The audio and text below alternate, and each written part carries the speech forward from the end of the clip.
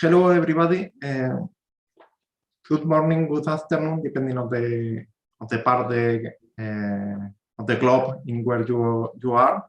I'm Jose Corrillo. I'm part of the organizing committee of this online congress. Welcome to the final day in where we are going to have our final presentations in the congress. We are going to start with a keynote presented by Professor Michele Mossa, that in a moment we are going to introduce you. But first of all, let me show you, share my screen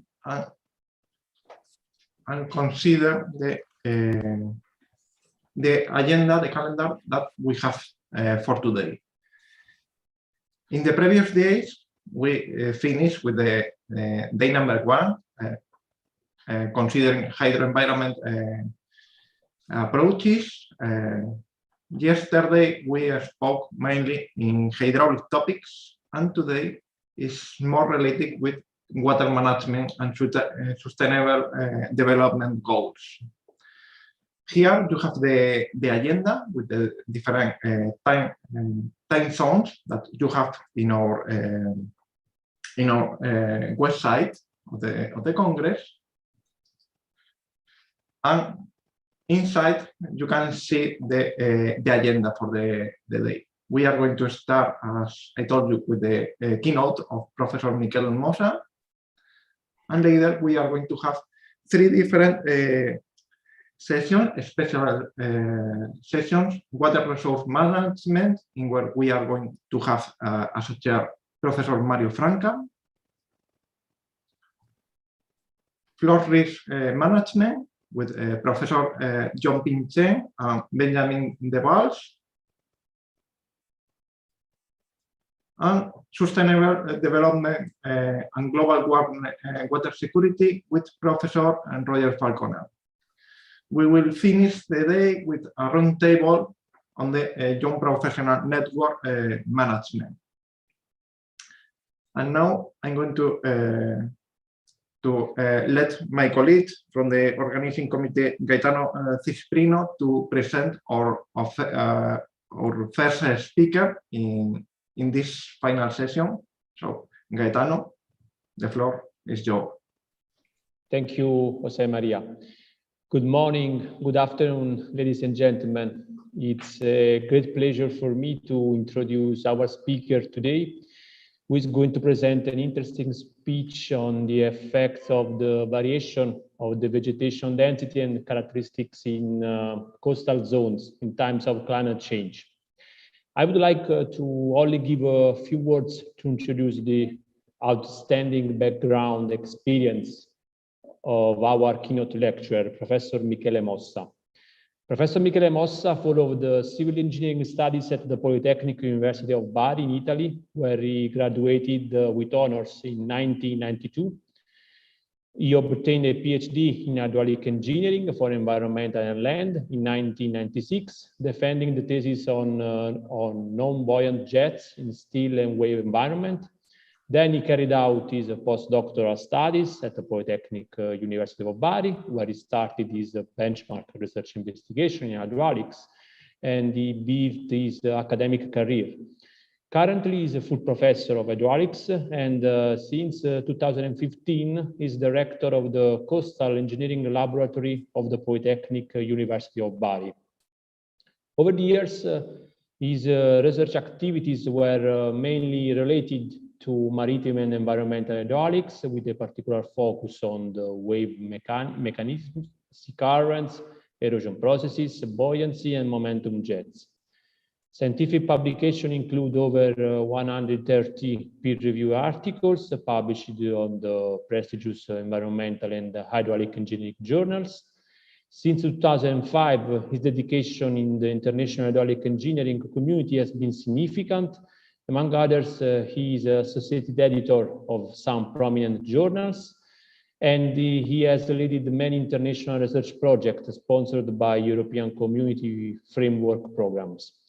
It is worthwhile to mention his contribution to the activities of the IAHR In this context, he promoted the IAHR Media Library, a precious web resource for the storage and sharing of photos, animated and video material of hydraulics, hydrology, and water resources.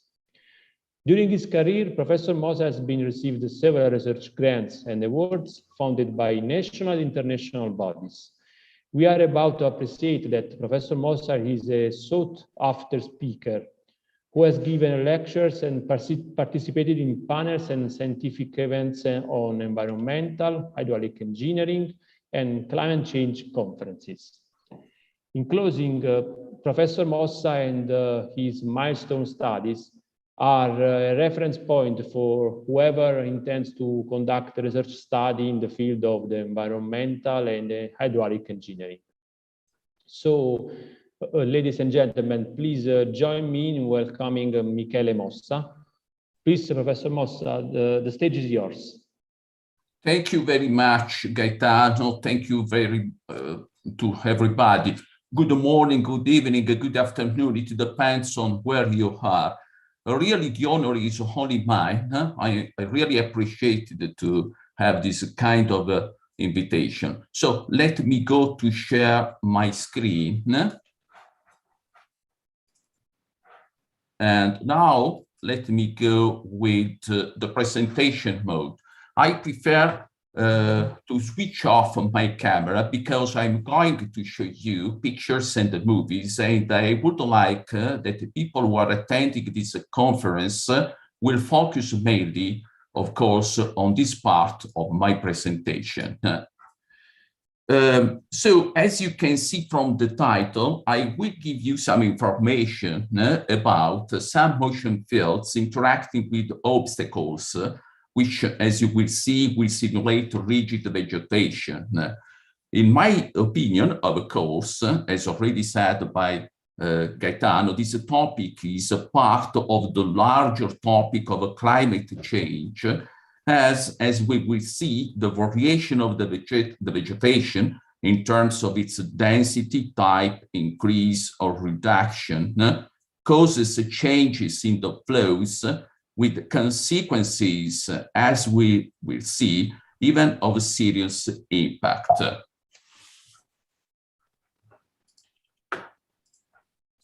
So just an introduction, the explosive growth, economic growth, started in the 60s, surely left its mark on hydraulic engineering and on a wide spectrum of environmental problems. Pollution is surely becoming more and more pressing with the massive consequences on air, land, and water. Historically, pollution, as you are seeing in this movie, became a popular issue after World War II due to radioactive fallout from atomic warfare and testing. Following this, a non-nuclear event, now we will see the pictures of this first non-nuclear event, the so-called Great Smoke of 1952 in London, killed at least 4,000 people.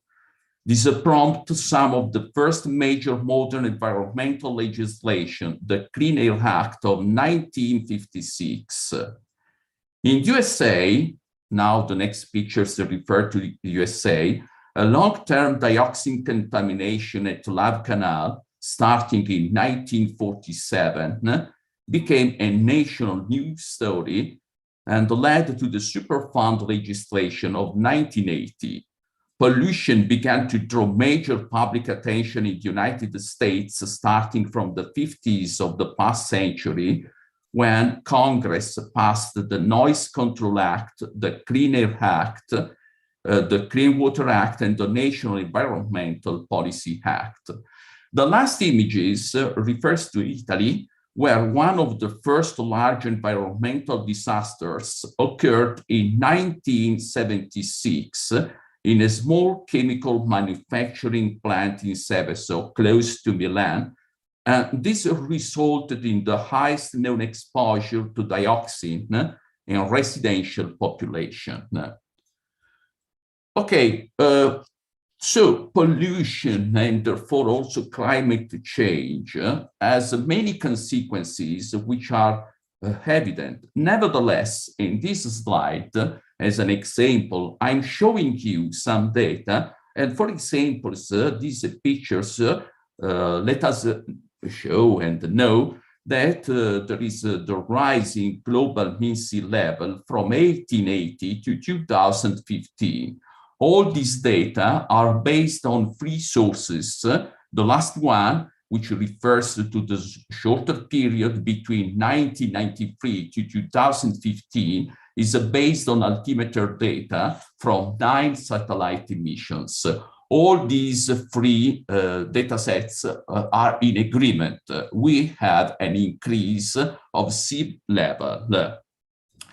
As an example, one of the consequences of this aspect is that, for example, you can see in this picture, the city of Venice in Italy, as you know, one of UNESCO's most famous World Heritage Sites, which is subsiding since the absolute sea level is rising, is now in bad condition. Today, the sea has reached the level of ground floors and is causing dramatic damage to buildings and monuments. As a curiosity, maybe not all the people who are attending this Congress knows that Venetians adopted the height of the brown-green front left by microorganisms on buildings facing the canals as the average high tide level. This picture by Carbonin and others, which has been recently published, enabled us to see which was the level during the year 1792 and the present days, with more or less an increase of about 43 centimeters, which means on the average an increase of 0.2 centimeters per year. Furthermore, the oceans have already absorbed around 30% of the carbon dioxide released by human activity since pre-industrial times. And as regards sea pollution and the death of our seas and oceans, due also to overfishing, the price that must be paid for today's rapaciousness and lack of sensitivity towards the environment will be seas without fish and potentially full of jellyfish. Lauren McClenaghan, a graduate at the Scripps Institution of Oceanography, unearthed a telling example of shifting baselines in the archives of the Monroe County Public Library. She found a series of photos of fish landed into Key West, Florida, USA, by one recreation fishing charter company between the 50s. For example, in this picture, you can see a smiling family, which is proud for their fishing, and you can see the size of this fish, and also the average mass, which is not less than 20 kilograms. Lauren McClenaghan unearthed also the same analogous picture of the same recreation fishing charter company, but it refers to the 80s of the past century. What is common between the two, what is constant between the two pictures is the smiling faces of all the people, but maybe they don't know that the size of the fish is much smaller, and even though smaller is also the mass of fishing. And this is always at the same recreation fishing charter company, the situation in the present day. So we can see that the size is very smaller and also the mass of fishing. Now, I would like to show you a movie which regards another particular problem of seas, which is that of microplastic. Along with, as you can see at the top, in the upper part of this slide, one of the questions that I posed to Professor Arindra Joseph Fernando of the University of Notre Dame in the USA And all the interview has been published in Hydrolink, issue number 3 of 2013. So please see the reply of Professor Fernando and also see this movie. Earth, the globe, Terra, our world. No matter what you call planet Earth, it is our home. In the small span of time the Homo sapien has existed, we have made profound impacts on the condition of our planet. From the depths of the jungle to the heights of the mountaintops, the human footprint is encountered across the expanse of the globe. One of the most prolific impacts humanity has had on our world lies in our oceans. Human waste, specifically plastics, have built up in our oceans, posing an imminent threat not only to nature, but to humans as well. The Great Pacific Garbage Patch illustrates the effects that we as humans have had on the marine environment. Located in the northern Pacific Ocean and the largest of 5 garbage patches, the Great Pacific Garbage Patch is the product of tons of debris which have made their way into the ocean from lakes, rivers, and streams. The garbage caught in this patch is unable to escape, caught in a vortex created by ocean currents. The patch, more than 3 times the size of Texas, spans from the coast of Japan all the way to Hawaii and even to California. Furthermore, the total amount of garbage in the patch is impossible to calculate because of the thick layers of built-up waste. A lot of the garbage in the water is made up of Type N plastics, consisting of abandoned fishing nets and plastic rope. Type H hard plastics and Type F foam plastics also comprise large portions of the patch.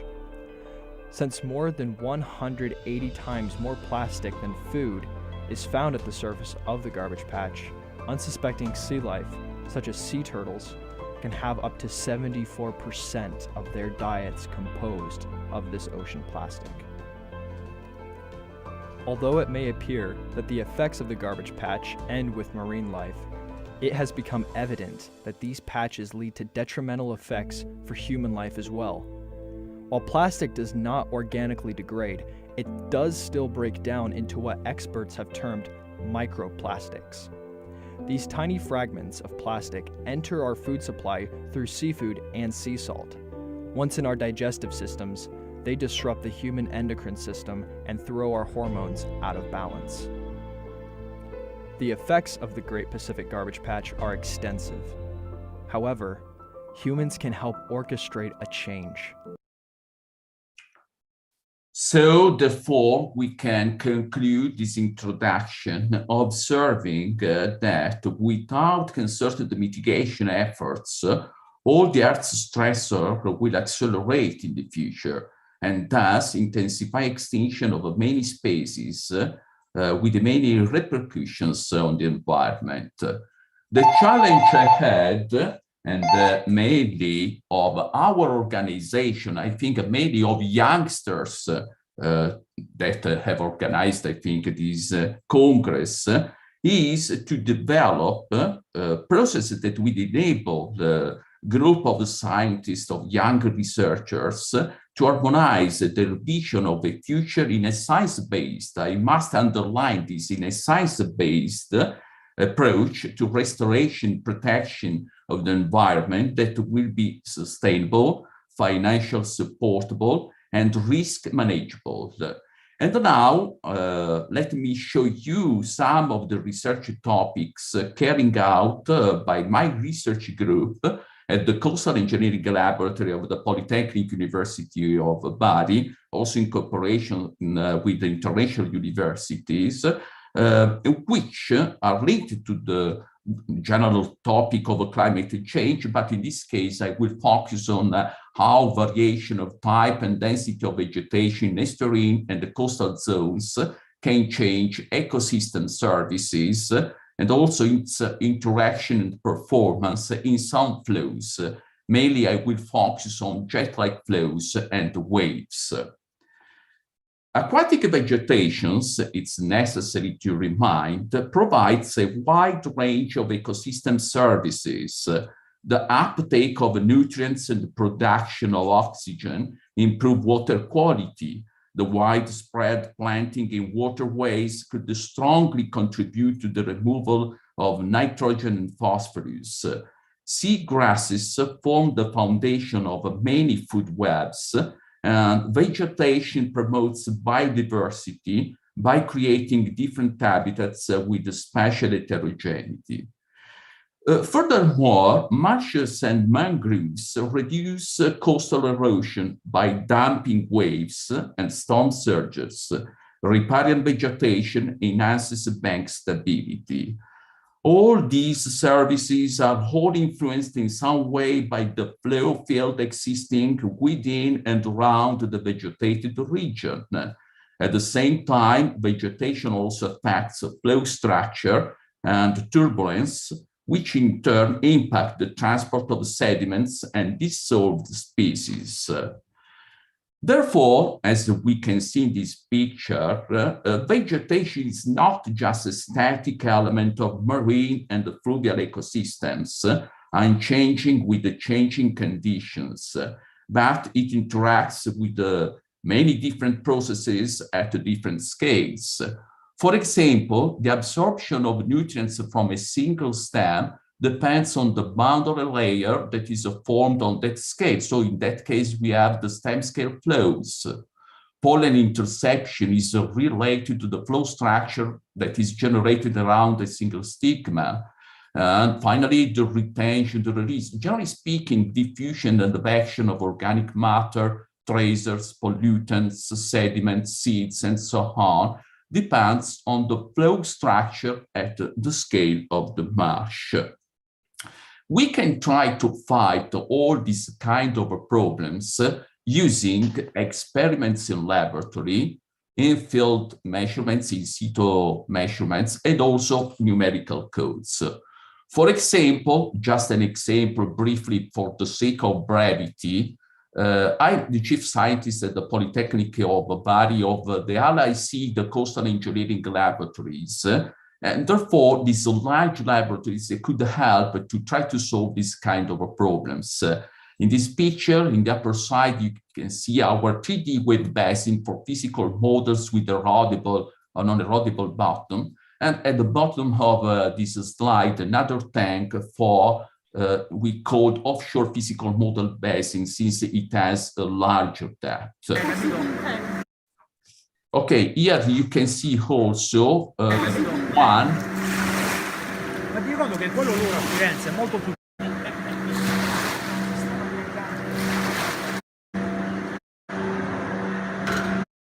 Okay, just to let you see that this is one of the two 2D wave channels in our laboratory, and at the bottom you can see a unique channel for the simulation of sea currents with possible interaction with the vegetation and jet-like flows.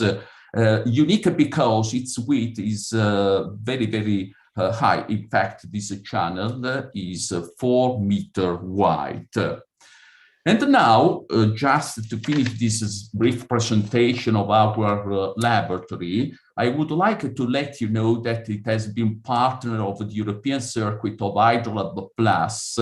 And as regards not only this laboratory, but the network of European very large experimental hydraulic laboratories, please, if you are interested, see my editorial along with Simon von Schintel of Deltares, which was published in the magazine of IAHR, Hydrolink, in issue number 3 of the year 2014.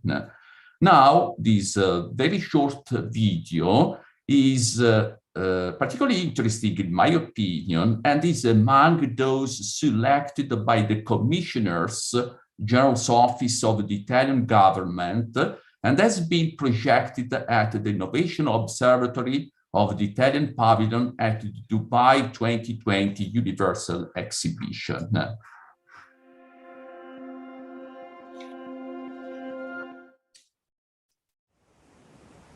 The blue economy and the Politecnico di Bari. The sea is not only a source of well-being, but also a strategic economic resource in itself. A new vision is needed to protect this source of prosperity through research and innovation. As part of its development mission, the Politecnico di Bari is also dedicated to offering the blue economy its own scientific contribution through its variety of specializations and laboratories. Of particular interest in the field of experimental research is the Laboratory of Coastal Engineering. This structure is unique in Italy for both its size and its research development in marine and coastal studies and environmental monitoring. These play a key local support role, such as in a recent study for the tourist port of Tricase and its safety requirements, carried out for the Apulia region. This large-scale model, built entirely in the laboratory, allowed for an evaluation of the local council's project feasibility proposal. The Politecnico di Bari boasts high levels of excellence in the field of environmental research, where its numerous initiatives include research activity on a greater understanding of coastlines, industrial and digital technologies for navigation, and the sustainable management of maritime operation, infrastructural innovation, and the sustainable enhancement of marine resources and the marine and coastal ecosystems.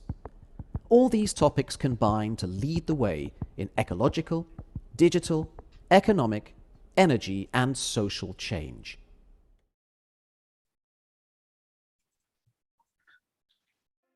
So now, hereafter, I will refer to some of the studies that have been recently carried out by my research group that I coordinated at the Polytechnic University of Bari.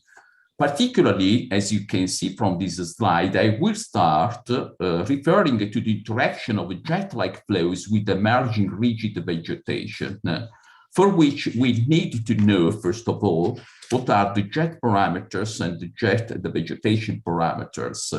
As regards the jet parameters, one is the length scale, the transversal length scale of a jet B, which varies along the longitudinal jet axis X. And this is defined as the distance normal to the jet axis, where the ratio between the time average longitudinal velocity divided by the maximum value of the time average longitudinal velocity is equal to the ratio between one and the other number. The velocity scale is UM, that is the maximum value of the time average, the longitudinal velocity of the jet.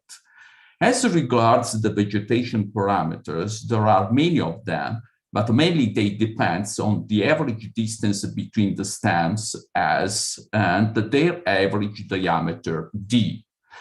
You can see in the left part of this picture different kinds of jet-like flows depending also on the density of the simulated vegetation. This picture is by Professor Heidineck of the Massachusetts Institute of Technology of the USA. Other relevant parameters are the bulk drag coefficient CD of the stems and also the frontal area per unit array volume A, which is equal to the product between N, where N is the number of stems per unit planar area, and the diameter D. And we can also, starting from BDS, have different dimensions ratios, which are D over S, B over D, and B over S. Depending on these dimensions ratio, it's possible to construct these two diagrams. The first of one is here reported and refers to the case with the B over S less than 10. So depending on the range of variability of D over S and B over D, we can have different kinds of jet-like flows interacting with the vegetation, or generally speaking, interacting with obstacles. So we can have release of water of boats between oyster farms, floodplain with an array of trees, or narrow jets in the lower part of oyster farms, and so on. For the case of B over S larger than 10, when the ratio between the stem diameter D and its average distance D over S is in the range between 0.1 and 1, and the B over D is awarded in the range of order 1 to 100, we have the so-called jet-like flows in rivers, seas, and estuarine zones with the vegetated bottom current. I will refer to this kind of studies hereafter. So a very important topic for this kind of flows is the knowledge of some parameters of turbulence and of the transport of tracers in these flows.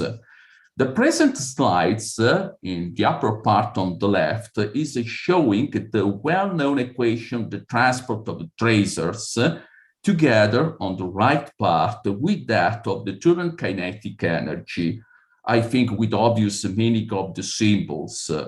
From the comparison of the two equations, the analogy is evident, and since in the laboratory it could be easier to analyze the terms of the second equation rather than the first one, results will be provided on the latter, applying, as already said, the analogy.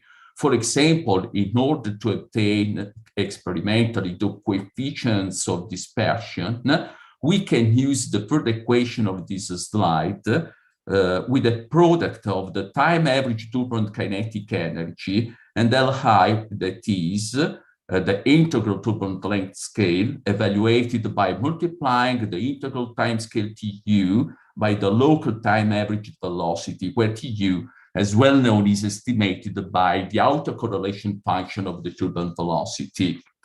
KII, where I stands for 1 along the longitudinal direction, Q along the transversal direction, 3 along the vertical direction, are the coefficients of diffusion. The higher they are, the higher the diffusion is.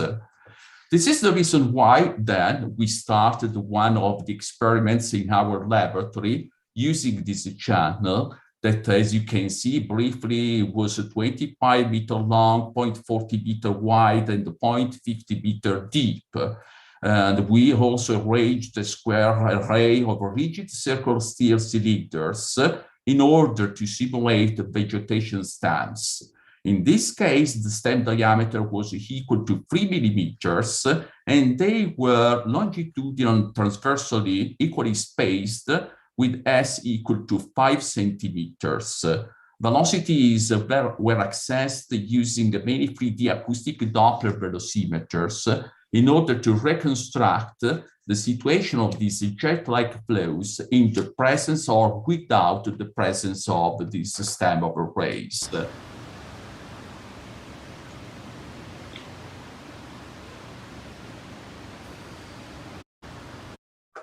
Now, for the sake of brevity, of course, I don't have the possibility to show you all the experimental results, but as an example, in this slide, you can see a comparison between, in the upper part, the dimensionless time averaged vertical velocity components of one configuration of these jet-like flows, and below of the same flow field with the presence of stems, which are reported with the red line. The immediate comparison between these two pictures enable us to see how dramatic is the difference of the flow field. But let me show now the variation of the diffusion coefficients along the longitudinal direction in the left part of this slide, and in the transversal direction, KYY, in the right part of this slide. The red line and dots refers to the configuration with the presence of rigid vegetation, and the black dots and line refers to the same flows without simulated rigid vegetation. So the figures show a reduction of the longitudinal diffusion along the longitudinal direction, and an increase of the transversal diffusion, which of course means a possible dramatic effects in terms of variation of the ecosystem services. The same conclusions were also obtained regarding the advection terms. Therefore, we have a reduction of the longitudinal advection terms with the presence of stems, and an increase of the transversal advection for this kind of flows. For the sake of brevity, as already said, I can't show you all the results, but in any case, people who are interested to have much more information could refer to some of our papers that have been recently published. Also, as I previously told you, in cooperation with other universities, for example, with the MIT Professor Aidineff, or also with the Professor Donatella Termini of the University of Palermo. Okay, this kind of research activities are also carried out in many other hydraulic laboratories around the world. For example, these pictures refer to the research projects Jets Interacting with Vegetation Rotating Basin, which was founded by the European Union under the European Age 2020 HydroLab Plus, called Adaptation for Climate Change Program. This was led by Professor Francesca De Sergio from the Polytechnic University of Bari, along with University of Bozen, Palermo, Hamburg in Germany, University of Twente in the Netherlands, and the Techno in Haifa in Israel. In this case, we analyzed both from a theoretical point of view and experimentally jet-like flows with and without obstacles, but at a larger scale, where the presence of the Coriolis force cannot be neglected. This was the reason why this project activity was carried out in the Légy Laboratory of Geophysical Flows and Industrial Interest in Grenoble, of which you are seeing now a small movie.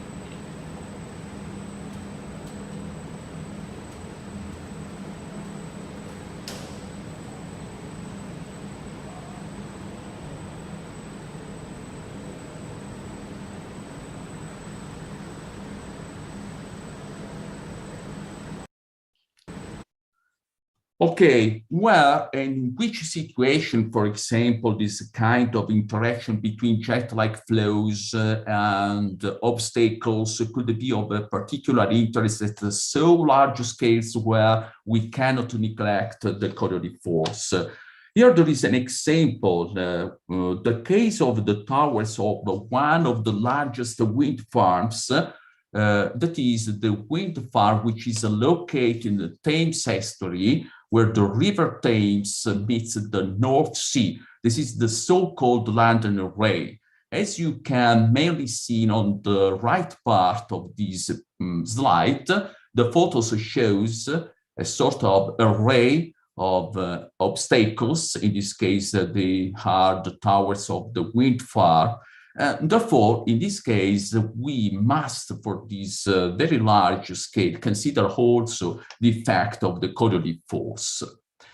So we decided to start this kind of research, as previously said, trying to construct a theoretical model and also to validate it with experiments.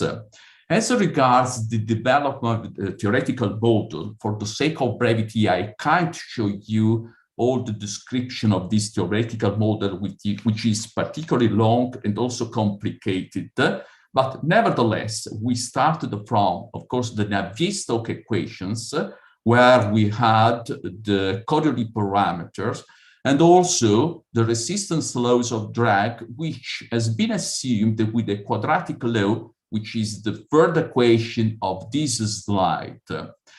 It's important to underline that this kind of flows depends not only on the Reynolds number, but also on the Rossby number that, as well known, is the ratio between the scale of the flow divided by the Coriolis parameter and the longitudinal length scale of the jet-like flows. So, in this case, in the development of the theoretical model, we assumed power forms for the width scale of the jet B that I have previously introduced, and also a power scale for you have the velocity scale of the jet, which varies along the x direction. So we have that P is a power x is proportional to x power phi, and UM is proportional to x power c.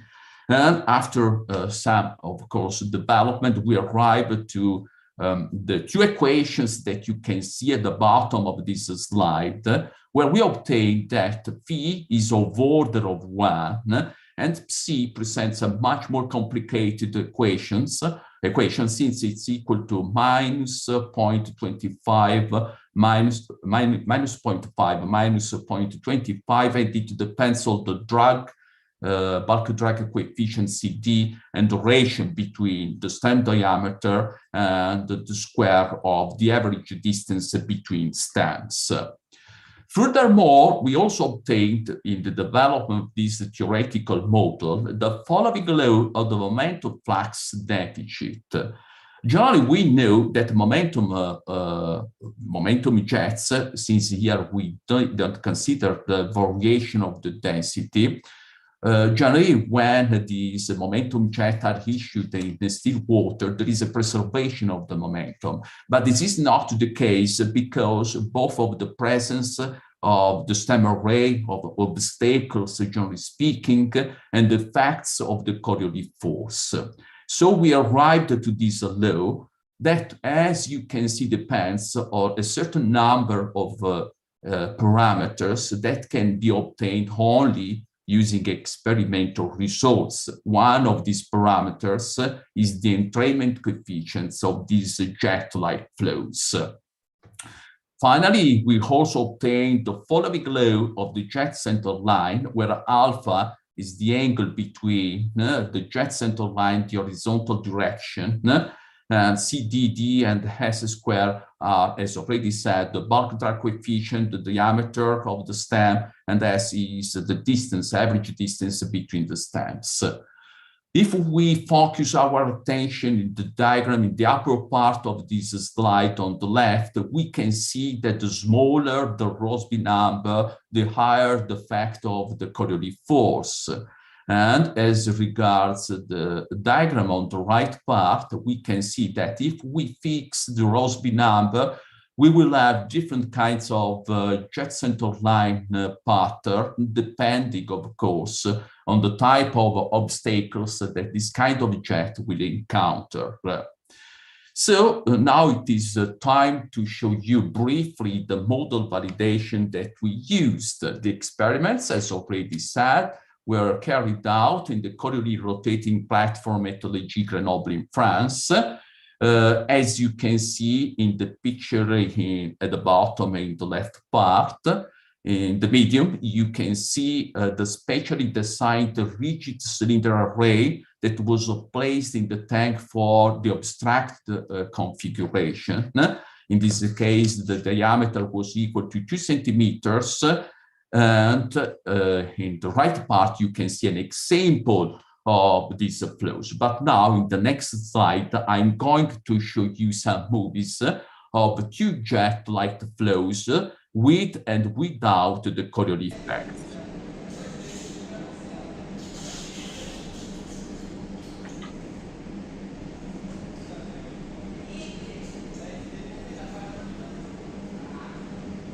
So in the upper part, you can see the jet-like flow with the emergent rigid of obstacles without rotation, similar to the first part of my presentation of experimental results, and below the same jet with a rotating Coriolis platform with a period of rotation of 90 seconds.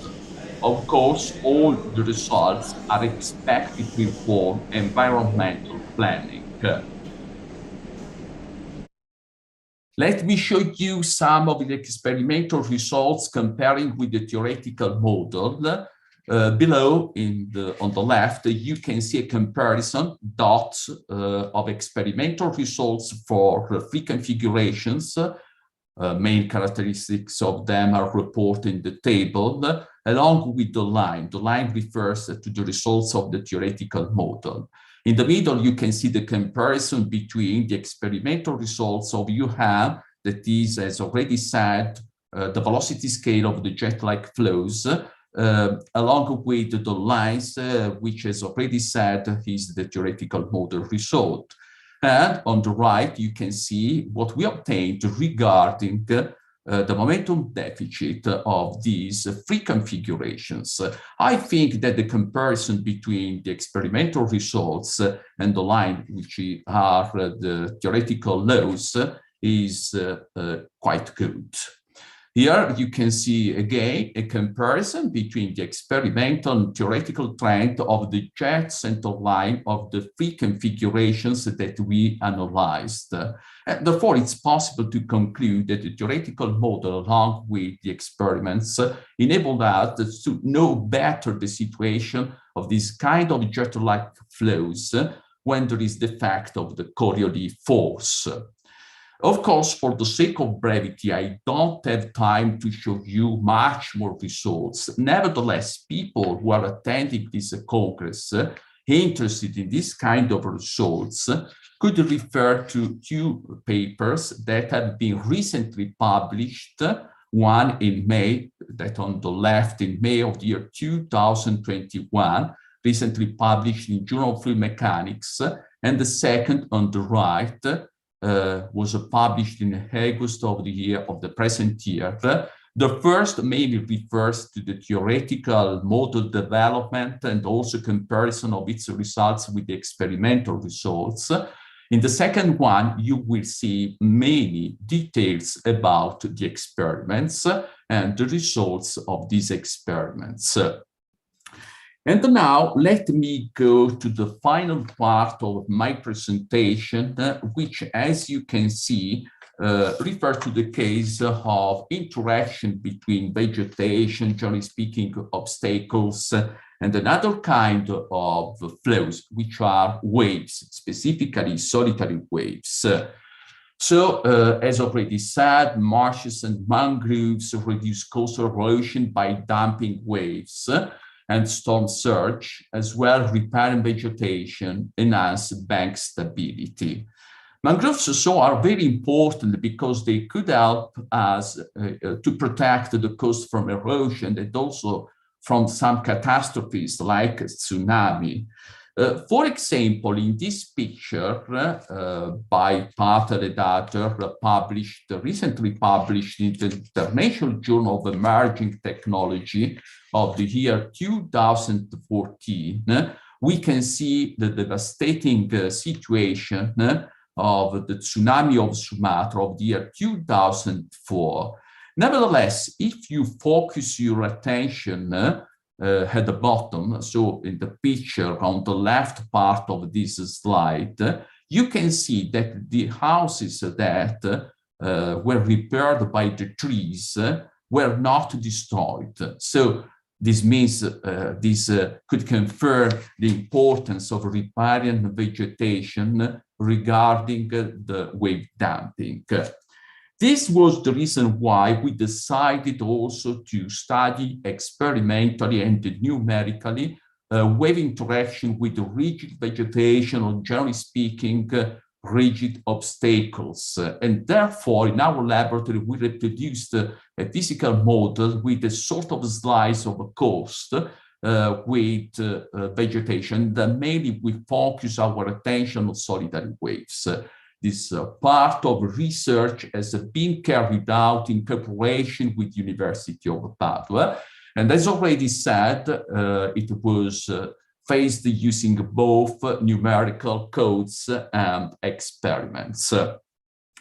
As regards the numerical part, Dr. Diana De Padova, who is a part of our research group, developed and used the SPH, the Smooth Particle Hydrodynamic Code, which is a general code, a Lagrangian code that could be used for many reasons, as you can see in this slide. Mainly, she used this for solitary wave with and without rigid vegetation. So, for example, in this case, you can see the slide that is showing the wave channel numerically simulated. At the bottom, some main characteristics of these numerical codes. To be much more precise, she used the dual SPH physics, which was developed for SPH for real engineering problems with software that can be run on either CPUs or GPUs, graphic cards with a powerful parallel computing. I must let you know that these results have not yet been published, so they are very new, and so please consider this. So in this first movie, you will see the propagation of a solitary wave without the presence of obstacles.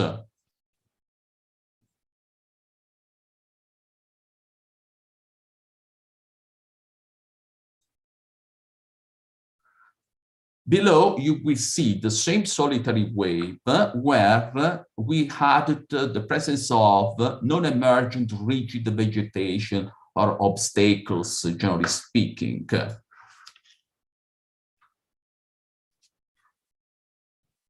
You can see the variation of the evolution of this kind of wave.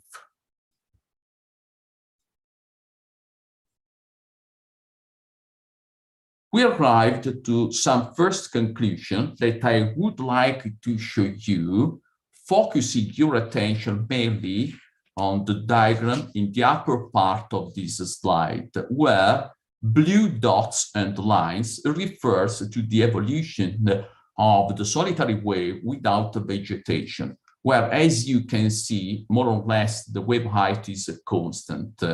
In red, you can see what happens with the presence of vegetation, which was opposed between 6 and 9 meters. There is, first of all, an increase of the wave height, and then a dramatic decrease of the wave height. The increase at the beginning of the canopy is due to the reflection coefficient, to the reflection effects, and then there is a decrease. Now, we also carried out experiments of this kind of solitary wave in a channel very similar to that I have explained before. It is more or less 25 meters long. And in this case, we used a different kind of rigid canopy, as you can see on the right of this slide. And we used also for the measurements acoustic Doppler velocimeters, a 3D acoustic Doppler profilers, and also 2D particle image velocimetries, along with ultrasonic wave gauge, and all the systems were linked in order to simultaneously have all the measurements in all the points of this channel. In this picture, you can see the valve, which was used to originate this solitary wave in the channel. The valve was used along a process computer, whose screen is in the right part of this slide. And of course, we were able to define the wavelength and height. This is a global figure of all the experimental setup. You can see on the table also the ADDA board, which enabled us to access all the measurements simultaneously. And now let me show you one of these first results. Mainly, I would like you to focus on the diagram at the bottom on the left, where you can see the wave height of the solitary wave and the wave heights along the x direction. As already seen, and so there is a good agreement with the results of the numerical simulation. First of all, close to the canopy, we have an increase of the wave height, as you can see here, due to the reflection of these waves. And then there is a dramatic decrease of the wave height. Therefore, we can conclude that surely canopy damped the waves. Of course, the effect of damping depends on the type of vegetation. For example, in this case, we used 3 different kinds of density of vegetation. So these are some of the first conclusions regarding also the interaction of this kind of flows. And now surely it's time to arrive to conclusion that you can see in this slide, but mainly you could focus on the right part and therefore on the flow chart. So summarizing, we can say that climate change have effects also on alteration of hydrological conditions, and therefore alteration of the species number of riparian vegetation generally speaking. And as I have tried to explain briefly during this presentation, with the alteration of ecosystem services. Alterations also of marsh and mangroves have also repercussions regarding possible consequences of soil erosion and catastrophes like tsunami. And now I would like to finish my presentation with this, I think, nice letter of the Italian cosmonaut Luca Parmitano to his daughters that I would like to read. The earth is the only world we have, and it contains something extremely precious, the future. Every future is as big as the whole world. The future, like the world, does not belong to you, but it is in your hands. It is the only one, but it is never the same. It seems endless, but it's just infinite fragile. And it is with this letter that I would like to finish, observing that the IAHR and many youngsters of the IAHR must play an important role in this direction. So thank you very much for your kind attention. Thank you, Professor Mossa. You have finished in time perfectly, and the presentation has been obviously very, very, very interesting. A lot of questions surely arise in the mind of the attendees of this keynote lecture, but unfortunately, we have no time to give space to this question. Maybe in the next hours, if you will be so kind to connect again, you will read some question on the chat given by the attendees and answer this question. Okay, another possibility, if you would like, is people who are interested, I can reply by mail. My mail is michele.mossa@poliba.it. So considering that you have tight time, maybe this could be one of the other opportunity. Yeah. It is a good idea. In any case, thanks again. And I give now space to the next session.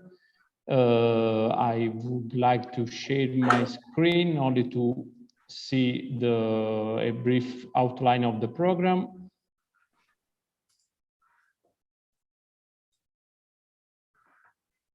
The session is water resources management.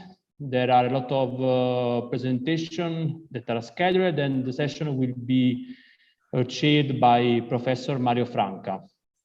So thanks again, and see you later, and have a good time with all of us in the conference. Thank you. So thank you, Gaetano. I think you are hearing me now. Well, first, I want to welcome. We have about 84 participants, which is a quite good number for this conference. I also like to, well, first thanks the organization for inviting me to chair this session. I also like to, I think it was a wonderful exposure by Professor Michele Mossa, and I also like to thank you for that. And it was quite overwhelming, touching lots of subjects on fluid mechanics, but I think the students appreciate it. Just a remark, practical remark. So this session is being recorded. So okay, if anyone thank you, Mario. is not comfortable, Okay, no problem. If someone is not comfortable with that, well, it's being recorded, so now you know, you can take your decision. For the participants, it's important to keep time. I'll make an effort for that. And as usually, so you can make questions in this chat. Well, if there are too many, I will select the ones that I'll have the right to select the ones that are more important, that I find more important. And also, as Gaetano said, you can pose your questions to Professor Michele Mossa as well here, and then if he will be available in the end, we can also invite him to answer a few. Okay, we can start. I think I said all the generalities. We can start with the first presentation. It's the poster by, I think it's Rodri Crowley, which is going to present. And it's a team from, I'm sorry, from Cartagena in Spain, and also people from Cork in Ireland. And the title is Integrated Hydrological and Sediment Modeling of an Irish River Catchment. And I give you the word, Rodri. Thank you very much, Mario. My name is Rory Crowley, and I'm a postgraduate research student at Munster Technological University in Cork, in Ireland. And the title of my poster today is Integrated Hydrological and Sediment Modeling of an Irish River Catchment.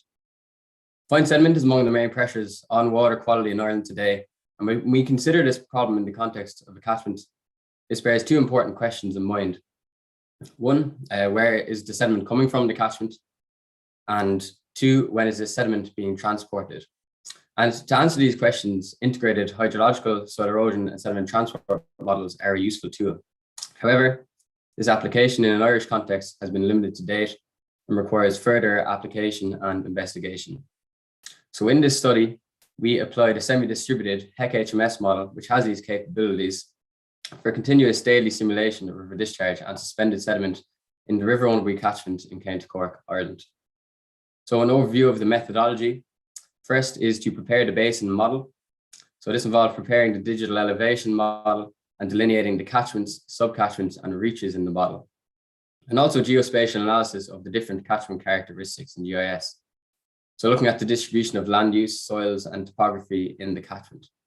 And the catchment model we created had a total of 69 subbasins and 34 reaches, for a catchment with a total area of approximately 117 kilometers squared. So a good spatial representation of different areas in the catchment.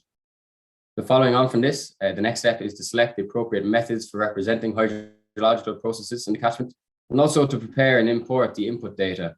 And the main input data in HEC-HMS are the rainfall and the potential of evapotranspiration. So then the model was calibrated against observed discharge for the 2018-2019 hydrologic year, and the model was validated against observed discharge for the 2019-20 hydrologic year. So figure 1 below illustrates first the location of the Owenbury catchment in Ireland, and you can see it's towards the southern end of the island.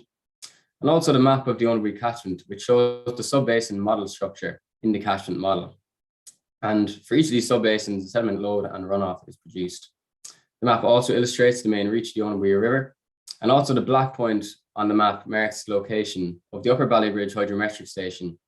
And here we have access to a continuous record of flow and of turbidity-based suspended sediment. And this provides a reliable means for calibrating and validating the model outputs. So table 1 in the results shows the model performance evaluation criteria, which were used to assess the model performance for continuous daily discharge simulation in the Owenbury catchment. And these are widely used and recommended performance evaluation criteria. So as you can see, we used the Nash-Sutcliffe efficiency, the percent bias, and the coefficient determination, or the R-squared. And to summarize these results, these performance evaluation criteria would be considered good model performance. And this is reflected in figures 2 and 3 below, showing the simulated discharge in blue and the observed discharge in black for the 2018-19 hydrologic year and the 2019-20 hydrologic year, respectively. And you can see from looking at the simulated and observed discharge that the agreement between both simulated and observed is quite good, and the model captures the timing of flow events and the magnitude of flow events throughout both the calibration and the validation period, with the exception of a minor few events. So the conclusions that can be drawn from this work so far: the model was successfully calibrated and validated for continuous daily simulation of river discharge in the catchment, and this model performance was good. And Accurate hydrologic prediction is essential for accurate sediment modeling, considering the relationship between the two. And with this accurate hydrologic prediction, there's a solid foundation for soil erosion and sediment transport modeling in the stream. And the preliminary results from soil erosion and sediment transport modeling indicate that the model can capture the timing of suspended sediment transport events and the magnitude of suspended sediment loads at an annual temporal scale.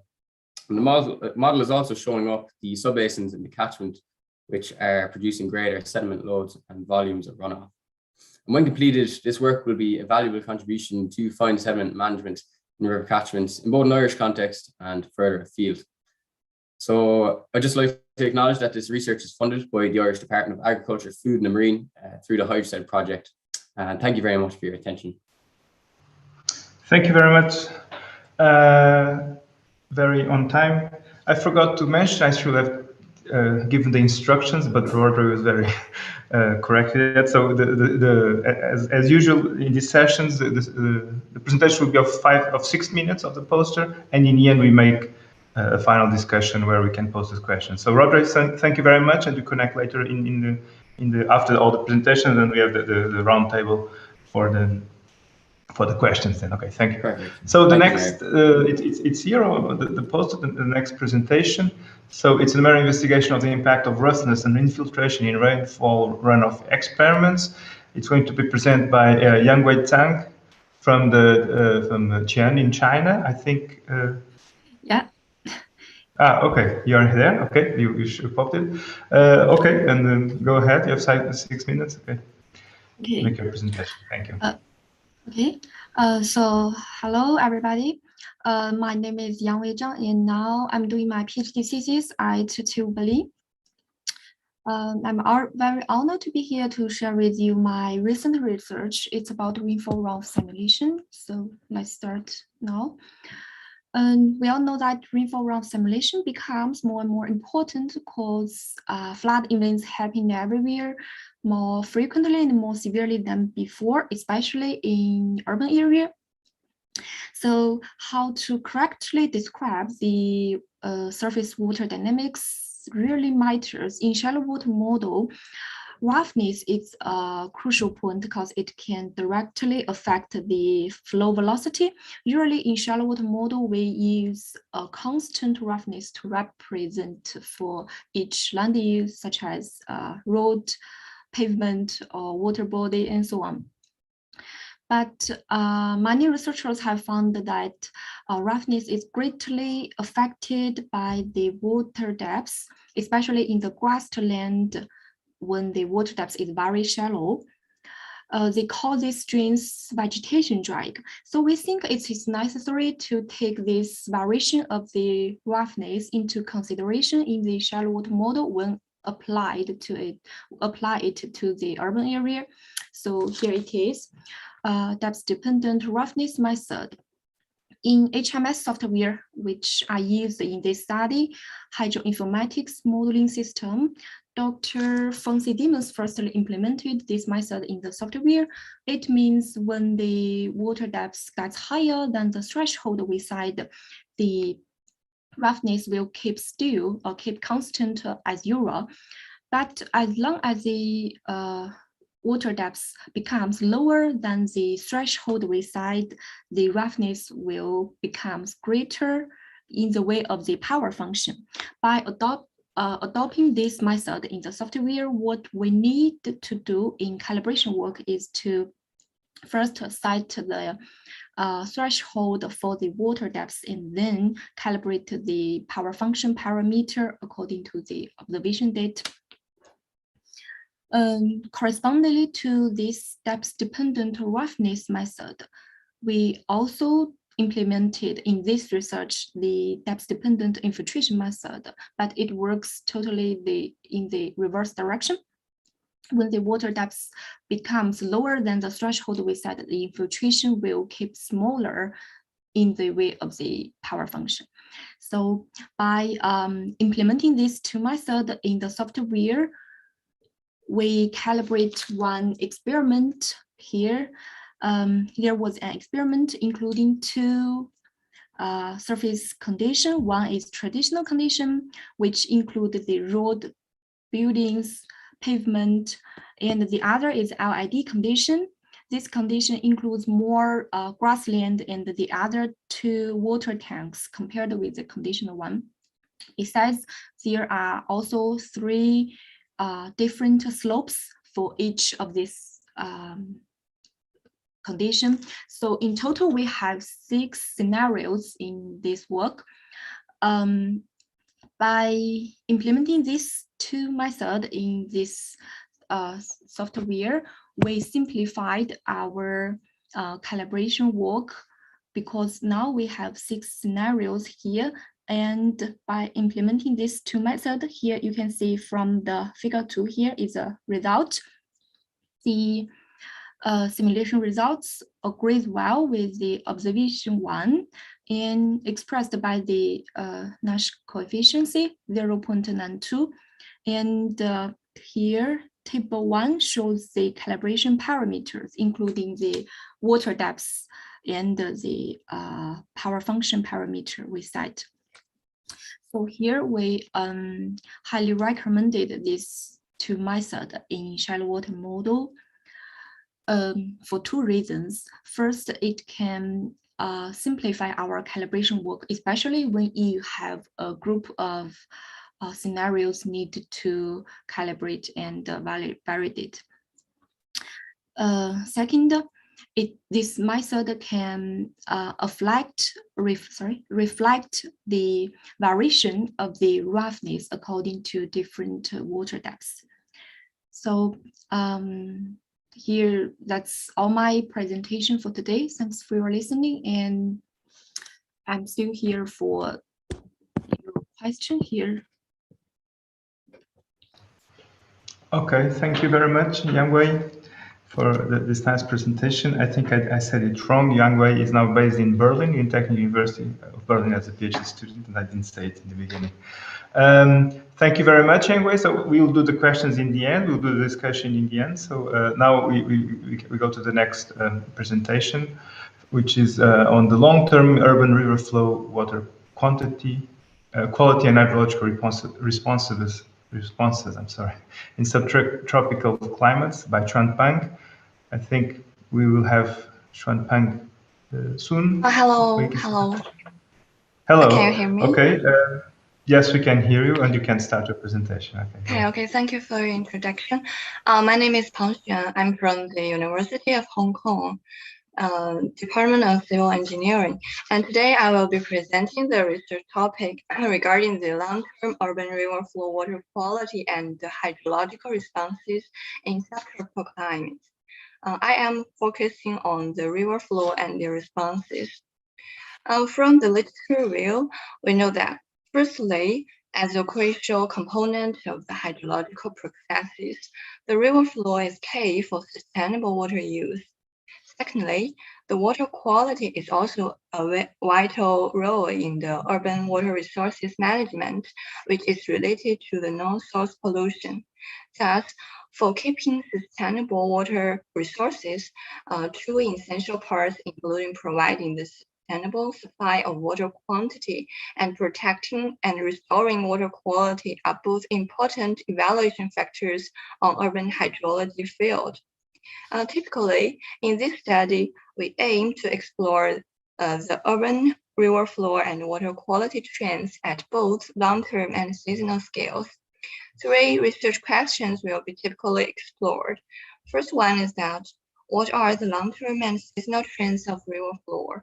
Second question is, what are the long-term and seasonal trends of river flow water quality? Last one is, what are the potential drivers of trends in river flow and the water quality? So to answer those research questions, in this study, the seasonal trend decomposition using Lois STL will be used to reveal the long-term and seasonal trends for river flow and water quality. This method has been previously used to analyze the long-term water quality and river discharge data as the previous studies. For the equation of this method, the STL procedure breaks the time series into 3 components. a long-term smooth trend, a seasonal pattern that changes with time, and the residues.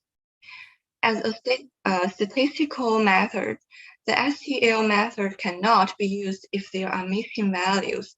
So then the media polish method will then be used for reckoning the missing values of monthly data, especially for river flow data, which contain more non-values. Then for the study site, the Hong Kong City is chosen as our study site on behalf of the urban area in the subtropical climate. And 8 water control zones, which are the Western Buffer, Deep Bay, Jack Bay, Victoria Harbour, Toller Harbour and Channel, Southern, Port Shelter, and North Baston were included. And each water control zone contains their individual rivers and stations.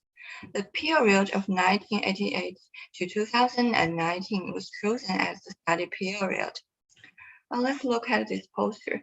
On this poster, the preliminary results are shown from our research. And there are 3 main results. First one is that in terms of the river floor, we found obvious differences in ranges for the 4 chosen periods. And despite from the temporal distinction, the spatial differences are also found. The second point is that we found that the water control zone with the highest conductivity shifts from the northwestern to Victoria Harbour after 2 decades within our chosen areas, but it's not showing the finger. However, the Toller Harbour and Channel displays the most considerable outliers out of its interquartile range consistently, which can be related to its discrete dissolved iron contents among 3 decades, which is also an indication of the urbanization. And the third point is also illustrated at the 2 figures below. Figure 1 and Figure 2 show the comparison of the different water quality indices. The same time period is chosen for the comparison, and the most distinct differences can be seen at the trend. There is not a significant long-term trend in the conductivity, but an obvious turning point in pH can be captured at 2006. And after that point, a prominent improvement on pH magnitudes has been found. In addition, a more even yearly variability is also shown for pH. For our conclusions, to conclude, there are 3 points. First one is that we found obvious differences in ranges and spatial distributions of monthly river flow for the 4 chosen periods. And the second one is that a slight increased trend in pH also indicates an alkalinity trend from 1989 to 2019. And last one is that the monthly total solids may have strong correlations with conductivity. And that is all about my presentation. Thank you for your attention, and feel free to raise your questions. Thank you. Okay, thank you very much, Wan Pang, for your presentation. So we'll get back later for the questions in half an hour or something. So we can move to the next presentation. So it's by Wendy Gonzalez. She's not far away from here. She's from Karlsruhe Institute of Technology as well. And her work is on the assessment and guidelines for the selection. Oh, I'm sorry. I see here another one. Maybe I missed it. Hello, Mario. Can you hear me? Hello, but the poster is not this one. Yes. That's not my poster exactly. Yes. Yeah, it was now. So it was not. It's not this poster. This poster is afterwards. No, that's not my. That's my poster. The poster from Wendy is 66. Yeah, exactly. This. So can you hear me? Yes, everything. Okay. Yes. So yes, okay. Wendy. So you can tell the title of your presentation and go ahead. Yeah. Okay. And so hello everybody. And thank you, Mario, for the introduction. Hello everybody. I'm Wendy Gonzalez. I'm working as a research assistant at the Karlsruhe Institute of Technology. And today I would like to share with you some insights on the selection of the input data for the numerical model of suspended sediment transport in reservoirs. So as you may know, in many regions around the world, reservoirs represent the main source, the main tool for ensuring the storage of drinking water, the energy production, and also flood protection. So, but due to the low velocities regime, which normally prevails in these zones, in the reservoirs, fine sediments will settle inside the reservoirs, and this will cause a loss of storage, which is not anymore available to storage water. But also, these fine sediments may be a source of pollutants, which may affect, of course, the quality of the water. So for the reservoir operators all over the world, it's very useful to have a tool to predict where and how much sediments will deposit depending on some boundary conditions, right? So this is where the numerical models play an important role. So within the framework of the MUDAC project, we studied the possibilities to reduce the complexity of the numerical models, especially on the amount and the complexity of the input data. And the background here is the lack of those input data, especially in developing countries where measuring campaigns are not performed on a regular basis. So we set up a numerical model of a reservoir in southern Brazil, the Passaúna Reservoir, using the software Del3D. And we calibrated the hydrodynamics based on velocity measurements and temperature profiles. After that, we proceed calibrating the sediment transport using measured suspended sediment concentrations and also sedimentation rates. And based on the calibrated model, we defined a reference simulation and then studied the impact of using different sources for the sediment-related input data. So let's start with the sediment rating curve. For this static case, we had 3 different rating curves coming from 3 sources. The first one, the reference sediment rating curve, was built based on data collected during a high flow event in October 2018. The second rating curve was derived from historical data from over 30 years, but scattered on time.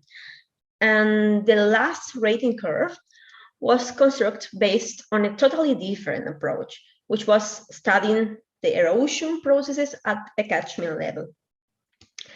2 further parameters studied here were the critical bed-shear stress for erosion and the critical bed-shear stress for deposition.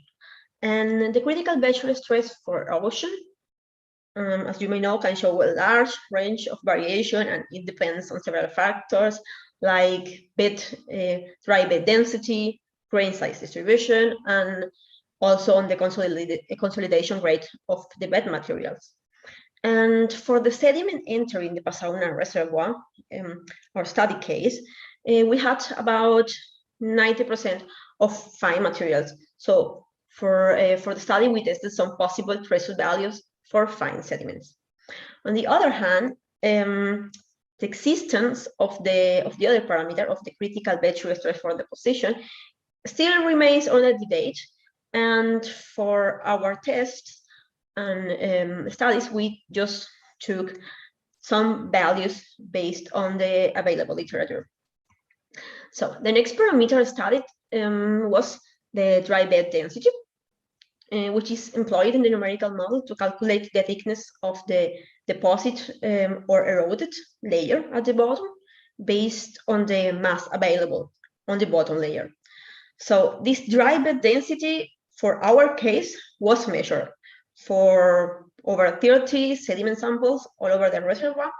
And we took a look at the extreme values for the dry bed density and also take into account the average value of all these 30 samples. We also studied the impact of the particle size distribution, which was measured in our case for different hydrological conditions. For example, here you can see, if you take a look at the table here, you can see that the particle size distribution for the reference for the for the second simulation where we will study the particle size distribution is coarser than the reference one. Wendy, 1 minute, okay. I'm sorry. Oh, sorry. Okay. Oh, Try to wrap it up. Okay. I'm talking a lot. Sorry. Okay. And so those were the parameters we studied, and we try to summarize in these figures an overview of the suspended sediment concentrations on one point at the point PAG, and also the erosion and deposition on the whole reservoir. So as you can see there in the results, the deposition and erosion is different according to which rating curve we use, which can be very interesting because the effort we put into creating this rating curve was different. So it's an option to reduce complexity. And for example, for the erosion and deposition, critical erosion and deposition values for bed shear stress, they are also varying between them. And we will advise that for the erosion threshold value, you should have some measurements, at least at the inflow of the reservoir, to at least have an idea. For the case of the deposition value, you should do it by calibrating the model because the discussion of its existence. And we also would like to advise, for example, to measure the particle size distribution of the inflowing water for several hydrological relevant events, because it may change, as you can see for the case of Pasauna Reservoir. And yeah, I try to summarize the last part. Thank you very much, and I am excited about the questions. Yeah. Okay, thank you, Wendy. The question will be in the end. Thank you for the presentation. The next, now it's we have Samane Ibrahimi with the presentation on simulating roughness, its impact on secondary circulations in ice-covered flow. Now it's your time. Samane, I hope you're around. Do you hear me? Hello. Yes. Yes, now I hear you. Okay, yes. Thank you. I'm trying to start my, like every time I click on the start video, it gives me some error. So I don't know, because the time is short. So maybe do it like this. Okay, well. Start my video. The voice is perfect, it's clear. So okay. Maybe. So do you want me to just? Well, if there is no other way, yes, we continue with the voice. You cannot have video, is it? That's the question, right? Okay, yeah, that's good. That's good with me too. Thank you. So hi, everyone. Okay. The presentation I have today is basically some of the results of my study on the secondary flow circulation in an ice-covered river bend. And the result I'm showing is like basically some primary results of the effect of ice roughness on the flow. The importance of this study and like similar studies is basically related to the effect that floating solid boundary has on the top of the fluid here, the fluid being water, because the top ice covered surface increases the channel's resistance to flow and result into the redistribution of flow over the channel depth, which accordingly changes the flow hydraulics and also affects the sediment transport in the channel. And that leads to the channel morphology change. Generally, we also know that the behavior of the flow in an open channel is different to that of a closed channel or a pipe because they don't have the solid boundary layers effect. And when we compare the distribution of the velocity profile in a turbulent flow between the closed and open channel, we can see that the profile is mostly nearly uniform over the channel, but has sharper changes near the bottom in an open channel, both at the top and bottom boundaries in a closed channel because of that solid boundary that's affecting both on the top and basically bottom of the channel. When in a channel, when the wall boundaries have a smooth condition, when they don't have any roughness, it's been shown that the shape of a nonlinear profile of the velocity basically follows the logarithmic law of the wall. But when we have roughness impacting the flow, the additional function is coming into play, which you can, as you can see in the equation number 5 on my poster, called delta B. Then the U plus is basically calculated with the standard log law plus this function delta P, which itself is a function of the size and the shape of the roughness element. The two factor that is demonstrated by Ks, which is representative for the roughness height, and the Cs, which is the roughness constant. The channel, basically the flume that I use for my simulations is the small flume we have at the University of Ottawa. It's a small bent flume with a 135 degree. It has a 2.5 trans, and the width of the channel is 20 centimeter. Now, knowing the width of the channel, the water depth that I have been using for this simulation is 10 centimeter, giving me the aspect ratio of 2 for all the result that I'm showing in just this graph here. So the one graph that I'm showing, like I'm summarized like basically 3 scenarios in one. The first column on the left shows when the simulation is considered for just the smooth boundary condition. Sorry. So basically the ice, the underneath ice has no roughness, same as the other walls. The second column shows when we have the roughness, but the roughness is just 1 millimeter. And that roughness is just for the top boundary, just for like the underneath of the ice. The other 3 walls are considered to be smooth. The third column is when the roughness is 2 millimeter. So we have the increase of the roughness for the underneath of the ice. And again, the other boundary condition is the same. As you can see, in the first graph, we have the symmetric like the 2 main secondary cell. And that's expected because the top and bottom boundary both have the same condition. So like they exert the same amount of force. So basically the maximum velocity line is also located like right in the middle of the 2 cells. Well, when we compare that with the second column, when we have, we basically introduce the roughness, you see the top boundary, the top cell is being extended further down and is pushing the bottom cell further south, basically closer to the bottom of the channel. And as we increase the roughness in the third column, which is our third scenario, you see that the top cell is being extended further down and the bottom cell is also pushed down furthermore. So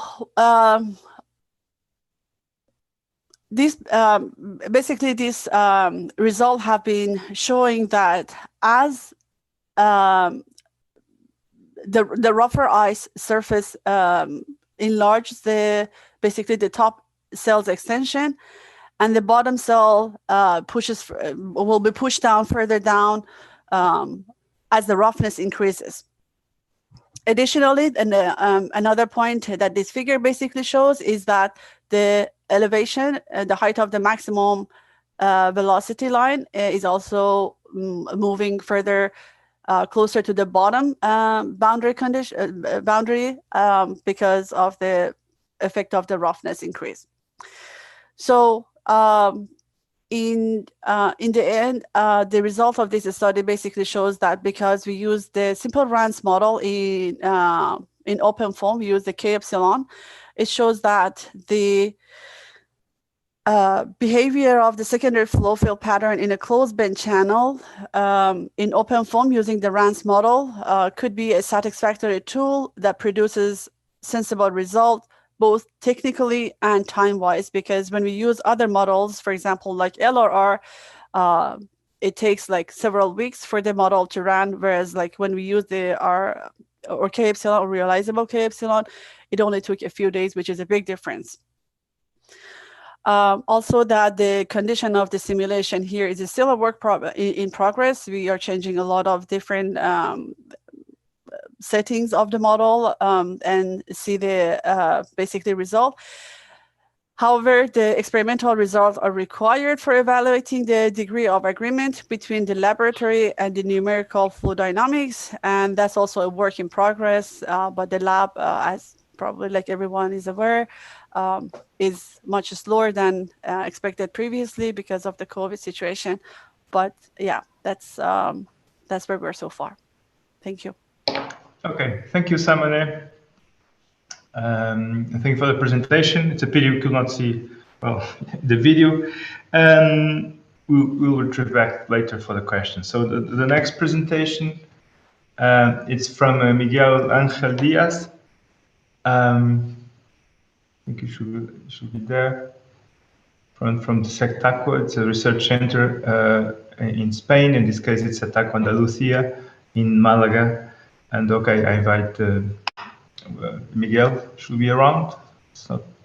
Hi. Yeah. Hi, Mario. Okay, I'm here. go ahead. Go ahead. Okay, thank you. Okay.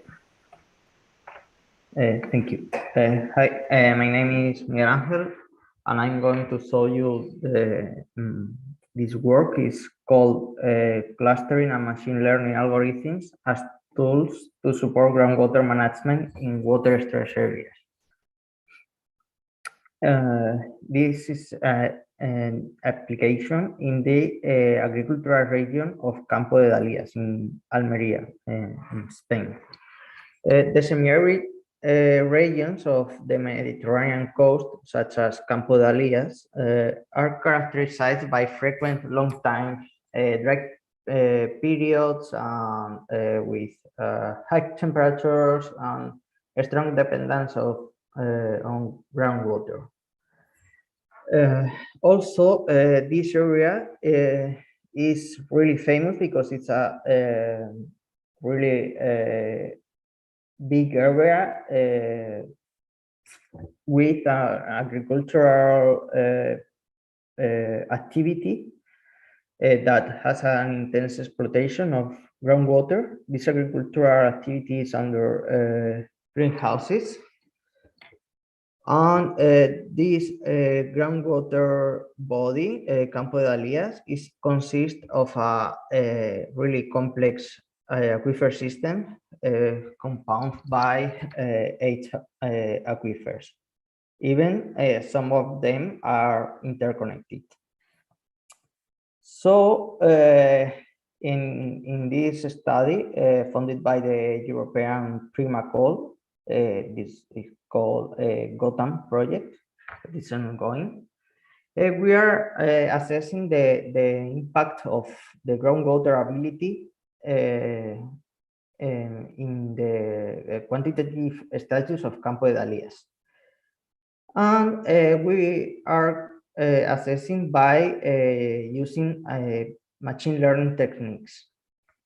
We found these different piezometric wells that are our control points, but we couldn't find any information about the depth of the wells, the most of the wells, and also even though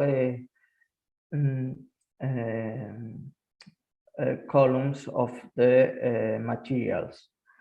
So we decided to do a cluster that we applied K-means method using dynamic time warping matching metrics. And we obtained 3 clusters. The pink one is called cluster 1. The second is the blue. The third is the green. And the other ones that are in gray, they are depending on the hydrodynamic behavior is so depending on the other pumping wells. So with this cluster, we couldn't assess understand the hydrodynamic behavior and the dependence of the natural aquifer research. Then we apply different machine learning algorithms like linear regression, supervector regression, and XGBoost to predict the evolution of the groundwater level. we obtained a good accuracy for one-step prediction, just for the next step, and quite good for long time periods, like for 1 year prediction. And then we created a synthetical series of each cluster. And we also predict how will be the behavior of each cluster. We found a really good accuracy for cluster number 2, and the other clusters 1 and 3 was not so good, because for this prediction we have used the natural aquifer research and also precipitation data as explanatory variables. So we found that those clusters are not response to the research, but now that we installed some data loggers there, we are improving our results because we have done correlatory correlation, and we are trying to assess how time are spent between the natural research, and we found a variation of the water level table. So in conclusion, the classification by cluster has allowed us to classify these pacemackers according to their hydrodynamic behavior, where they haven't any hydrological information before, and also to optimize the monitoring points. So it helped us to save some money too. In addition, the accuracy was quite good, and now that we are improving also this accuracy, and this predictions help us to anticipate 2 possible different draw events in the future, and also to cope with the climate change. This the use of machine learning models, it's demonstrated that it's a really useful tool for an efficiency management of the water resources in these scenarios like this with not much information. So thank you for your attention, and that's all. Thank you very much, Miguel. Thank you very much. We'll get back to the questions a bit later. And now for the final presentation, Victor Gallo Ramos, I think he should be around.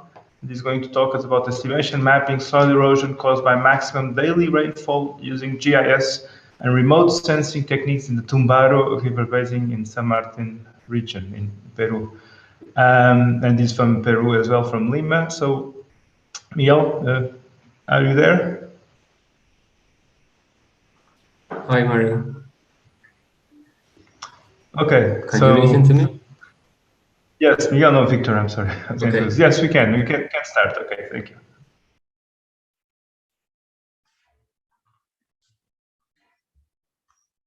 Victor, you can go ahead. You can make your presentation. Okay. And so, hi everyone, it's an honor to be here again. And so I will present this poster. Which is one of the main problems related to environmental and water resources in Tumbaro River. First of all, I must mention that Tumbaro River is an important affluent on Mayo River Basin in San Martin region. So according to environmental ministry data, this basin is experiencing increases in deforestation rates since 2010, generated by migratory agriculture, especially in the upper part. So it is known as Alto Mayo, where the Tumbaro River is located. Actually, Tumbaro sub-basin is challenged by an increasing socioeconomic development and due to agricultural activity. So in this area, There are crops of rice, bananas, coffees, papaya. Other characteristic in this area is a heavy rainfall all year. So in this context, soil loss was estimated in terms of soil erosion rate in different response periods using RUSLE. The erosivity factor was estimated through 2 ways. First, for each meteorological station, Sonder and Sud Basin was calculated daily maximum intensity that was used as an input in Morgan and Foster equation. On the other side, we used total rainfall for each station to calculate erosivity factor using Arnold's equation. Highly significant relationships were obtained between 2 results. And C factor or vegetation factor was determined by NDVI on 12 Sentinel image in 2019, and Q factor through soil grid data using RStudio, and S factor using Allozen and Moran Neuer equations. P factor was 1 because conservation practice were not evidenced in the subbasin.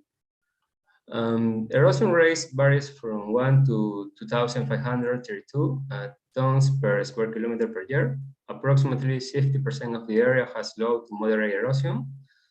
The northern part of the Tumbaro River, both the upper and the middle part, are the most vulnerable to increased erosion rate. And so finally, this work can contribute to the local government and organization to improve their decision-making on the sustainable management in the Tumbaro Basin and its natural resources, and also in the water resources management. And so it's all for this presentation. Thanks, Mario, and Alberson made possible this Congress.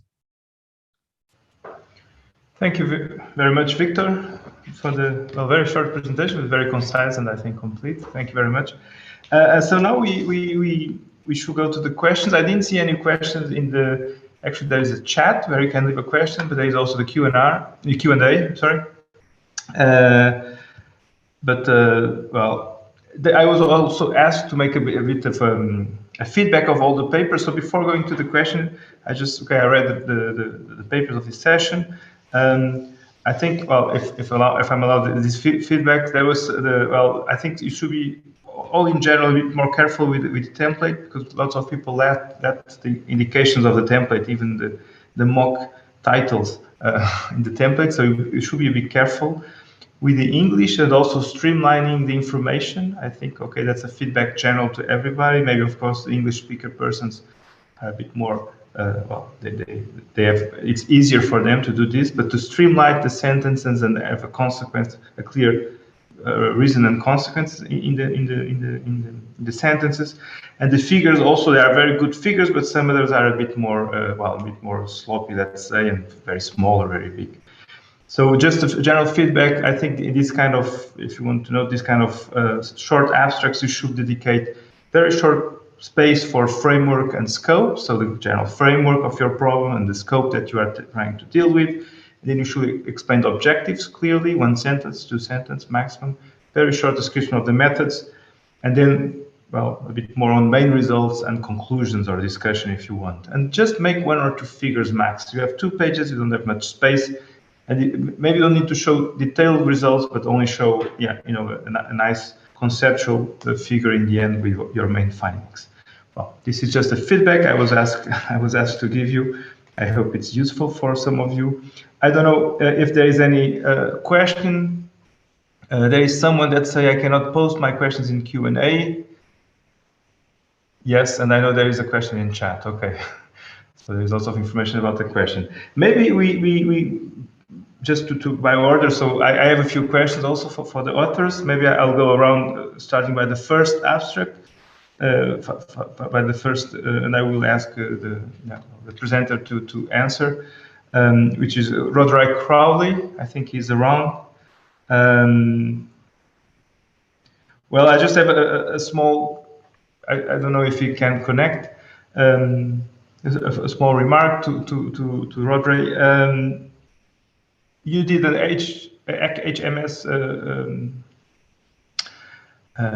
exercise, let's say, but you didn't go to the sediment yet. And I would like if you could talk a bit how you're going to do the next phase of the sediments, and in terms of ground truth, how you're going to make sure that the results that you produce with your HMS are valid in the ground.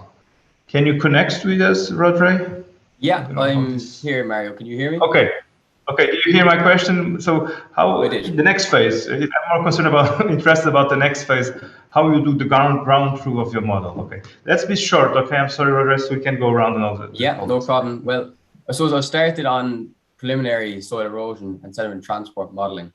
So I suppose just to summarize that quickly, there are three main components in HMS.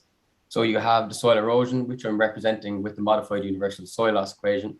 You have transport potential equations for cohesive and non-cohesive sediments. And also you have a sediment routing module. So the three of those are used together to simulate, I suppose, soil erosion and sediment transport through the catchment. And in the figure that I showed with the map of the Owenbury catchment, the black point marks the location of where the hydrometric station is. So here we also have a turbidity-based suspended sediment record. So we will use this to compare, I suppose, towards the outlet of the catchment, the simulated and the observed suspended sediment yield. And that's, I suppose, the means by which we are trying to validate whether the model is producing good results or not. Okay.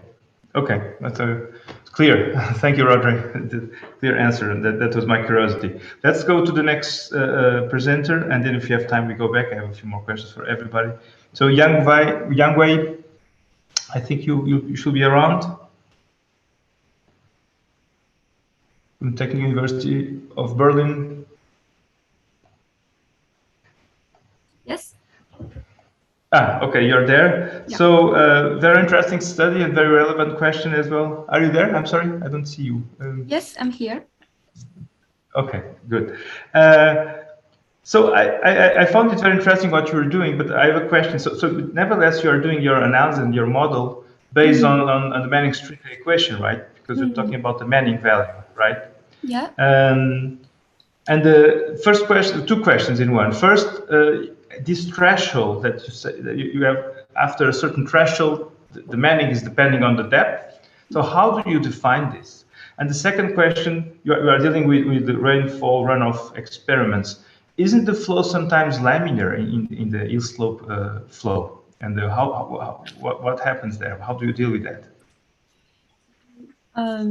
First, to determine the threshold for the water depth when we calibrate, and we start with the value because we have the we have a process of the water depth flow because the observation date we calibrated the date was collected the discharge and the water depth from the outflow from the out of the experiment, and there is a process of the water flow. There is a starting point and then keep steady and then keep down. And I took the start value of the steady part for the water depth. I can take an example for you. For this rainfall, I used 0.47 millimeter per minute. This is the rainfall, and the water depth threshold for this one I choose nearly it's 10 over -3. It's the threshold for this rainfall. And for the second question, actually, in this we didn't take the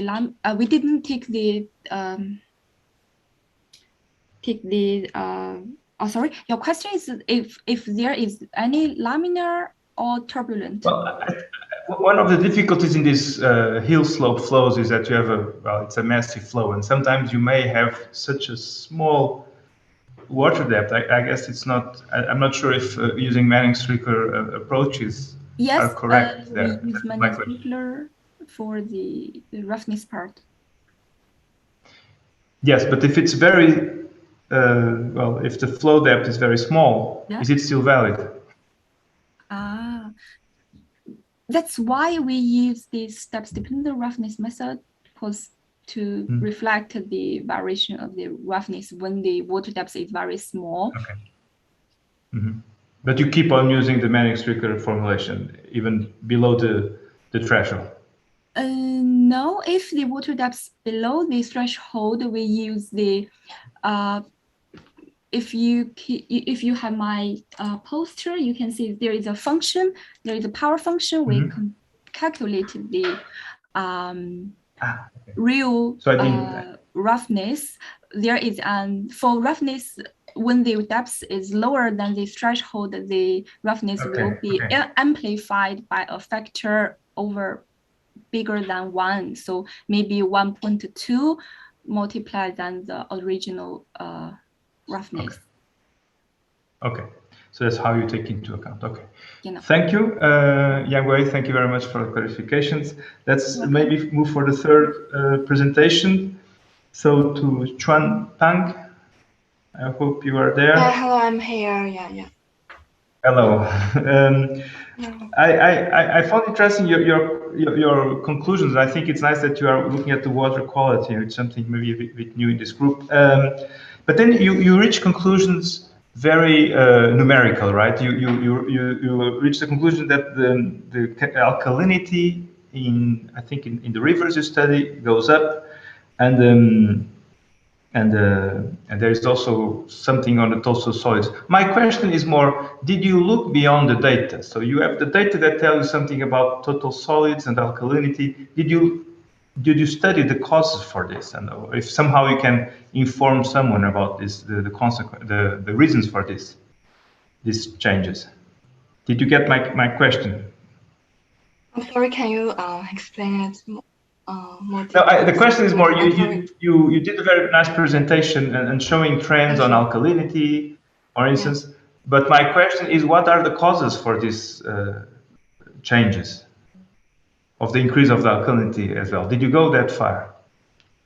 Yeah, as I show in my presentation, I have 3 research questions, and the first one and the second one is focused on the general trends of the water quantity and quality. And at the finger, I also show the results of those 2 questions. But my third question is about the behind reasons for the 2 research questions. And I am linking water quality indices to the urbanization, and I have found that the conductivity may be as an indicator to the urbanization. And as I show in my poster, there are 8 water control zones, and for my results, it can be shown that particularly for one control zone, they has the highest conductivity values, and which may related to the urbanization. Okay. That's the causes. You went. Yeah. Okay, that was my question, because I didn't get the beyond the data that you just said that you did. Okay. Yeah, I think the beyond the reasons are very important for the research. Yes, of course, they give you answers. Okay, thank you. Let's see if we have time for more questions. There are no questions in the chat or in the QA. People are very shy. They don't make questions. So I think the next poster was Wendy. Are you there, Wendy? Yeah, I'm here. Hello. Yeah, just a question, and this was not arranged. I don't know very well details of the study of Wendy yet. So when you present your results, you are comparing methods, but it was not clear to me if there is a ground truth on your presentation. Yes, for which parameter? Well, I don't know. It's there are lots of I can clarify in general. In general, for example, yeah, for the rating curves, to construct a rating curve, we used the whole team, because it was not just me, the whole team. We used data which was, for example, for the first one, data which was historical data for the 30 years. It was in a repository, so the data was collected at some point, not by us, but at some point. Yeah, so there is an effort to create this rating curve. And for example, for the other rating curve, it was created for a high flow event for 4 days. And there was someone on the field taking the data. So it was also of effort. And for the other one, for example, this was the result of the modeling of one partner of us using the universal soil loss equation. So he didn't actually had to do a lot with the stream, with the river inflow. He went on the catchment and did some measurements on the catchment, but not on the river. So it was still nice to compare. What is the difference if you take a look at the amount of sediment that you are getting through the river and at the amount of sediment that you should get in to the river from the catchment. And for example, for the dry bed density, we did some, or the team did some measurements. It's for me important to clarify at this point that all these measurements were, but they are not only mine, it's for the whole team of the MUDAC project. Yes, okay. For the dry bed density, so we were there and some sediment cores were taken. So there are measured values.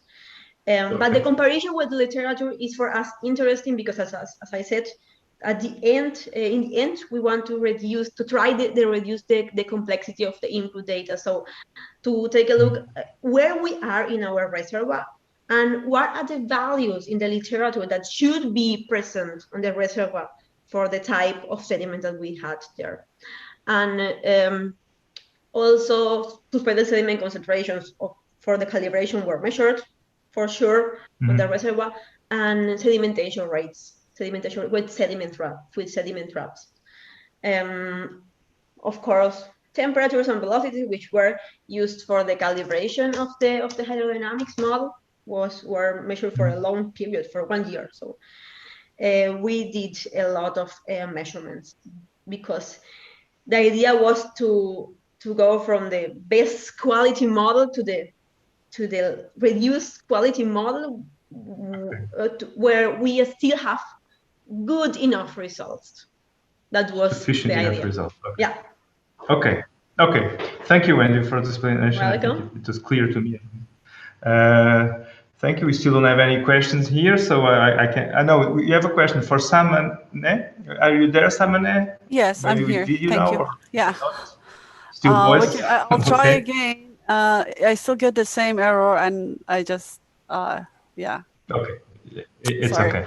So there is a question in the chat. So it's from Daniel Valeros, also here from KIT, also here, and he thanks you for a neat presentation. He says, and he said the runs eddy viscosity model is used for the study of current secondary flow cells. Have you any literature reference on something similar, perhaps in pipes and expected accuracy? Yeah, thank you for the question. Yeah, there are some literature from like even 90s by Tsai and Itamo and even like earlier in 2017, I think in BC, Canada, that are working on some conditions similar to us, but not exactly the same condition that we have.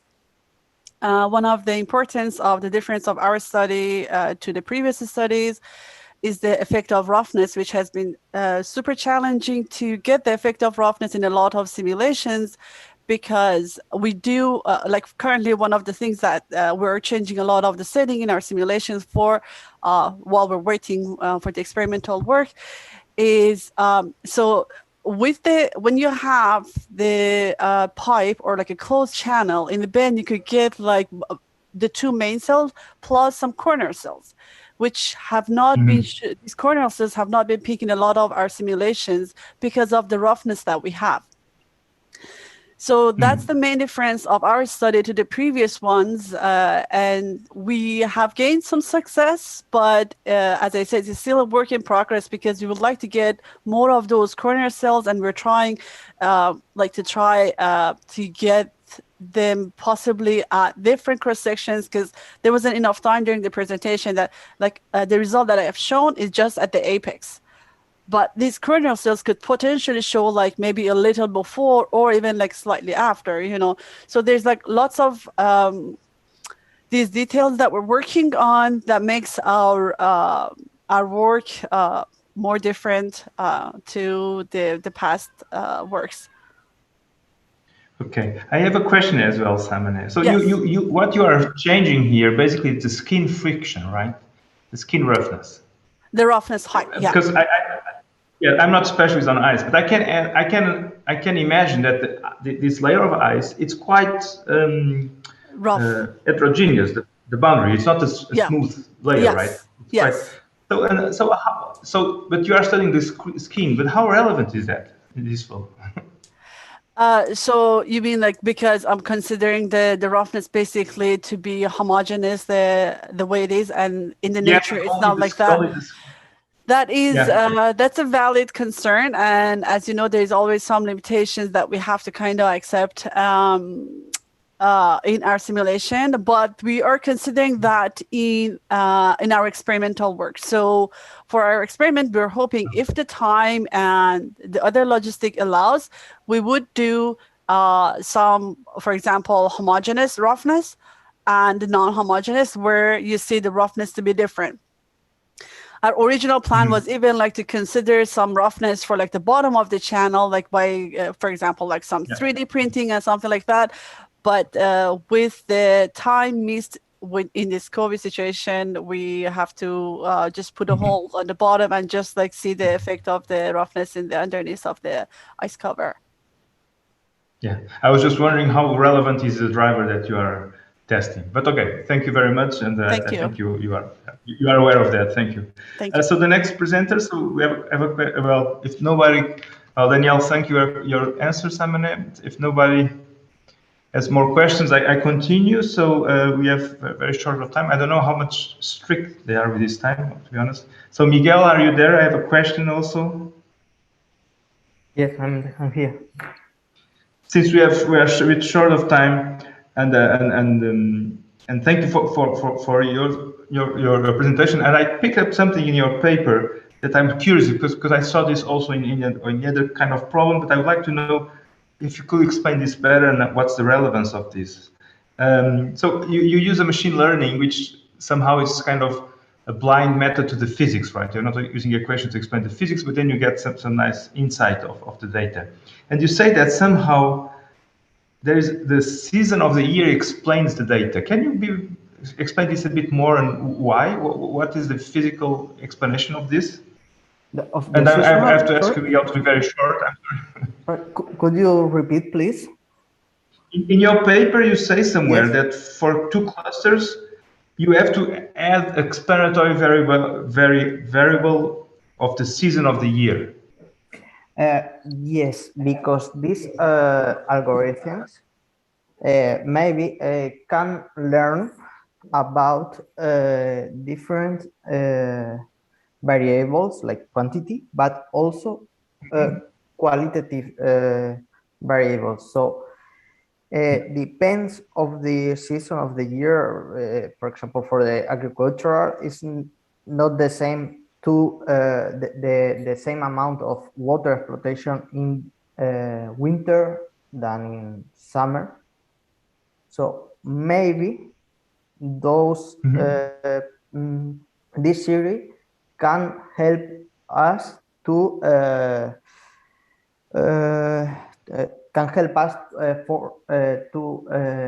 catch the trend of the behavior.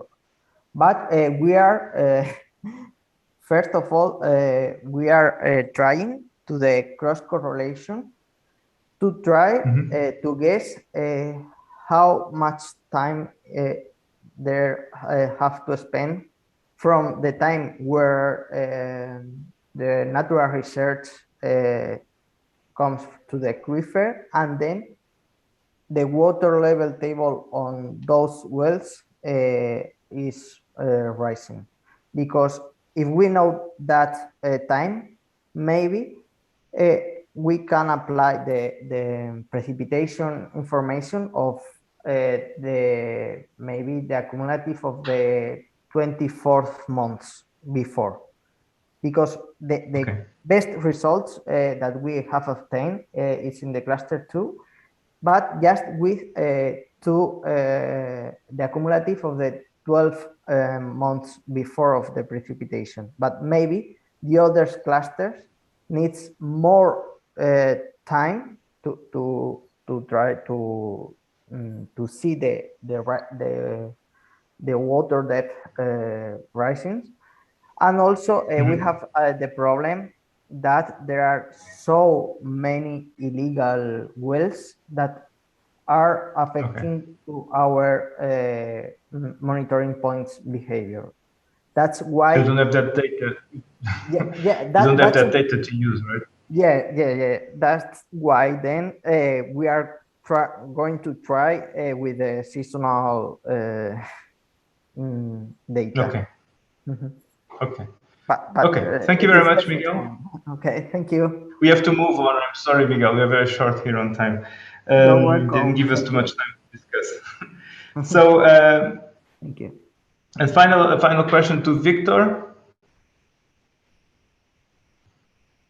Okay, so Victor send a message that I'm on an exam, so he is not able to answer the questions now. So, okay, he's on an exam, so good luck for Victor for his exam.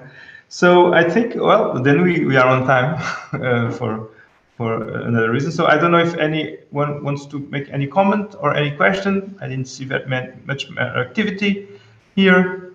So I think, okay, I want to thank all the presenters. I think it was a quite interesting session. Thank you all for your presentations. It was quite diverse. Well, when you call this water management, we have from fluid mechanics to management of sediments at the catchment scale. Nevertheless, it's a good exercise, I think, to understand. Well, that tackles many aspects of our research. So thank you very much once again. Thank you for watching, and well, I think the Congress continues in the next section.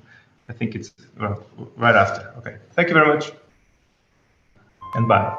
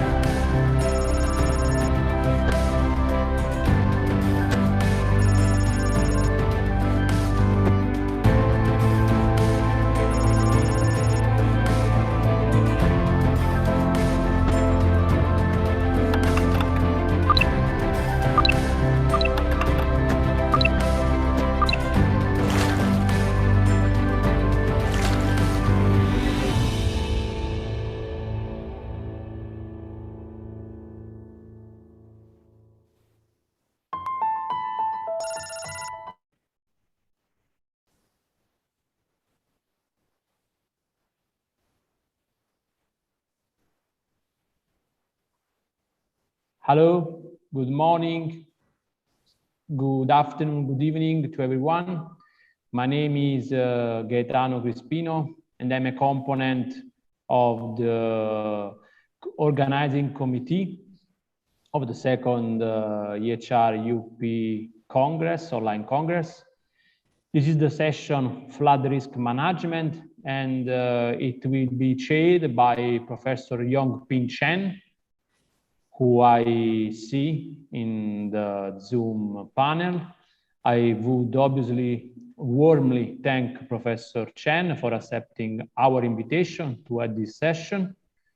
It will be definitely helpful and interesting for all of us listening to his precious contribution to our activities in this session. And obviously, many thanks to all the authors of this session who will present their poster. An important observation, important comment, I will load the poster speaker by speaker at the beginning of each presentation. So each author will only need to switch on the camera and the microphone, obviously, and when his or her round will get and present their own work. Now I give the word to the chair of this session. So please, Professor Chen, the microphone is yours. Thank you. Okay, thank you, Gaetano. Good morning, good afternoon, and good evening. It's my great pleasure to chair this session. Well, as my colleague Ben is not available to chair this session with me, so I invite another colleague named Hua Shuping from Macau, the University of Macau, to co-chair this session with me. According to the agenda, we have 7 speakers will give the presentation and their research works. And yeah, because this conference is being recorded, so any authors is not happy with this recording, please let us know. So the host will help you to deal with this issue. So please, Dr. Shi, do you say something with us? Thank you, Professor Chen. Thank you, Catalu, and thank you to the organizing committee. So it's happy to co-chair this section. So thank you. So I warmly to hope to look at to have a good good attention. I hope all the others can have a good presentation of the posters, and we can have a good communication. Thank you. All right. So now let's move on the presentation part. So the first speaker is Han-Chen Yan, and we will talk about the assessment of the flood retention lake in response to various flood events. Please, Han-Chen. Yeah. Thank you, Professor Chen. Can you hear me? Yes, I can. Yeah. Okay. Thank you. So, hello everyone. I'm Han-Chen Yan from the University of Hong Kong. So today is my great pleasure to share my ongoing research related to the effectiveness assessment of a flood retention lake in response to various flood events. So as you can see in the figure 1, so recently a flood retention lake is constructed on the upstream of the Shenzhen River, which is a boundary river between mainland China and the Hong Kong SAR. As you can see in the figure, the Shenzhen River Basin is a typical rural area, rural urban catchment. So the northwest side of the river is Shenzhen, which is highly urbanized with dense population, while the southeastern side is a North Territory of Hong Kong, and it is now mainly the rural area. The retention lake is constructed to reduce the flood up to 20-year recurrence interval. However, there is no systematic study on the response of such kind of river lake system to various flood events, which should take into account the different event size and duration. Also, majority traditional studies of retention lakes are mainly based on the lumped hydrologic models, which lacks the spatial temporal dynamic details of flood processes. So for such gaps, we carried out numerical modeling by full two-dimensional shallow water equations using high-grade software. We obtained 3-year hydrologic data as well as bathymetric data from the Shenzhen River Regulation Office. The flood events are designed based on frequency analysis. In order to make full use of the very limited data, we apply the event-based frequency analysis using the peak-over three-shot method. And different probability models are tested. Preliminary study only contains the simulation of the river channel, I mean the floodplain, and applying the flow as the upstream input. But currently, we have simulated the whole rainfall runoff process for the entire basin. For the results, first from the frequency analysis, as you can see from the figure 2 of the poster, the log Pearson 3 and the Weber distribution model generally fits better compared to all other models. However, for these two models, they behave very differently, especially for a low frequency range due to the lack of data as well as the nature of the two models. So the average value predicted by the two models for extreme events are used in this study to reduce the bias. And although in reality, the lake has an upstream and downstream connections with the main channel through two culverts, and also the gates of the culverts are manually controlled. However, in this study, the function of the lake is modeled by the wire culvert boundaries. In this way, we are able to realize that during the low flow condition, the flow from the upstream can freely goes into the lake to maintain an aquifer environment and also freely flows out. And during the flood events, more than 95% of the flow can feed into the lake through the broad wire. This is done iteratively by some preliminary simulations. And finally, the water accumulated inside the lake can gradually discharge to the downstream in 1 day or 2. So this can guarantee that the model is still reliable if we want to study the consecutive events. And as a result, this simplification is still close to the real design situation. And in terms of the results, you can see, you can refer to the figure 3 by comparing the solid and dashed green lines. The retention lake can effectively damp the peak flow rate and can also delay the peak time. The area of the maximum inundation in the cases without the retention lake is also larger than the cases with the retention lake.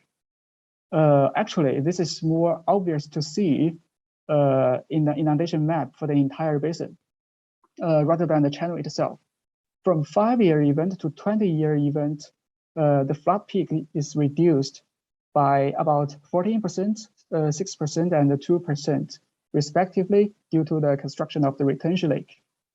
For extreme cases, we can see that the rising length at the second stage can be even deeper compared to the case without the retention lake, due to the superposition of the reversing flow from the lake into the main channel and the original channel flow. So consequently, the lake only has a nominal effect on the peak reduction for the very extreme cases. By contrast, the damping effect of the floodplain increases steadily as the event size increases.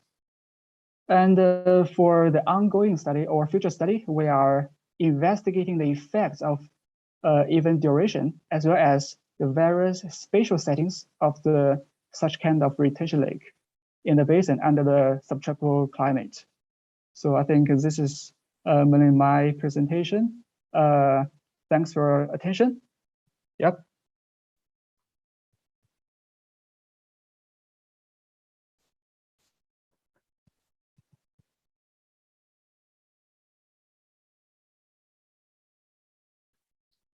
Professor Chen, do you have the microphone mute? Okay, thank you, Han Chen. So now let's move to the second speaker, Ricardo Bonomani. Yes. Yes, yes, please. Now you can move the presentation. One moment. Okay.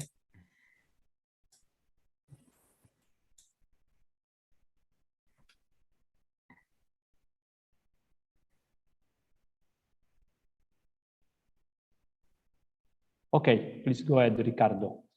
Okay, thank you very much. Can you hear me loud and clear? Yeah. Okay, good morning, everyone. I'm Riccardo Bonomelli from University of Brescia. Our contribution to the second IAHR Young Professional Congress investigates the following questions. What are the hydraulic effects of nearly 100 years of anthropic pressure on a large alpine valley? And how these changes affect the propagation of a catastrophic flood wave? To answer these questions, the space-time propagation of a famous dam break event, the Gleno one, occurred in 1923 with a death toll of about 500 people, is investigated comparing the present morphology of the Valle Camonica floodplain to the presumed one of 1923. The Gleno dam break, located in Valle di Scalve in Italy, has been previously explored in the literature by Pilotti et al., considering the 20 kilometers long steep alpine valley separating the dam location from the hamlet of Corna. In this contribution, we investigate the propagation of the flood wave from Corna, where the computed hydrograph from a previous study provides the upstream boundary condition. As far as the Lake Iseo outlet in Sarnico, you can see here on the map in figure 1. In the middle, the flood crossed 10 kilometers of a wide pre-alpine floodplain that has been deeply modified over the last century, and also 23 kilometers of deep lake. An important issue is the reconstruction of a 1923 original bathymetry made possible combining the bathymetry from the LiDAR DTM surveyed in 2009, the photographic data available from the Italian Aeronautic Group dated 1954, and a high-quality aerial synoptic photographic survey from Royal Air Force flight taken in 1944. By removing linear structures such as streets, road embankments, quarries, and also levees, and considering also in each case a reasonable buffer to account for the obstruction caused by each structure, the original bathymetry was reasonably reconstructed. Also, with the aid of ICRAS software 2D, two simulations with the 1923 and 2009 bathymetries having a grid size of 10 meters are performed in order to assess the differences in the flood wave propagation. The computed map for the 1923 event well matches the only documented watermark in the flooded area, as well as the qualitative description of the flooded area according to the newspapers of the time. As you can notice, the flooded areas are strongly conditioned by the presence of linear structures on the path of the flow, as well as on the kind of roughness used to describe the floodplain. The results highlight the growth of vegetation along the riverbanks, which suggested the use of reduced roughness coefficients during the 2009 flood event. On the other hand, most of the banks of this alpine river in 1944 from the aerial imagery and presumably in 1923 were devoid of vegetation, suggesting an economy based on wood as burning material. A comparison between the flooded areas in 1923 and 2009 reveals that 100 years of river training has strongly reduced the extent of a flooding in the upper part of a domain. However, the overall risk has soared due to an increase of exposure. To complete the picture, the obtained hydrograph was inserted as an upstream boundary condition to a well-balanced, shock-capturing finite volume numerical scheme based on the shallow water equations. The solver used the WAF method introduced by Toro and suitably modified to run efficiently on unstructured grids. The Lake Iseo is modeled with around 20,000 elements, triangular elements, with an average size of 15 meters. The outlet boundary condition was calibrated suitably to replicate the historically daily observed discharge flowing out of the lake in undisturbed conditions. As an overall check of the modeling effort, the level change due to the incoming flood wave is compared to an historical measurement available in Sarnico to assess the consistency of a proposed approach. A confidence range is introduced in the graph showed due to the uncertainties in the historical measurement, dated 1923. As you can see in the graph reported, the general trend is captured correctly.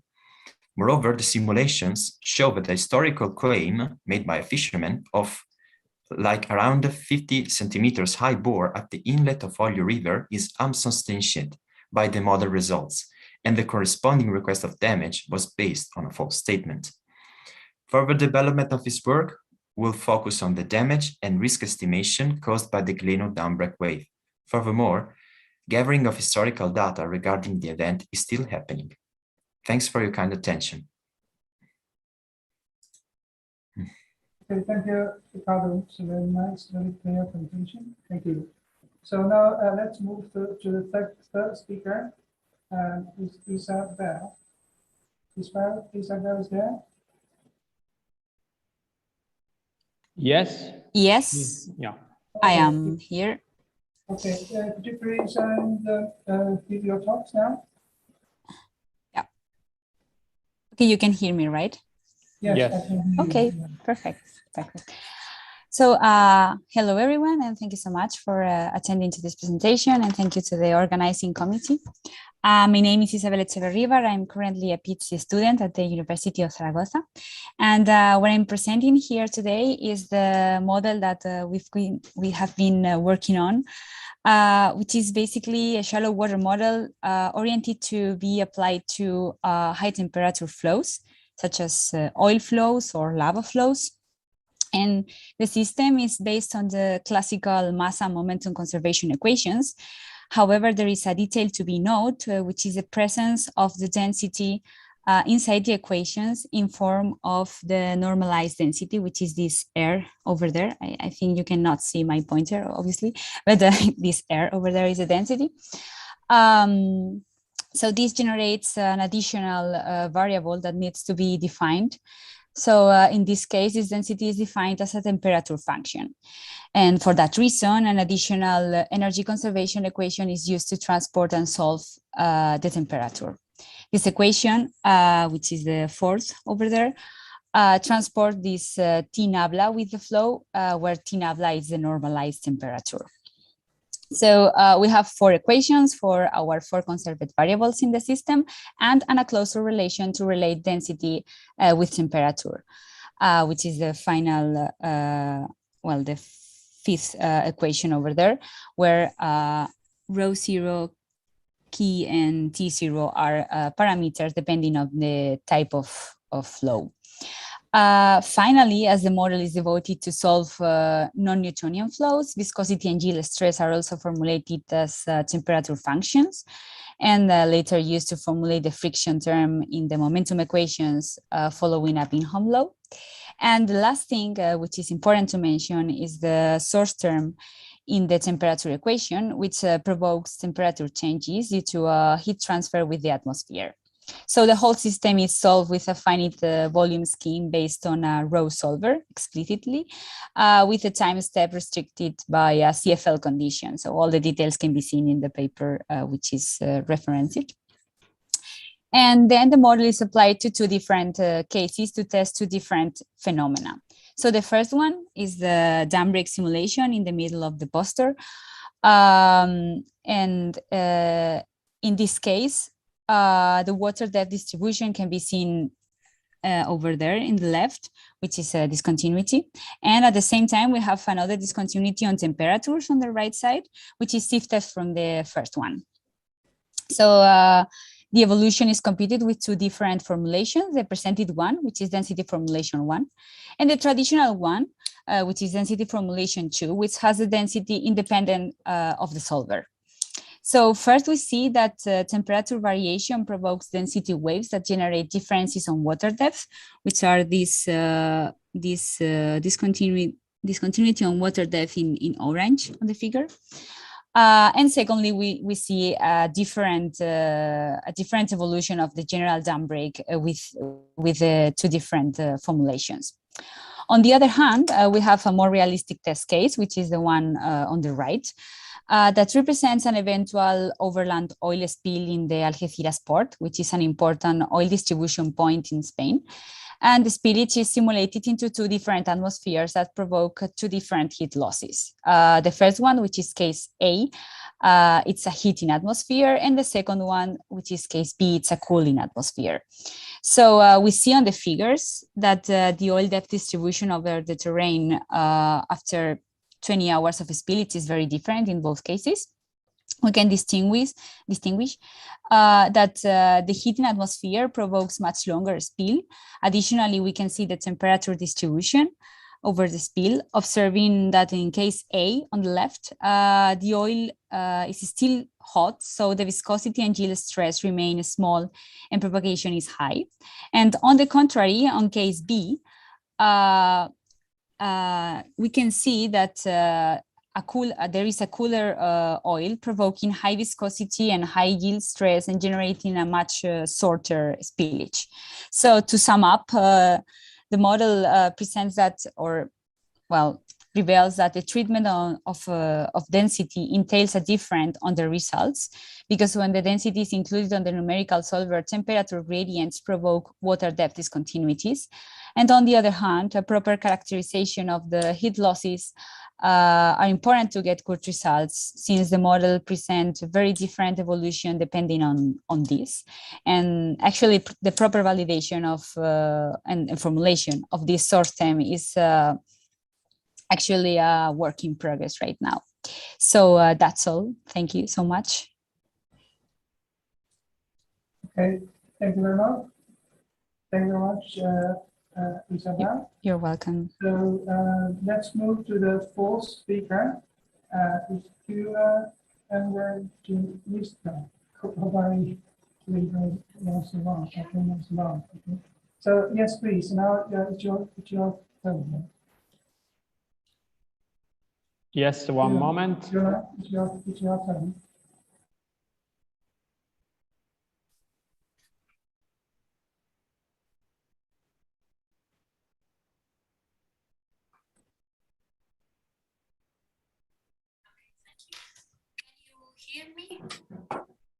Yes, but the voice is very low, Julia. Oh, now maybe Now it's it's better. perfect. Okay. Now it's perfect. Thank you. Okay. Good morning, everyone. Before starting, I just want to apologize if there should be any noise, but I'm doing some renovation works here in my house, so I apologize for this. Okay, I'm Giulia. I am a PhD student at Politecnico di Torino. And today I'll talk about the possibility to calibrate two soil parameters, the saturated conductivity, hydraulic conductivity, and the soil cohesion for a specific landslide events. And first of all, the determination of soil properties to be used in a physically based modeling of landslides is quite a complex task, and it generally involves large uncertainty. The case studies we focused on is represented by the landslide events which occurred in the Piedmont region in the Lang area in 1994. And I'd also should point out that I'm talking about a specific category of landslides, the shallow landslides. It means mainly two things. One, small thickness of the soil of the order of 1 meter of depth, and a strong dependence on rainfall. The model used for the calibration is a very simple physically based model, which requires a few input parameters. This model is the one published by Rosso, Rulli, and Vannucchi in 2006, and it is compounded by two modules. An hydrological one, sketched here in the poster in figure 1, that we use to calibrate the hydraulic conductivity, and a mechanical model that we use to calibrate the soil cohesion. The mechanical model is built on the infinite slope stability theory. So we started from a regional landslides inventory of 238 observed landslides during the event.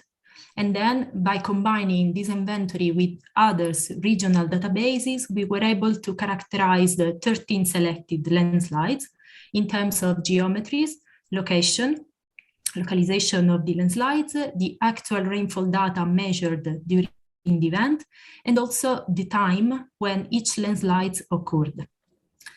So as regard the hydraulic conductivity, as I said before, we refer to the sketch in figure 1. And we assumed a stationary seepage flow in equilibrium with the rainfall input up to the time when the landslides occurred. And we obtained a range of variability for the hydraulic conductivity. This is shown in figure 2 in the poster. where the upper values, so the blue ones, are obtained by assuming that there was no runoff, while the lower values were obtained by assuming a runoff coefficient of 0.7. As regard the cohesion calibration, we carried out a limit equilibrium analysis on the infinite slope model by considering a safety factor equal to 0.99 when the landslides occurred. So moving on to the conclusions, what we found are values for the cohesion and the hydraulic conductivity lower than the ones published. And this is due to the fact that the published values refers to undisturbed soil samples, so typically collected at depths greater than those of interest, while we are dealing with shallow soils, remolded soils, and often vegetated soils. So I've finished my presentation. Thank you so much. Okay, thank you, Julia. So actually, I can hear you very clearly without any noise. Yeah. Okay. Now let's move to the next talk. Well, the cell size not there, so the last author, Terry, will give this presentation. We will talk about the assessment of the debris flow in southwest of the Mata River Basin using the artificial neural networks. Yes, please, Terry. Do you hear me, sir? Yes, I do you can hear me? Okay, thank you. Well, let's get started. Thank you, Chair and host, for the introduction, and thank you to all the participants around the world who are connected now and are following these presentations. I'm David Gonzalez, a researcher from the Institute for the Mitigation of the Effects of El Niño Phenomenon, and alongside with my colleagues Cesar Sanchez and Giancarlo Escalante, we work on this project as it's titled Susceptibility Assessment of Debris Flows in the Southwest of the Rimac River Basin by means of artificial neural networks. So, yep. Debris flows and floods represent one of the main natural hazards in the mountainous regions of Peru. They can cause great damages, destroying a large number of roads, bridges, and properties, also causing numerous casualties and responsible for being extensive economic losses. For this reason, debris flow susceptibility is essential because it allows us to discover the relationship between debris flows and influencing factors in order to identify debris flow areas and develop preventative measures. In this research, we follow three main steps to complete the spatial prediction of debris flow susceptibility. So first, we prepare our data. And then we move on to select the most influencing factors. After that, the third point it was to establish our model of artificial neural network algorithm. And finally, we have to evaluate the model by using the indicator of the ROC curve. So as I said, the first point, we prepare our inventory of debris flow events, compiling data of previous debris flow events or also from previous data sets and studies. After that, we select the 7 high-quality influencing factors based on previous researchers and experts, including the 7 on them in the figure 1, as you can see. So after that, we make the 7 thematical maps in the GIS platform, and then we can move on with our data ready, make this as an input for our artificial neural network. And after processing it, the output, it will be our susceptibility map. So in the results, we know that to evaluate the debris flow susceptibility, we have to divide them into 70% for training data, and the remaining 30%, it was for validation purposes. So for our our better understanding, we divided the result of our susceptibility map into 5 categories. As you can see, it was divided between very low to very high. And the results of our susceptibility map in the validation prediction results, we had an accuracy of 82%. So that's encouraging for us. As you can see in the figure 2, where is the ROC curve of the model. Finally, to sum up the work has done, it is found that the most important factors between the 7 of them, it was the elevation, precipitation, and land cover. And also, as I said, the model performance resulted high with an AUC, area under the curve, or the accuracy, it was 82% in the every flow prediction. And also, we make another evaluation because due to the heavy increase of population in hazardous zones, we discovered that over 50% of urban areas are settled in debris flow prone areas. So that's all for my presentation, and thank you, hosts and chairs. Okay, thank you, David. Now let's move to the next presentation. I will begin by Julie. Julie is there?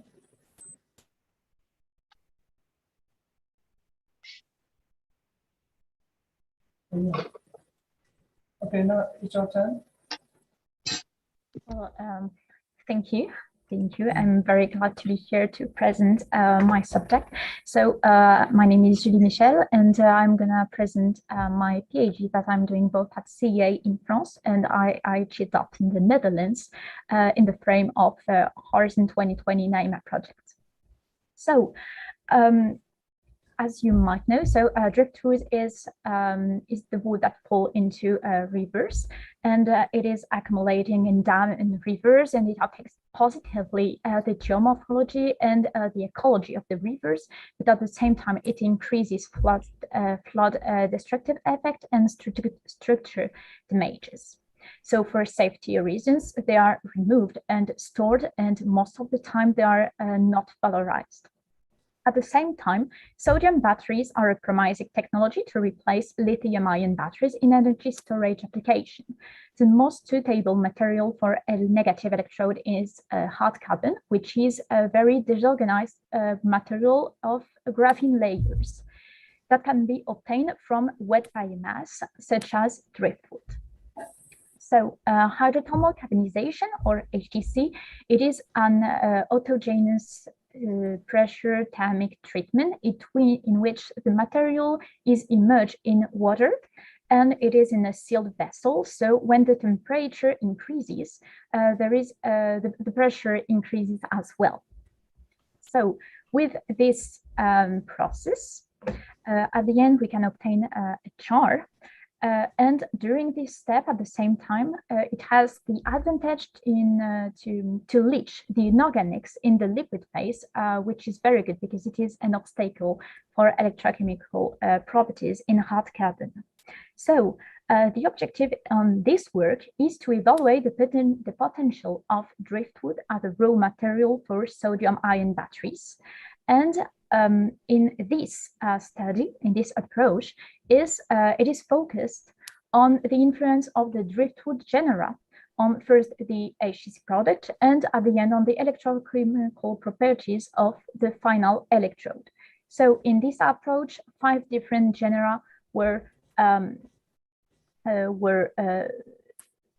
used. So conifer, fraxinus, populus, salix, alnus, and 1 bark, the alnus bark. So the 5 driftwood were grinded and went through HTC and pyrolysis in the same conditions in order to obtain the hard carbon that were formulated in the same condition to have electrodes. Then batteries were made, sodium-ion batteries, where you can see the results in figure 2. So there are 2 things we want to have in a battery. First, we want a good performance because, well, if it's not good enough, your computer or your device won't work. And at the same time, we want it to be very stable through time, because after 10 charge and discharge, if the battery dies, it's not interesting. So in this graph, so first we can see that all the curves with the different driftwood are very stable through time, which is very promising. And at the same time, we can see that all the different driftwood have very similar performances, about a specific capacity, about 300 million per hour per gram, which is very close to its analog in lithium-ion batteries, graphite. So it's very promising for these materials. It's also higher than the commercial reference we used. Also, there is one material that has lower performance than the others. It's alnus bark. When we try to understand why it's different, we can see on the composition of the raw material that the ash content of the bark is very higher than the others. So we can see it in the table 1. And when we check the composition of the ashes, the calcium is in very higher quantity. Also, the calcium is known to help the graphitization of the graphitization of the hard carbon. So it means at the end the structure is more organized, and we don't want it because of the reactivity of the sodium inside. So basically, if the structure is too organized, the sodium can insert and disinsert, which is the principle of electrochemistry. So that explains why alnus bark is a very bad material for electrodes in sodium-ion batteries.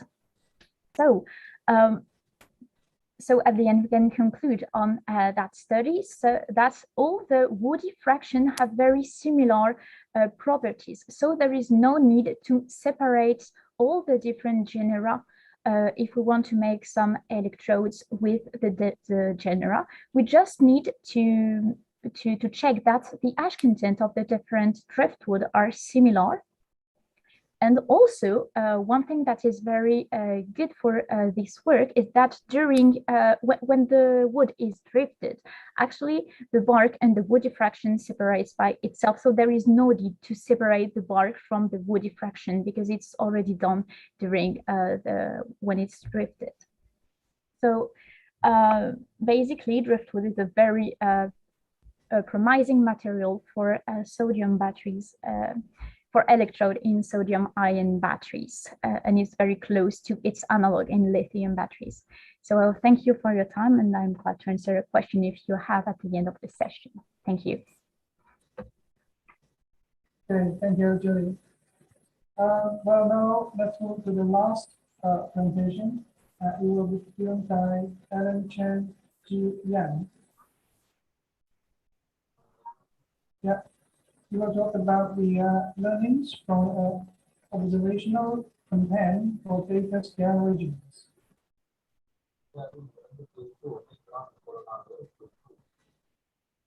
Hello, Ellen? Yes, sir. Yeah, we cannot hear you clearly. You are able to hear me, sir?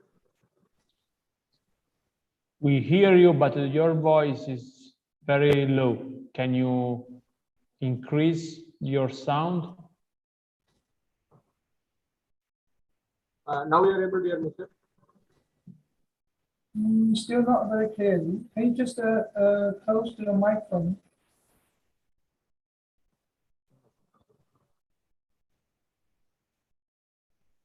Hello.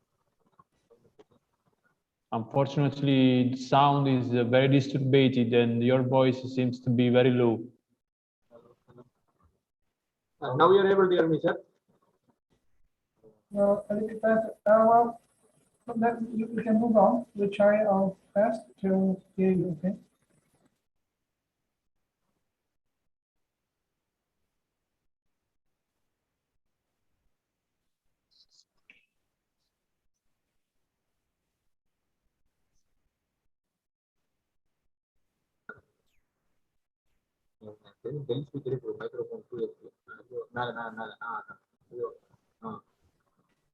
Hello. Now we are able to hear me, sir? No.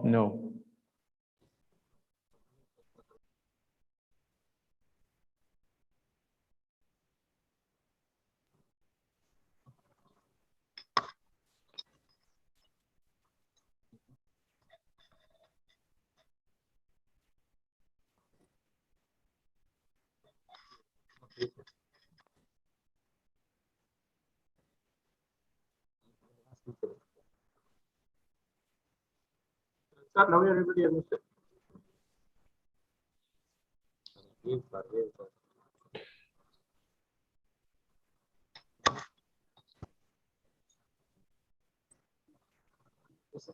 Maybe we can skip his presentation, start the discussion.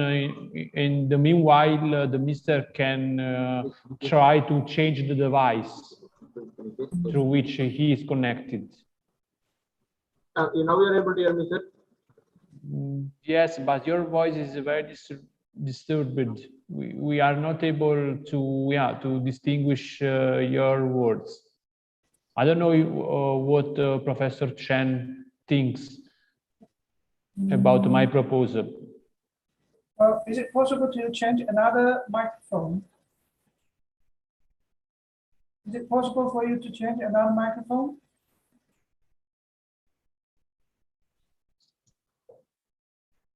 Hello.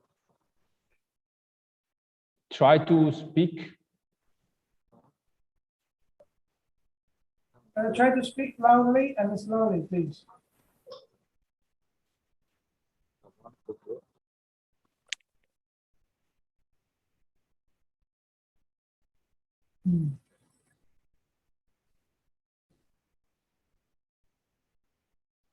Well,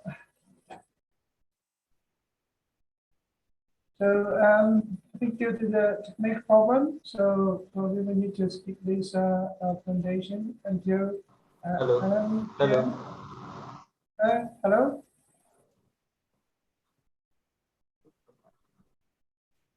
Hello. No, unfortunately, we are not able to hear you, Mr. Elanchezian. Professor Chen, can we go ahead with the discussion? Maybe we will be able to hear the voice of Elanchezian next in the next minutes.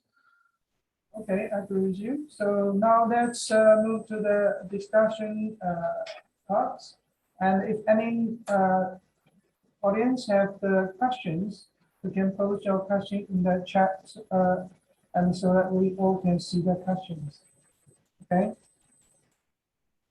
Okay. So could I have some question? Hello. First? Well, Yes, yeah, Alan. You can, yeah. It seems Alan is online. But I don't think his device is good enough. So now we can go on and then we can start the discussion. Okay. So it seems Alan is online. Yes, sir. I can present now. Okay, let's try. Let's try.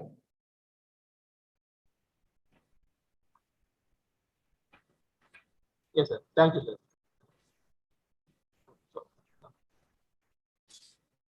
Hello.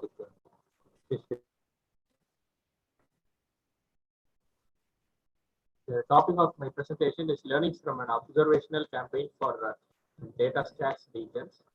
So the improvement of science in understanding of the hydrology of a given area has increased significantly from empirical equations to physically based approaches, but data collection has still remained primitive. So this poster, which I'm going to present, is basically from an observational campaign which we have undertaken for in the data stats region to improve the understanding of the hydrology of the region. The main reason for undertaking this observational campaign, as you can see from this catchment map in the results part. So we have this green color, which is the contributing region to the reservoir.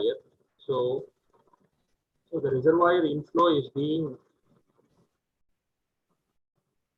the inflow to the reservoir is being computed each day using the mass balance approach, whereas the ungauged catchment on the southern side of it has not been captured due to the lack of observational data.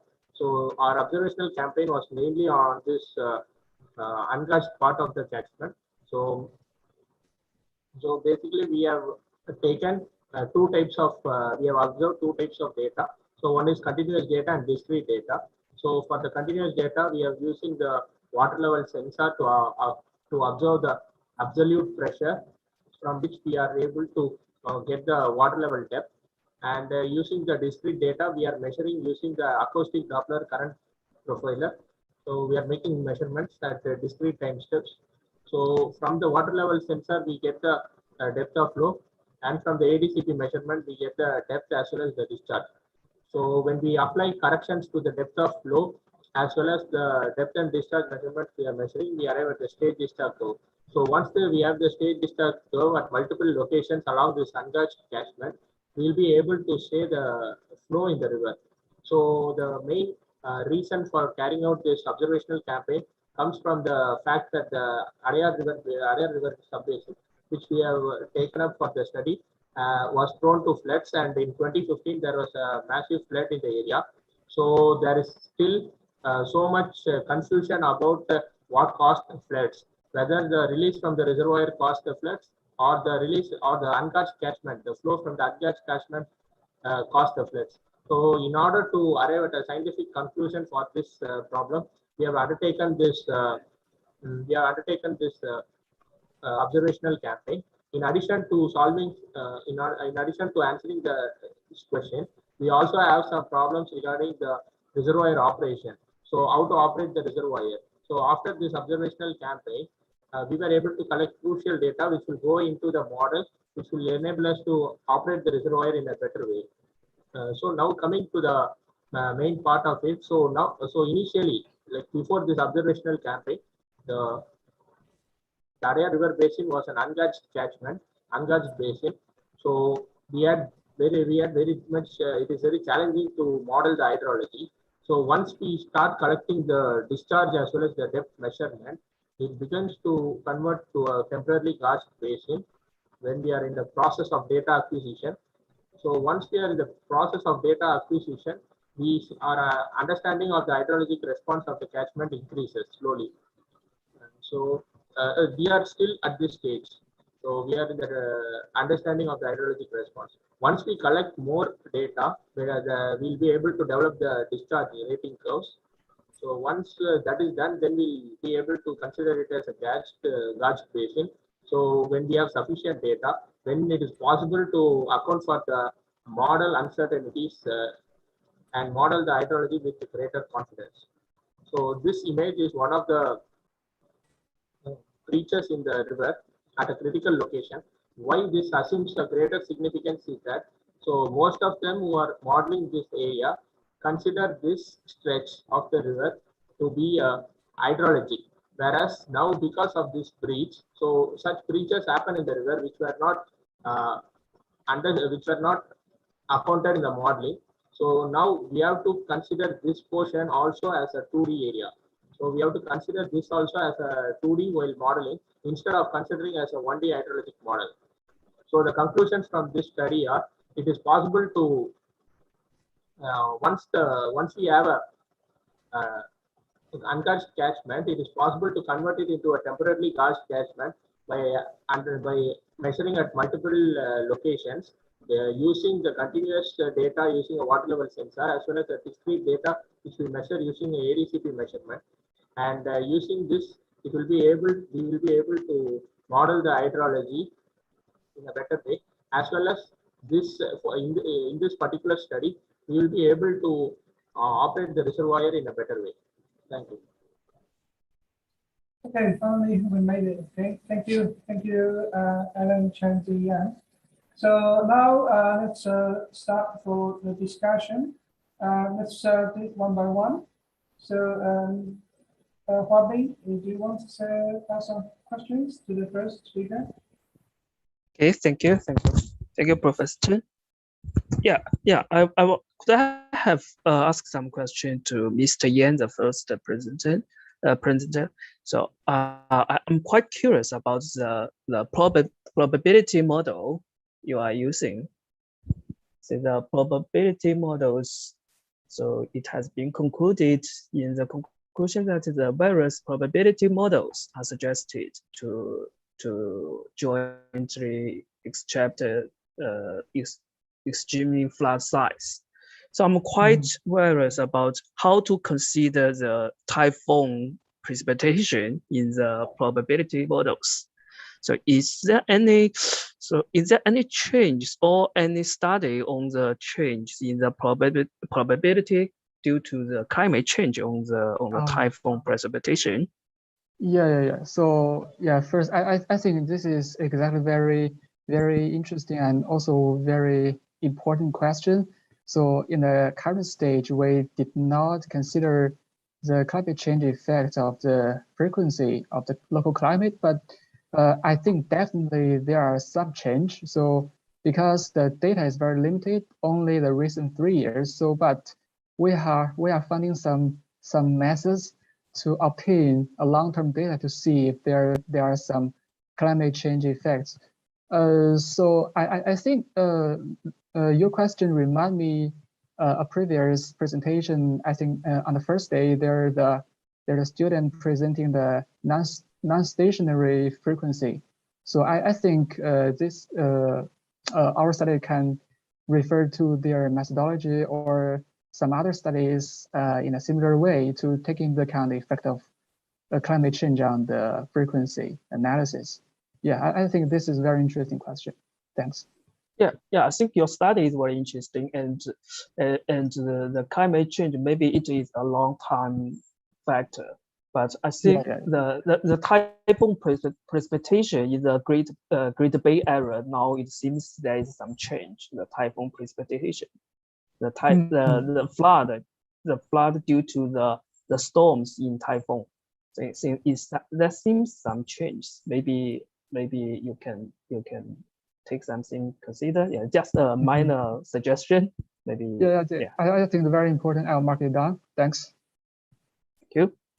Thank you, Robin. Actually, I also have a question to Hao Chen. Yeah, please. Well, based on your research, it seems that retention rate have a quite significant effect for the extreme events, right? Particularly for the very large flooding. Well, for those large flooding, may also bring a lot of sediments to the lake. So what's the feedback for this retention rate to these extreme events? Do you have any comments on that one? Sorry, may I ask for some explanation for the question? Yeah, my question is you that mean the sediments? Yes, for those extreme events, particularly for this extreme flooding, it may also bring a lot of sediments to this retention lake. So is there any feedback to this extreme events? Yes, so first, we did not take into the effect of sedimentation in terms of the deposition or the erosion in the current study, but based on the previous paper in our group or also some literature reviews, there are definitely the sediment deposition can play a significant role influencing the local climate risk. So I think especially in the long term, I mean 5 years or even 10 years, so that the deposition of the sediment will increase or in the bed elevation, so that for the same amount of rainfall, it will induce different level of flood risk. So I think it is necessary to take into account in a long-term analysis. So I think this can also be one of the major directions in a future study. Yeah, so I think the major problem now is that the data is very limited. So only we have 3 year run of data, but even there's no the suspended sediment concentration data. So yeah, we'll find method to even make some manual measurements by ourselves. Yeah, but I think the question is very important, significant questions. Okay, yeah, thank you very much, Hao Chen. Thank you. Yeah. Thank you, Professor Chen. Okay, now next to the second talk. It's given by Ricardo. Bobby, do you have any questions to Ricardo? Yeah, hello. Thank you, Ricardo. Sorry. Thank you, Ricardo. So it's good work. So I'm curious about the upstream boundary condition in your model. Yes. What about it? So could you could you give me a short introduction of the upstream boundary condition? Well, yes. Actually, the upstream boundary condition comes from the IAHR modeling. So I'm referring to the map, which you have the Gleno Dam break, and so you have the flood wave that starts from there, travels its way downstream up to Corna, which is a town. Then from Corna to Lake Iseo, that is the numerical domain of IAHR software, in which an outflow, in this domain, IAHR software uses the downstream boundary condition, which is the level of the lake, which is fixed, of course. And an outflow is computed by the numerical scheme, actually. And then that numerical scheme, that outflow is then inserted as inflow in another numerical scheme, the same discharge, actually. So it's just like a coupling of two different numerical schemes. Have I answered your question, or do you want further details? Yeah, it's okay. I think it's enough. It's very clear. It's very clear to me. Yeah, but I have another question about that. Yes. So you are considered about the two different bathymetries, right? I'm considering the two different bathymetries, yes, of the Valle Camonica floodplain, because between 1923 and 2009, a lot has changed. Yeah, so how about the bottom friction coefficient you are using? Yeah, The same? It's the same? No, absolutely not. It's different because considering just the different land use, and also I cannot show the pictures, unfortunately, but we have the picture from aeronautic flights and so on, from which it is clear that once there was just fields and stuff, and I mean, different land use. Now is very, very deeply urbanized. And so the roughness coefficient is very different with respect to before. And also probably it is very easy to see also from the simulation, from the extent of the flooding, that the difference in the roughness coefficient has a deep impact on the outflow that comes afterwards into the Lake Iseo. So various numbers of simulation were carried in order to understand how to correctly calibrate the friction coefficient. Unfortunately, that was very difficult because by the lack of validation data, because the only validation data that we had was just a level measurement. It was also quite messy because it's just ink on paper of 1923 paper. So you get the idea of how it is difficult to just to accurately predict some measurements, some values about let's say stuff, a graph written on a paper. But we feel pretty confident that probably this is the way to go, actually, also based on the coefficient used on the floodplain.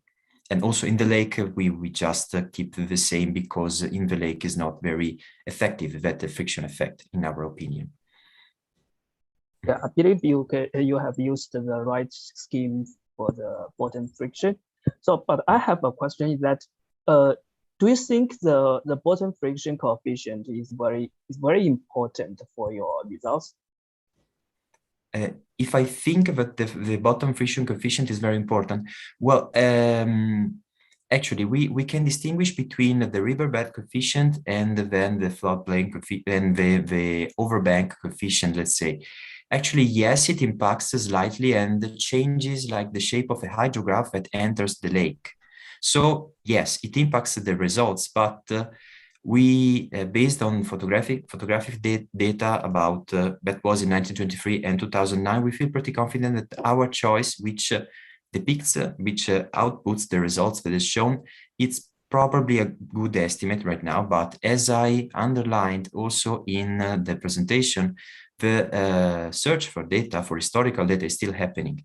And it is quite difficult in such a long process to extract some precious data, some glimpse of data, which could shed a very, very light, very much greater deal of light on our work. Okay, thank you. Okay, thanks to you. If the time we need to move on to the third speaker, Isabel. Well, if any questions from audience, you're also welcome to raise your question in our chat. Okay, chat window. So yeah, for Isabel. Yes. So you're talking about the shallow water model, okay, with a heat transfer and the variable density for non-Newton simulation. So, well, I have questions about the when you use develop this non-Newtonian model, how do you consider the roughness on your model? Could you repeat the question? Compared to the water flow. Yeah, could you? Newton flow. So what was the rough difference of the roughness in your model? The difference between what? Model? The bottom roughness. Roughness. Yes.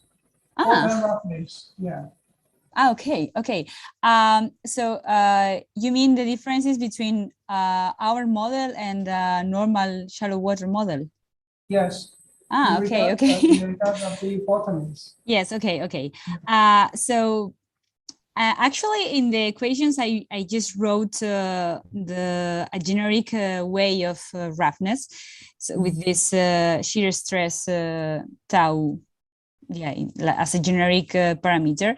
So in this model in particular, we used a Bingham law, which is not the typical Manning law coefficient that is used in normal flat risk management simulations, for example. So we are using Bingham law, which is taking into account the viscosity and the yield stress of the flow, which in this case are depending on the temperature. But actually, we have also implemented a normal, or let's say a classical Manning law, and we could use it. I mean, it's depending on the type of flow that we want to simulate. So in this case, the test cases that I was showing here, they are using this kind of flow, a Bingham law. Okay. I don't know if I have answered the question. No, okay. I understand well. Thank you. Okay. Thank you. Okay. Okay. Bobby, do you have any questions? I think it's quite clear for me. So no, okay. No more questions. Okay. Perfect. Thank you. Yeah. Thank you, Isabel. So now let's move to the Julia. So Bobby, do you have any questions for Julia's talk? Yeah. Hi, Julia. Hi, Julia. So for the Julia's presentation, sorry, I think it's about the landslides. The Julia's work on landslides viscosity is quite interesting for me.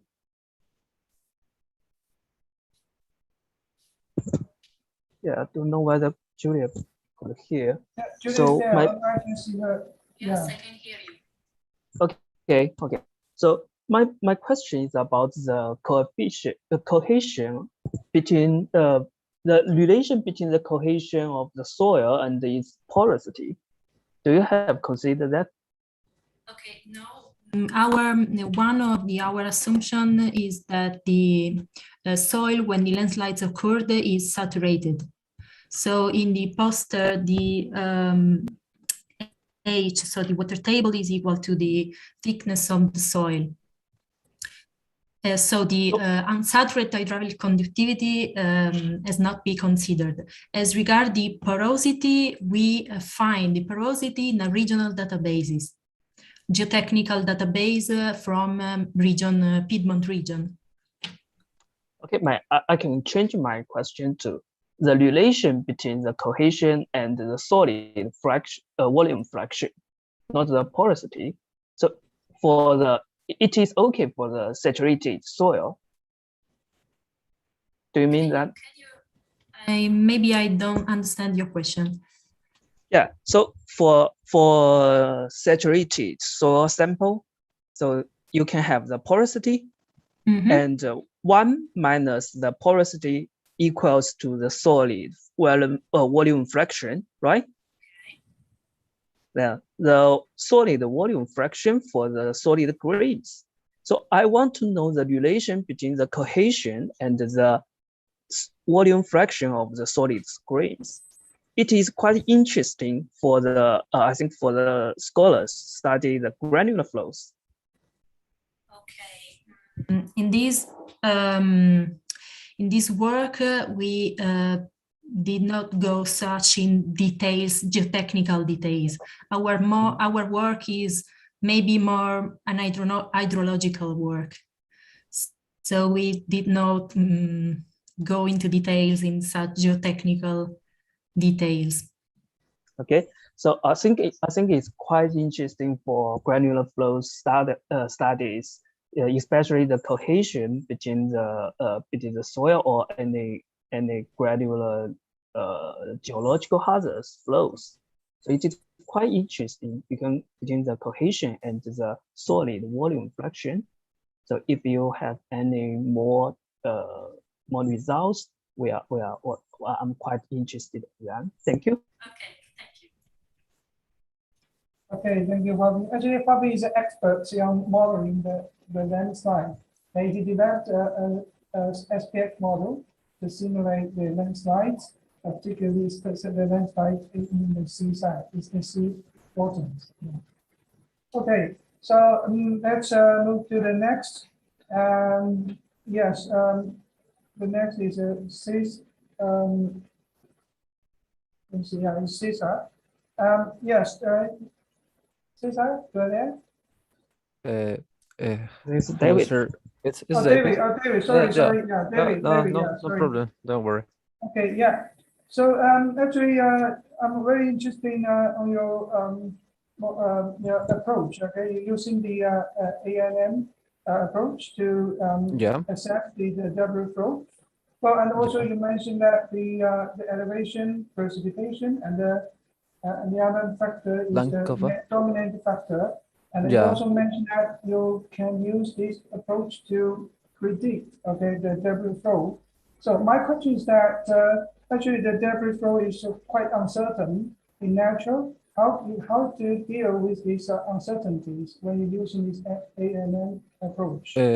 Okay, can you repeat the last part, please? When you were talking about the dominant factors, after the conclusion that you said, can you repeat the last part? You mentioned, you said that the three main factors affect this debris flow, right? Yeah. Yeah. So well, actually, the debris flow is quite uncertain in nature. So when you use this approach, how do you deal with uncertainty? Yeah. I got it. Thank you for the question. That's a really interesting question. So first, in methodologically, there's a difference between methods. There's it's a little explanation that I can say. You have numerical methods that you need lots of parameters for numerical methods that you use for debris flow susceptibility maps. That's one hand. On the other hand, we use statistical methods on debris flows. And there is a wide variety because you can use qualitative and quantitative methods. So we firstly use a quantitative method to evaluate, that is practically a machine learning model that was artificial neural networks. That was our methodology. And then how this works. We had previous events of debris flows, so practically it might be a probability of happen in certain areas of debris flows where previous event occur. So we just trained the model using some factors or some dominant factors that we were based on previous literature. So it is just the combination between the dominant factors and using the methodology of statistically. Okay. Yeah. Okay. That was a little explanation. Okay. Thank you. Okay. Bobby, do you have any questions? Yeah, I think David's work is quite interesting, especially the ANN method. So it is quite, I think it is quite a very hot topic in using the machine learning. So have you considered other machine learning methods using for your study? Other machine learning methods? Yeah. Yeah, okay. Thank you for the question again, host. Previous work that we have done, we used a statistical method that was index entropy method. We consider that statistical methods as a previous event that we did in a previous research, they were average methods. So then we tried to move on to the next step that was machine learning methods. So first we're trying with artificial neural networks. Maybe then for the future, we're planning to use super vector machine or even random forest methods that there are more complex and there are way potential methods than artificial neural network. Although you have to try them on your data because some on previous studies, it is between artificial neural networks and random forest there is a variety on how do they perform depending on your data and depending also on which influencing factors you are using. It's not only depending that you are using the most powerful machine learning methods. It is also with the area of study that you are using, because we know that the geology or even other factors are quite complex in different parts of the world. So the methods, it can be slightly better. I recommend using other machine learning methods, as you said. It might perform slightly better, but it not only depends on the method, it only depends on the factors and the study area. Okay. Yeah, Thank you. I totally agree with your last sentence that the factors may be more important than the methods. Yeah. Yeah, the factors is very important. So my next question is that, so do you think you have there will be more important factors will be included in the future studies?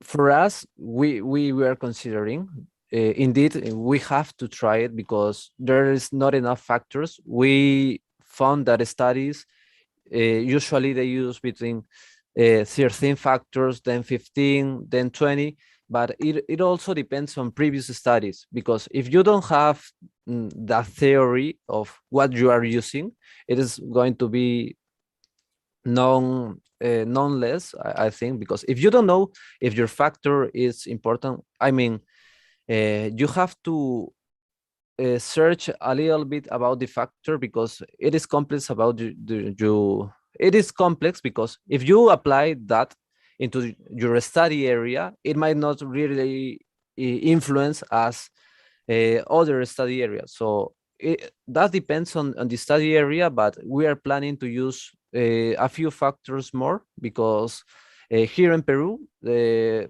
with the geology, there are no actual data. So we are planning to find different ways to use lithology, but we need actual data, because if we use from previous years, it might be slightly changed between the before method and the actual.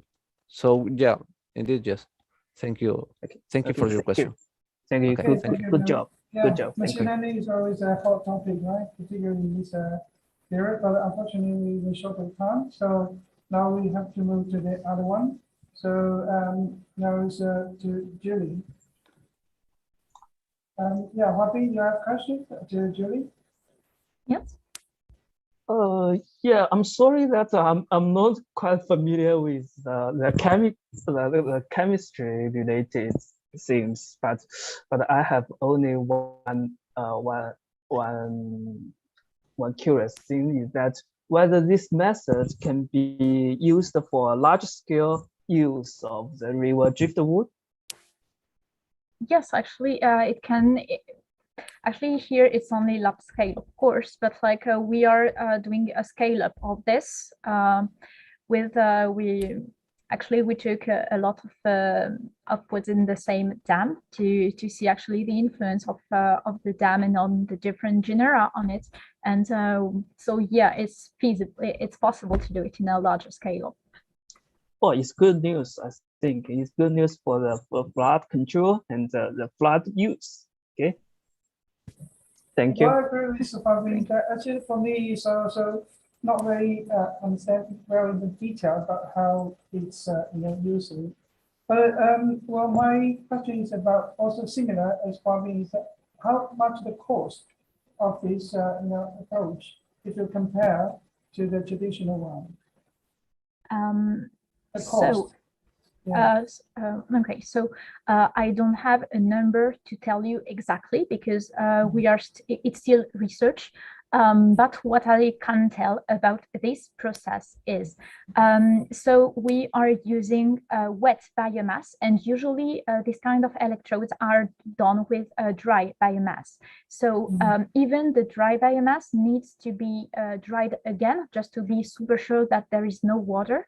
And the conventional process is now the hydrothermal carbonization that is in water, in a water matrix.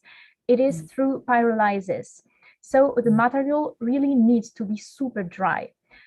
So with this process, we don't have to dry the biomass, and also we are valorizing a biomass that is wet and that usually is not valorized.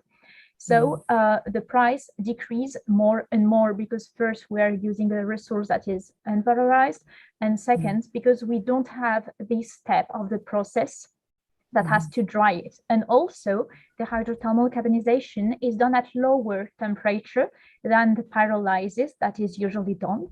So it decreases again the energy cost of the process to obtain the electrode.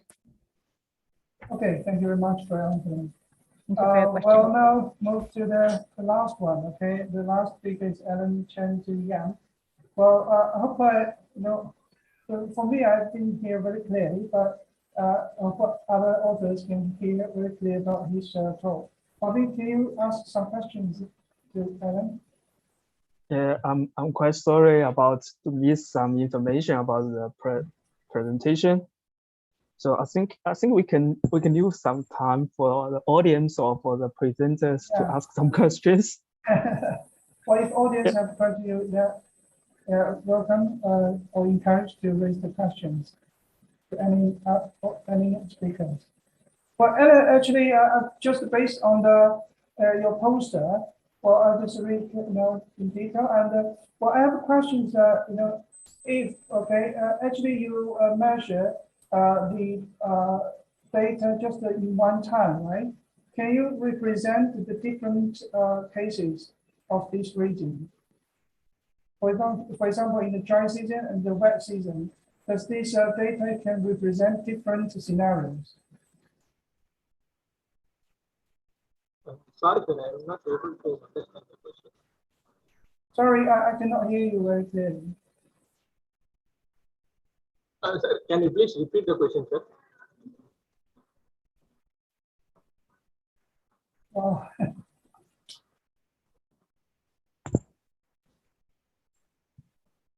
Gaetano, do you have any suggestion? Because we cannot hear very clearly about Ellen Chen Yang's talk. No, me too. I'm not able to hear the Mr. very well. So maybe we can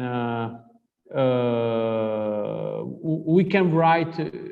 Professor Chen, you can write your question by using the chat. Also after the session, and yeah, if you look at the time schedule, we almost 5 minutes. So I think I have to stop this discussion so that we don't affect the next session. Okay. So well, just in summary, although the flat risk is a very traditional topic, but from today's talk, I can feel that we are expanding the flat risk research to different areas and also using new technologies. I think I get a lot of information from your talk. Thank you very much for our speakers today. Fabien? Yeah, no more comments. I also thank you all the presenters. So it's quite interesting to know so many interesting studies. Okay. All right. Okay. So we have to stop here, and thank you very much. So let's have a break, and you're welcome to join the next session. Thank you, Katana. Thank you. Thank you, Bye-bye. thank you, thank you, Professor Yeah. Chan. Thank you, Huabi and Shi, and thank you to all the authors. Okay, bye-bye. Thank you. Bye-bye. Thank you. Thank you so much.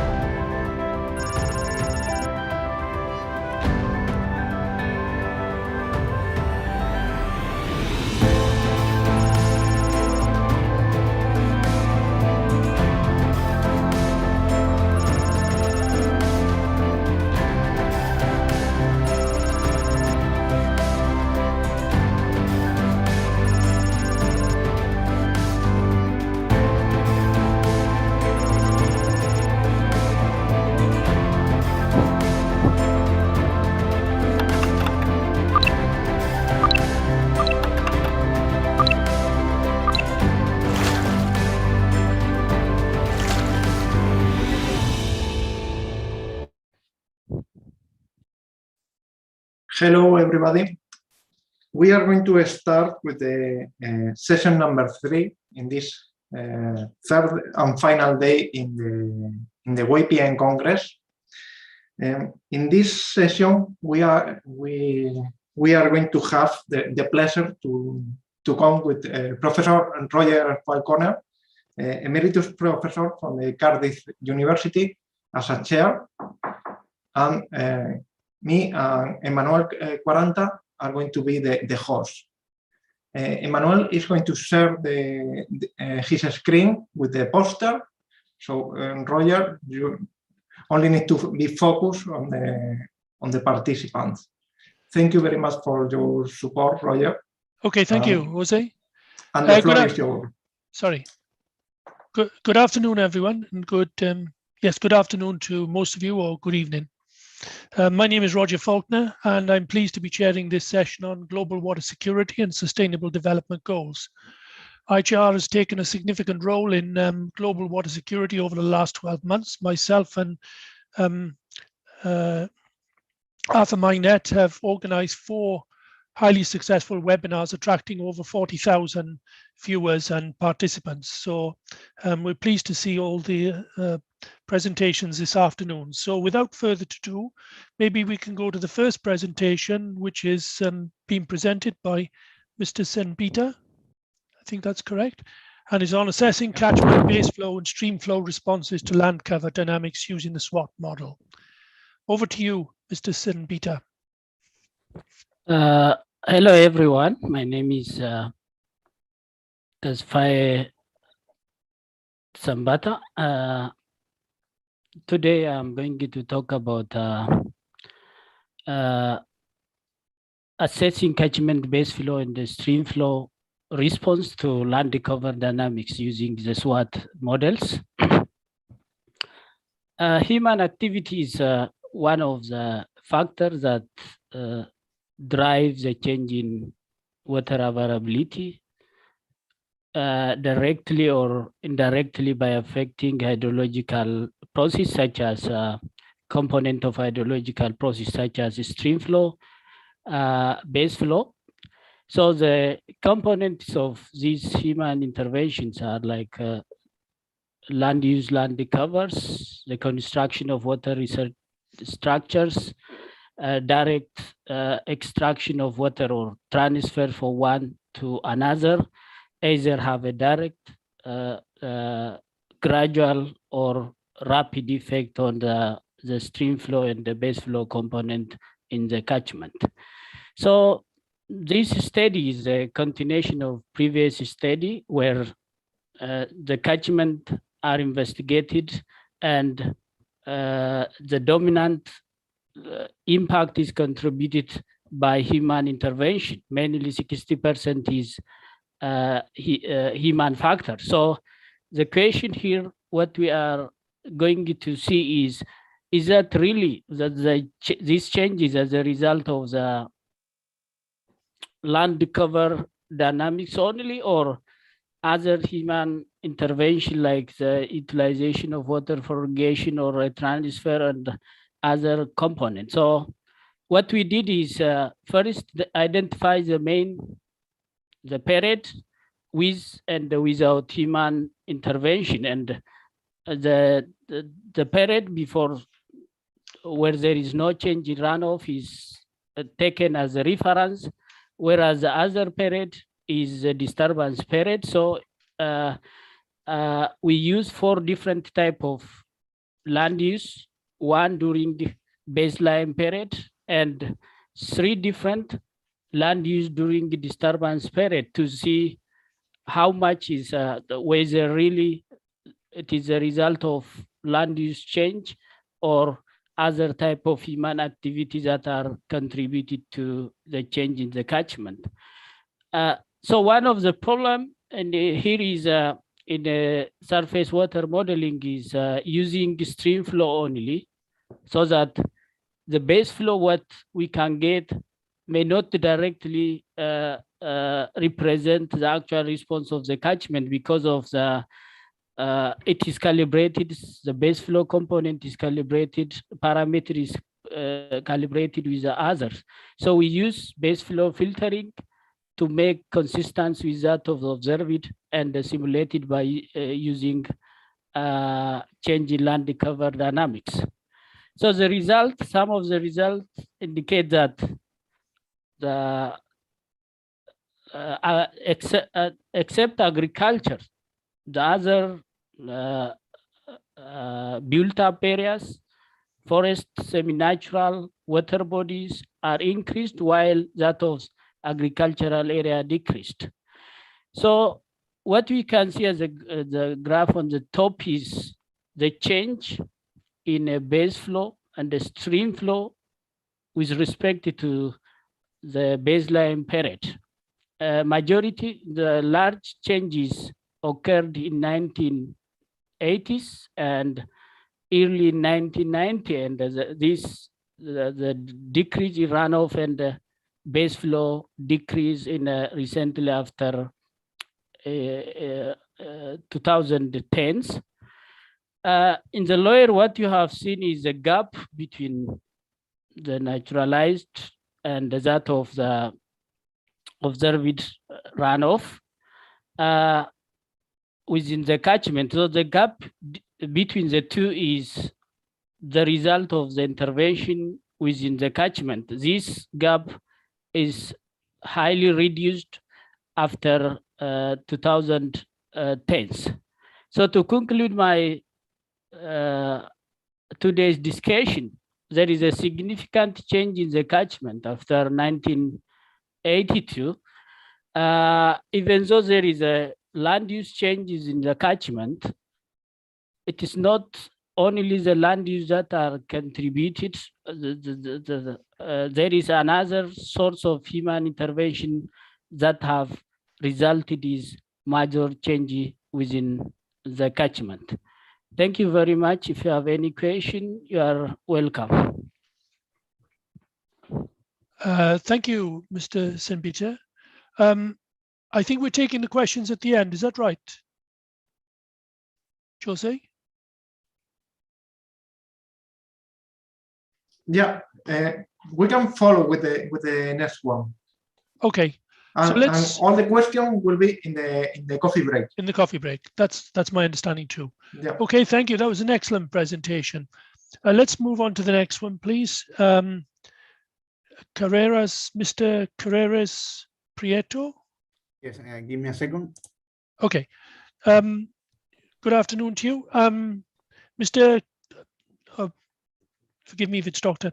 Carreras Prieto is going to present on determination of the concentration of total suspended solids in urban wastewater by means of spectrophotometry-based genetic algorithm models.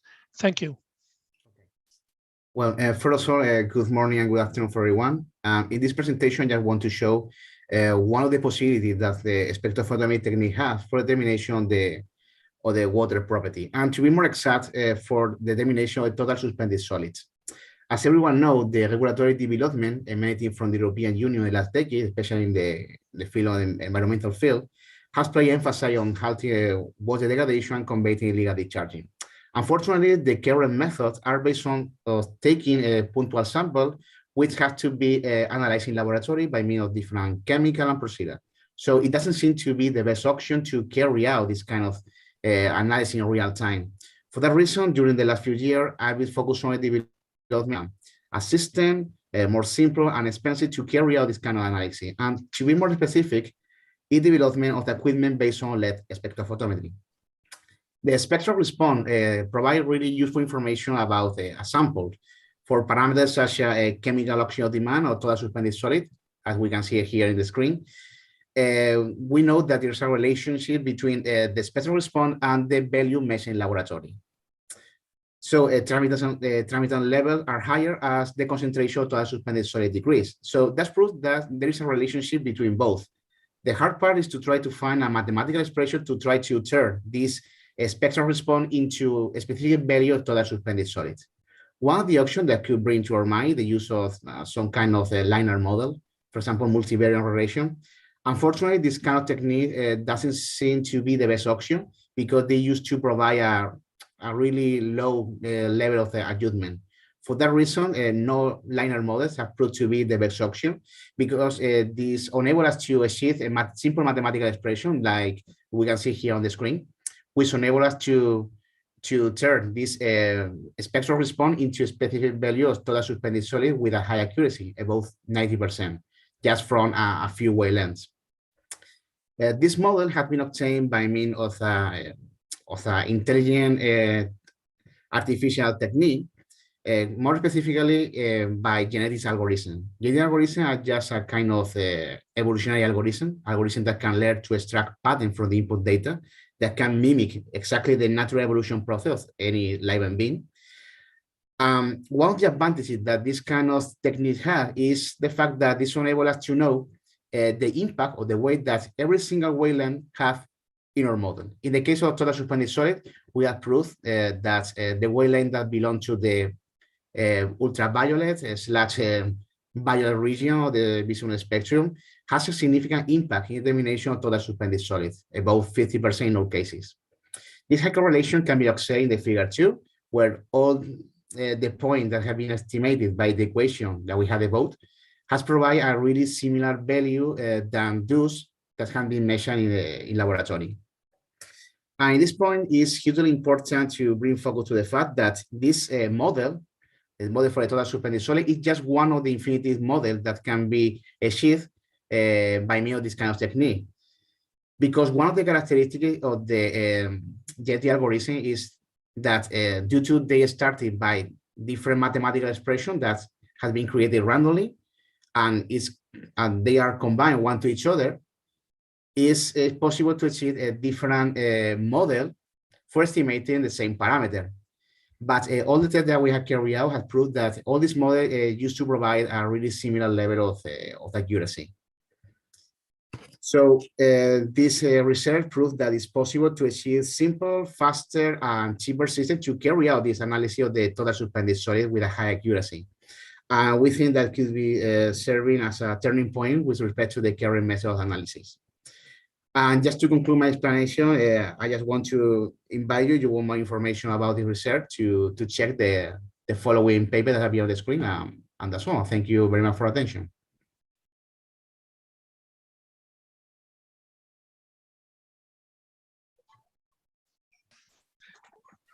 Roger, you have the micro switch off. Thanks. Thank you, Daniel. That was another excellent presentation, and thanks for sticking to time. So if we can turn to the next presentation, exploratory analysis of planet data to identify human harmful algorithm blooms in small Arizona reservoirs. And I presume this is going to be presented by Dr. Mantaparu. Yeah. Hello. Yeah. Thanks for the opportunity. Today I'll be presenting my internship work that I have done in the last summer in Arizona State University. So basically this research work is about identifying the harmful blooms using planet satellite data. That's mainly using remote sensing techniques. So if you look into harmful algal blooms, basically it's a situation that arises due to extensive growth of growth of algae like green algae or green blue algae. There are many drawbacks of this system, which leads to give extra inputs for treatment of water, or we need to put a lot of effort in removing this. And if you look into the sensing technologies that are widely adopted, we are using some in situ techniques to sense the blooms, but those techniques are not that familiar because there are many constraints it's not possible to go and collect the samples each and every time. So we came up with some new technique of sensing the blooms using satellite data. And in specific, we have focused on planet data. This is mainly because planet data is having a revisit time of 1 day and a spatial resolution of 3 meters, which is very good, so that every day and every time can be measured accurate. So basically what we have done is we have applied false color composite to see whether we can detect some blooms or not.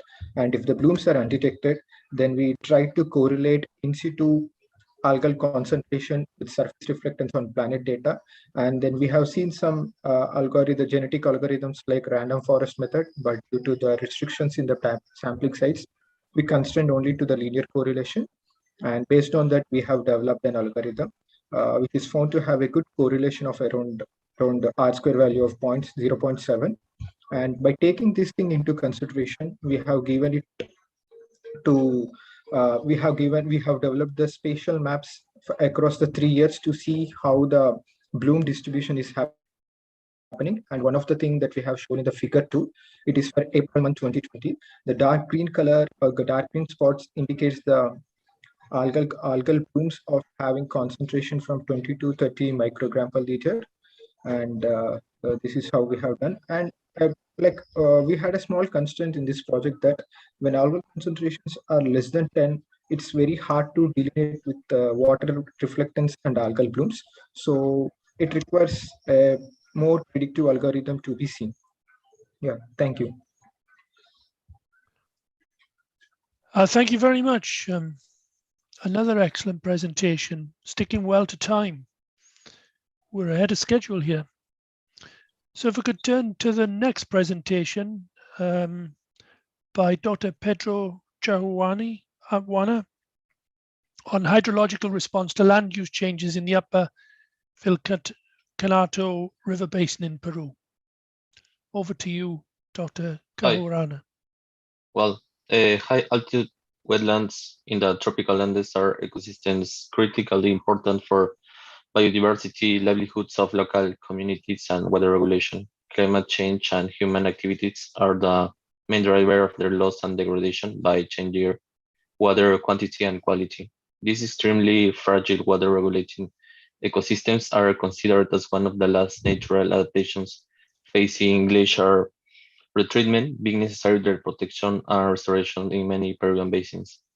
The quantification of the supplied and regulated water by wetlands is a key for current and future water security assessment. Semi-distributed hydrological models such as SWAT emerge as a useful tool with a strong capacity to integrate spatialized natural and human activities impacts on basin hydrology.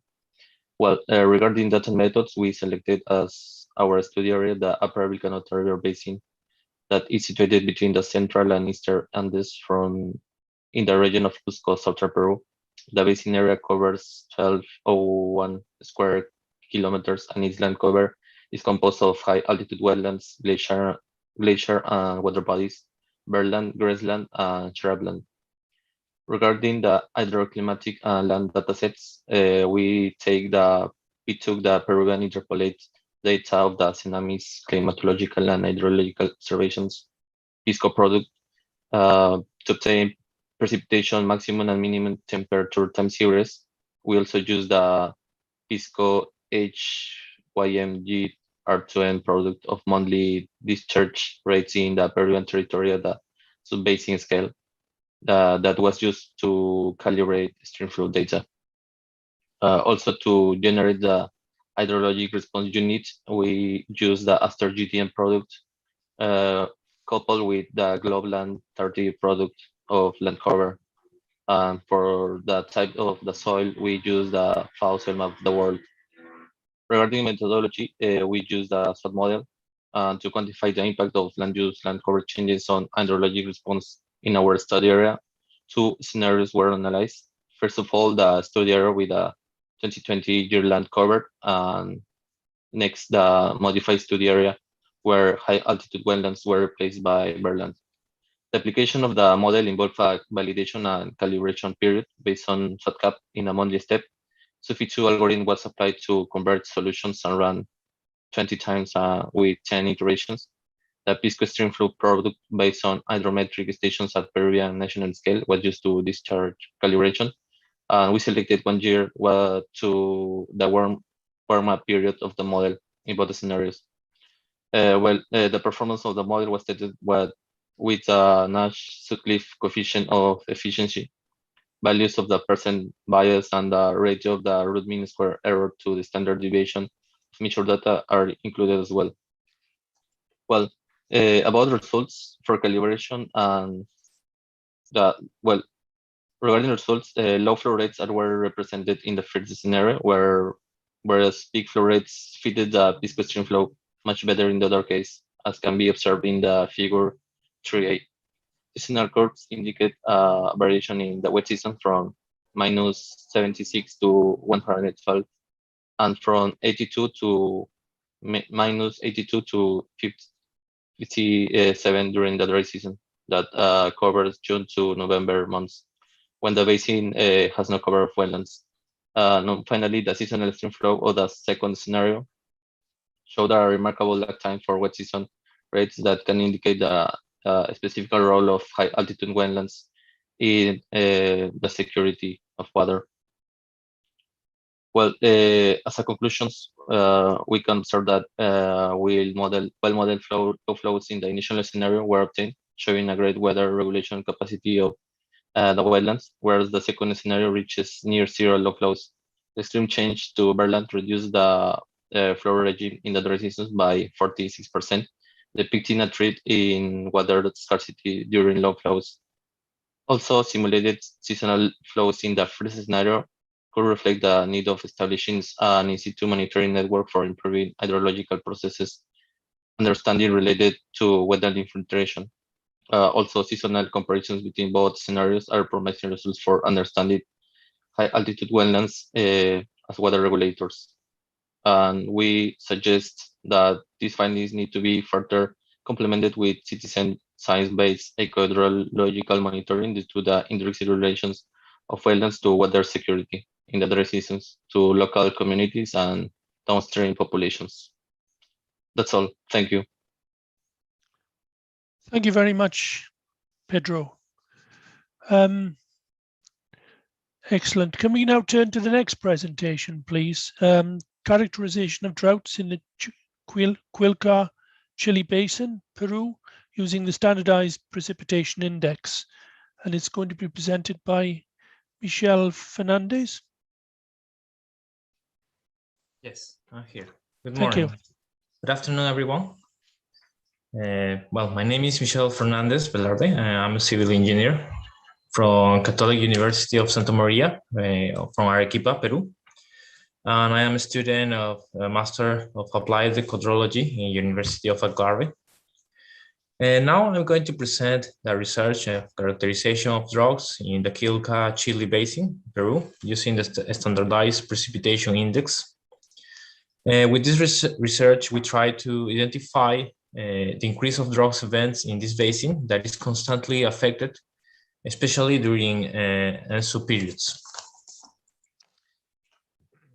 Well, the aims of this research were identify in which areas the values of the characteristics occurs with greater intensity, duration, and frequency. From the point of view of a meteorological drought, analyze the change in the characteristics of droughts during ENSO events. It's important to identify these characteristics because this basin does not have studies according to droughts. However, many institutions show that climate change will affect water availability. Well, to start with, we selected 19 stations with monthly series of precipitations along three regions of the basin in a period of 1970 to 2020. How is shown in figure 1. We use the software Hydraxis for the homogenization of every station using the vector regional methods. Then we calculate SPI and evaluate considering droughts as SPI lower than -1 for at least 3, 6, and 12 months. In each region of the analyzed period, we use the Round theory for the frequency of occurrence of droughts and duration. We got that, as results, we got that drought events were generally more intense and severe during ENSO events, For example, we have the periods of 82 to 83, 91 to 92, 97 to 98 that coincide with ENSO events. In addition, the year 1983 presents the highest intensity in most of the stations. Furthermore, the basin head area was more affected during the years 82 to 83, as well as the intermediate zone of this basin. Finally, as a result, we identified that the intermediate zone was affected in the years 92 to 93. According to table 1, how is in the slide, the duration of the drops is similar except in SPI 12 in the intermediate zone where it's longer. Similar results with the frequency and duration. So to conclude, we have 3 conclusions. SPI show us that the most intense and severe drops events during ENSO events. This correlation can be the basis of development of further research. Besides, head basin zone presents the average maximum intensity for SPI, mostly in the SPI 12 months. And also, we got that the average duration of 16 months in the head basin that is similar to the intermediate zone. That's all. Thank you so much. Thank you very much. Another fascinating presentation. So we have the last one in this series by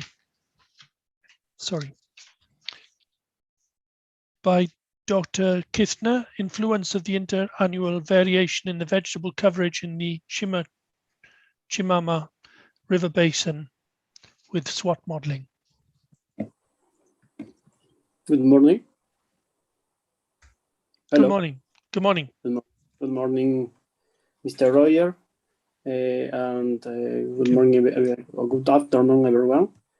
In this opportunity, my name is Kidner Espinosa, currently a master candidate in the water resource at La Molina National Agrarian University. And this opportunity, I will present our study titled, titled Influence of the Interannual Variation in the Vegetable Coverage in the Chicama River Basin, La Libertad, Peru, with SAT modeling. The study analyzed the incidence of the vegetation cover change in the water response of the Chicama River Basin. For this study, the information used was grid data information Pisco precipitation B 2.1 and maximum and minimum temperature B 1.1 with a special resolution of 0.1 degrees. The dam download was download the observer of the Ministry of Environment of Peru, and the soil maps used was from INRENA, National Institute of Natural Resources. Land use was characterized considering 3 annual compounds 1995, 2005, and 2015 of Landsat data, 5 TN and 8 OLI. That corresponds to the atmospherically corrected surface reflectivity products from the Google Earth Engine catalogs. Regarding the methodology, the coverage classification was developed from the principal component analysis of the 6 spectral bands, obtaining 3 new predictor variables. SWOT modeling process include 7 sub-basin simulation, 7 sub-basin Simulation period 1981 at 2017. The process sensitive analyze and process calibration process. Data principal January 1, 1983 December 31, 2000. And process validation January 1, 2001 at December 31, 2017 using SWOT-CAP. And the feature one, the input data of the SWOT modeling is presented.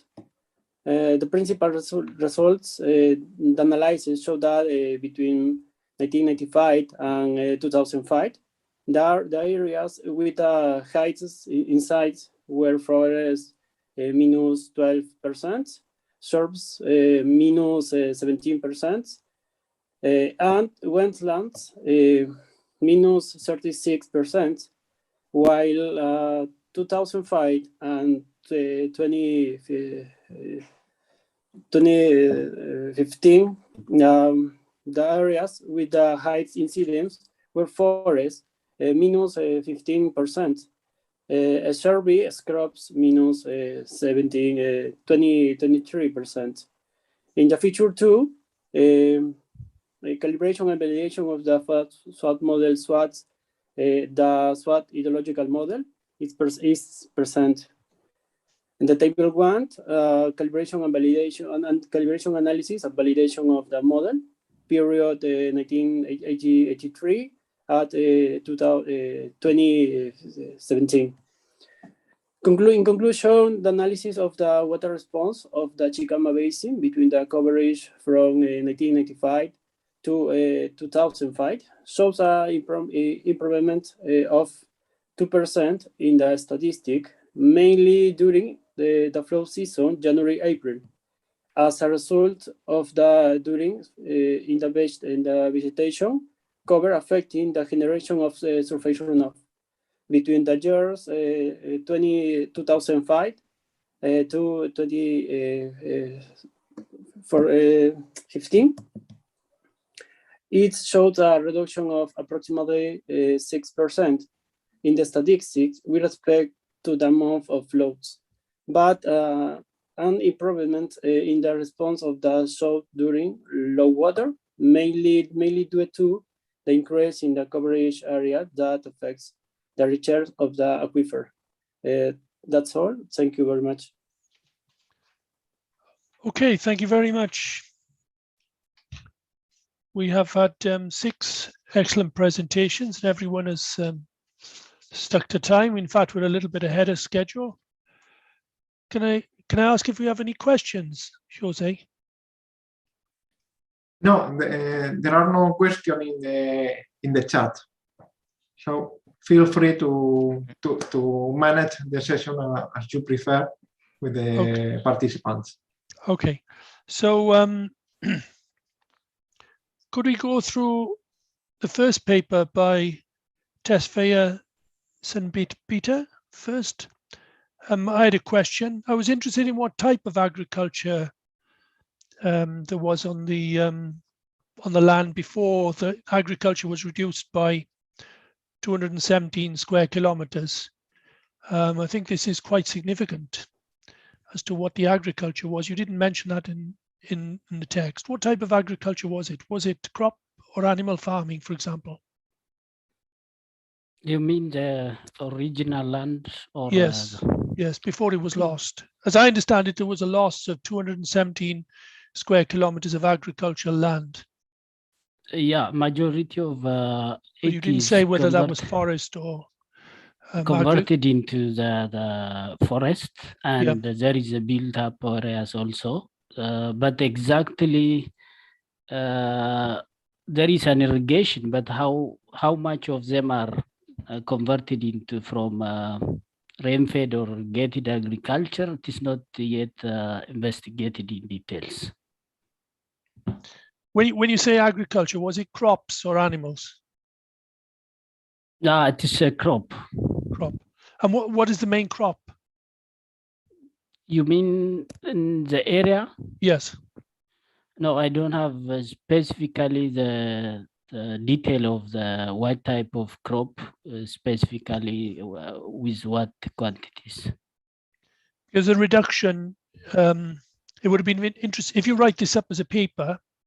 I think it would be interesting to add that information because for different types of crops, you would get significantly different changes in the losses, the reductions in the base flow, I think.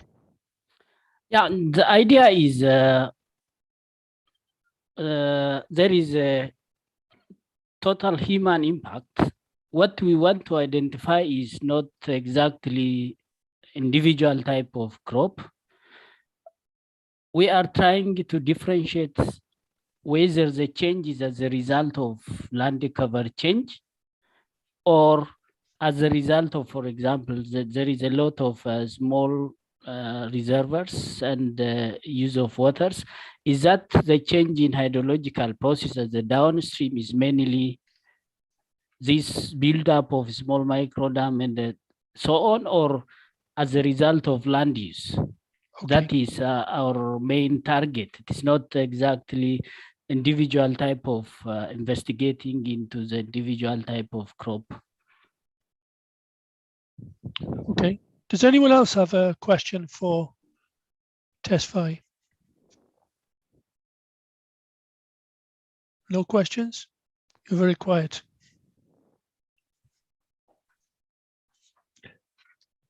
Okay, well, thanks very much. It was a fascinating talk and a fascinating poster. I read the poster beforehand and I thought it was good. Thank you. Thanks. So if we turn to the second paper, 48 by Danielle. Do we have any questions from anybody else first? Yes, I have a question. If Okay. I can, yeah. Please go ahead. This is an interesting topic, especially in light of the Urban Wastewater Treatment Directive. Here at the European Commission, we are working on this, especially on the estimation of combined sewer overflow at European scale. So in light of this, my question is, do you think that your research and your results are useful to be and can be implemented at the large scale, for example, at the European scale, to help to support the directive on wastewater plant and to better manage combined sewer overflow? Okay, well, okay, thank you so much for your question. I think actually we have one of the equipment that we have created actually in a wastewater treatment plant in different parts to try to measure how the depuration process is carried out. So far we have seen a really interesting result. We can see that we can obtain a real-time analysis of the water quality of every single step on the wastewater treatment plant.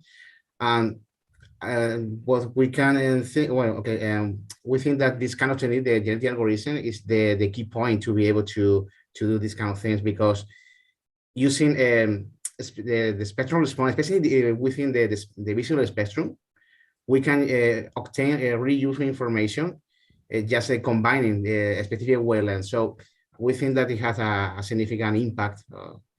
So you think that this can be implemented in different kind of wastewater treatment plant in different geographic contexts?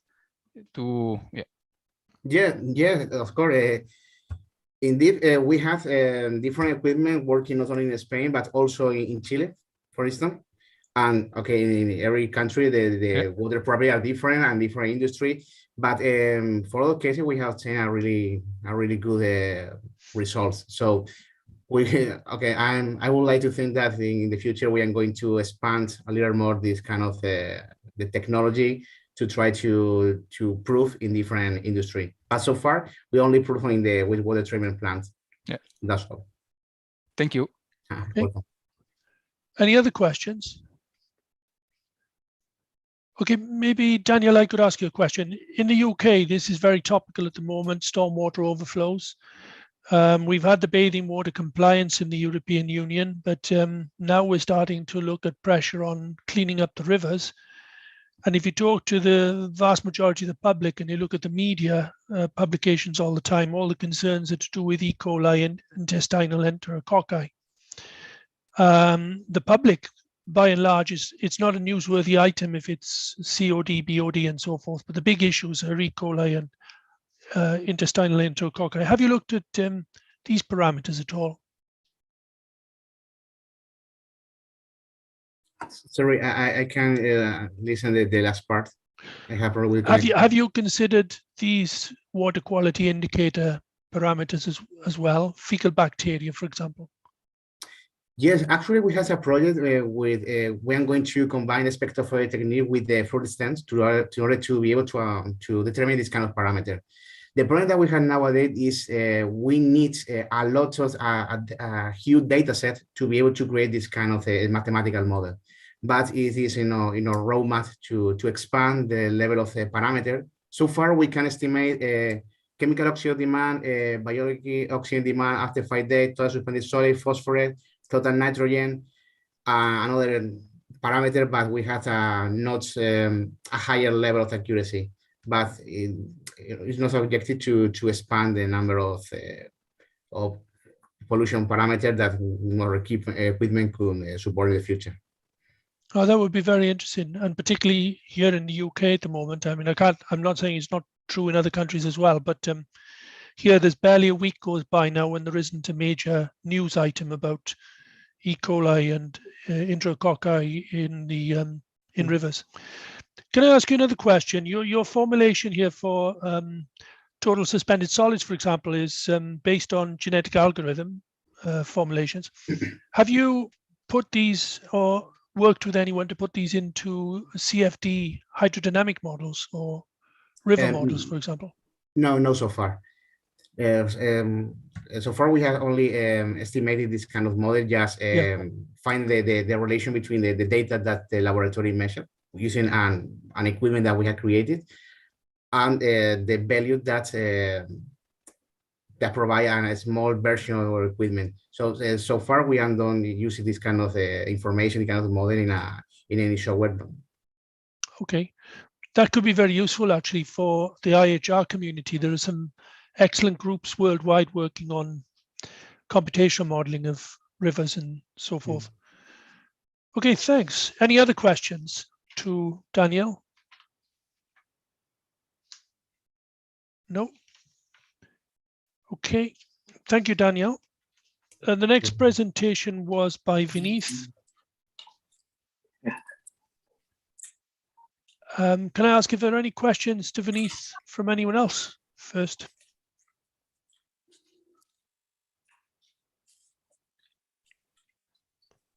No? No questions?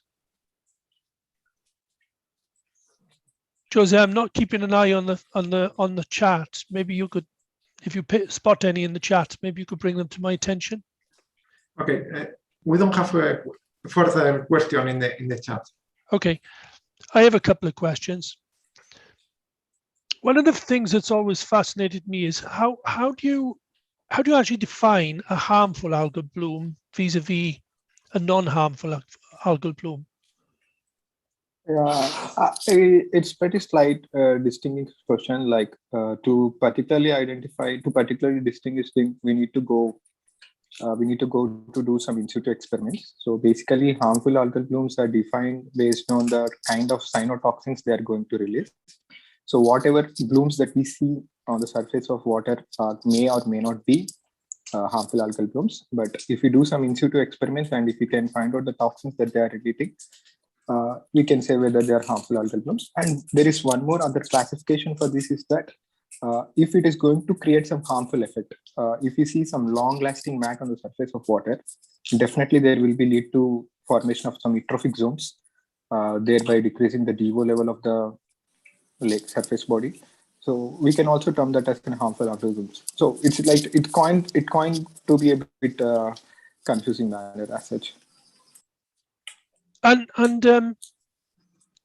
we see this more again in my own country because more people are using lakes for swimming and reservoirs.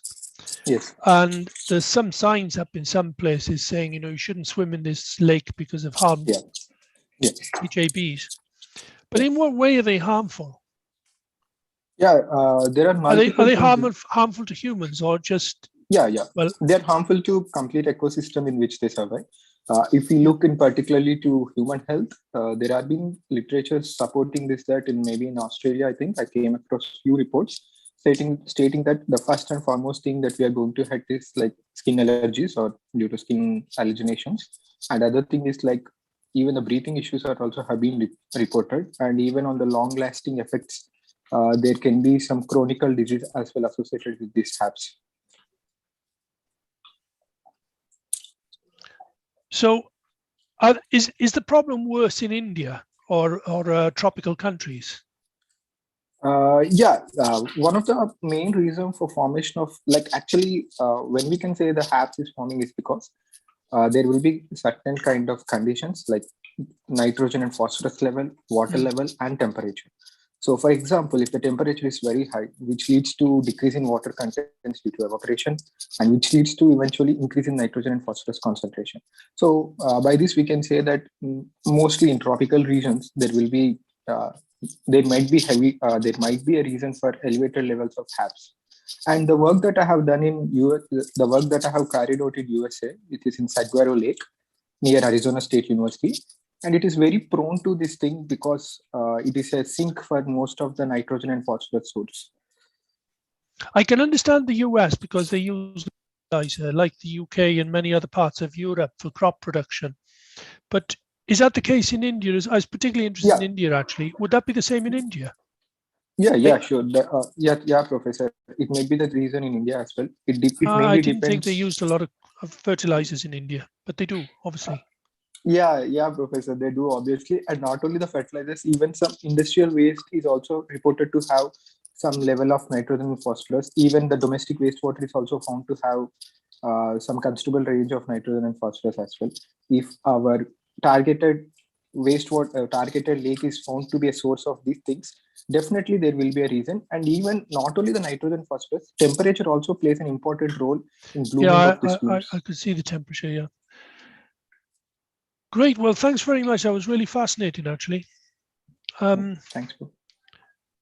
So the next, any other questions for Vineeth before we move on? No?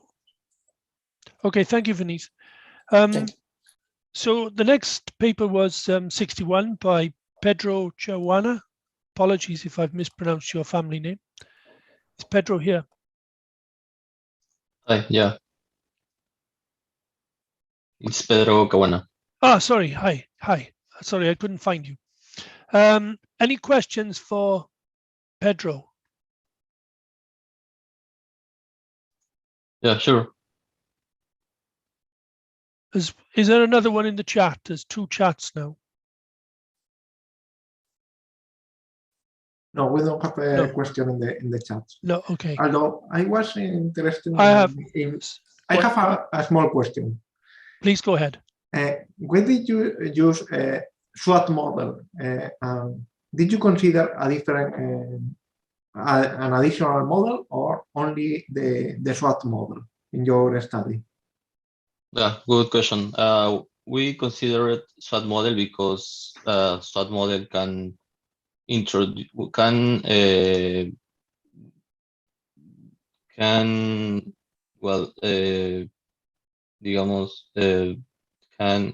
integrate the impact of land use and in consequence the impact of human activities on basin hydrology. Also, we consider also another model, the water evaluation and planning web, but it almost is regarding to evaluate or estimate water demand. But with some model, we only need to calibrate and validate stream flow or discharge rates. That means your question. Actually, I had a similar general question.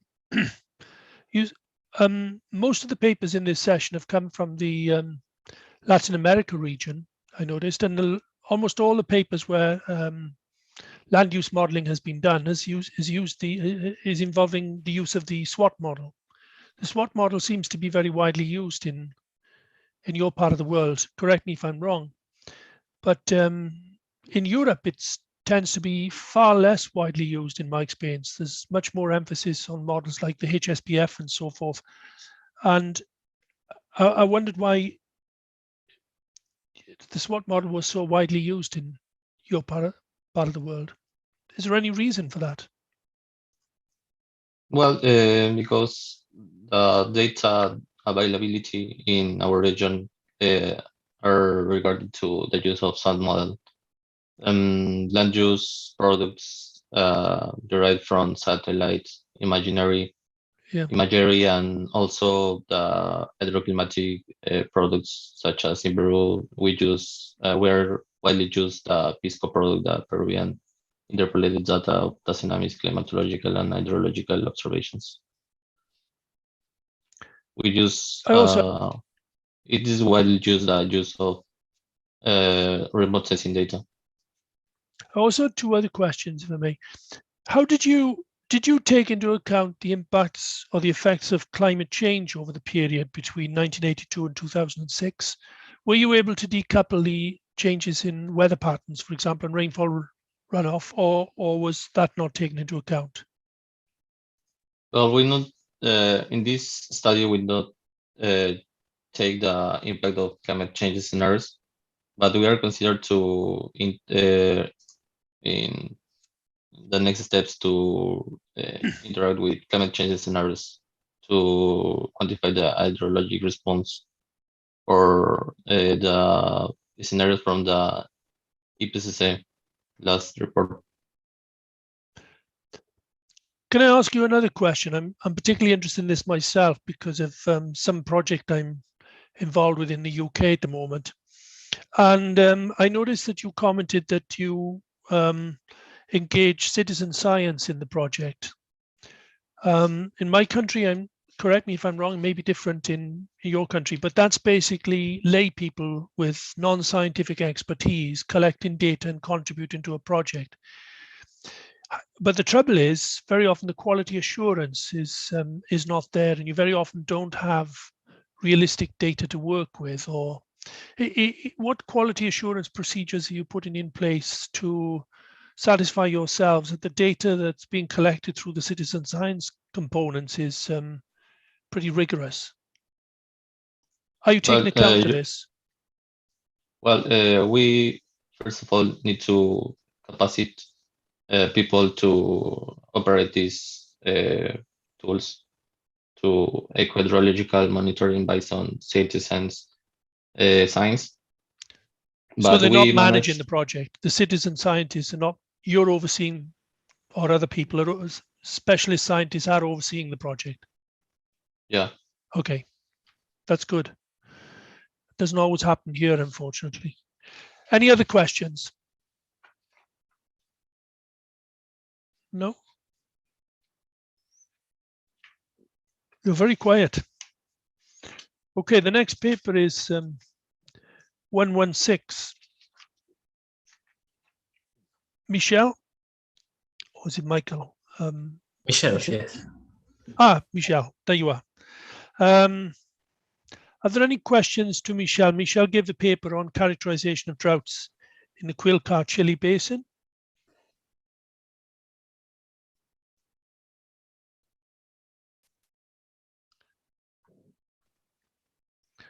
I was interested in the SPI determined. Parameter. How is that determined? I'd not come across it before. Well, we use, in this case, for this case, we use program language in R, but it's usually calculated with the equation, accumulate precipitation of the year, you compare with the standard deviation or the average, and you get some index with this proposed with McKee in 1993. This methodology, In the future, they got another equation that involves also the evapotranspiration. This is the SPEI. It's more related with land use. But for this case, we try to use first with SPI only because the land use in the song is not characterized. It's not a good information for this. We are trying to get more better information to use this another kind of index. But it works basically like this. No, it's an equation, and it also is an program, an executable that you can use this for free, where also you can put values of precipitation in monthly stations, and you get depends on what you want. It's for 3 months, for 6 months, 12, 24 months, and you get a terminal index that you can evaluate, Okay. The intensity. Since I've not come across it before, you place a lot of emphasis on the El Nino and how that's significantly affecting the severe droughts. What is it? Just climate change is causing the El Nino to change? Yes, we use this basin is characterized because it's a dry zone. It's very dry. In Peru, we characterize this basin like a dry basin because the precipitation in the year is very, very low. So, for instance, we related that the SPI show us that the most intensity and the most duration of droughts was related with the El Nino periods, and we use this Sevilla thesis or research because we found that they try to characterize in a map and show how the precipitation and the index varies below the altitude of the zone.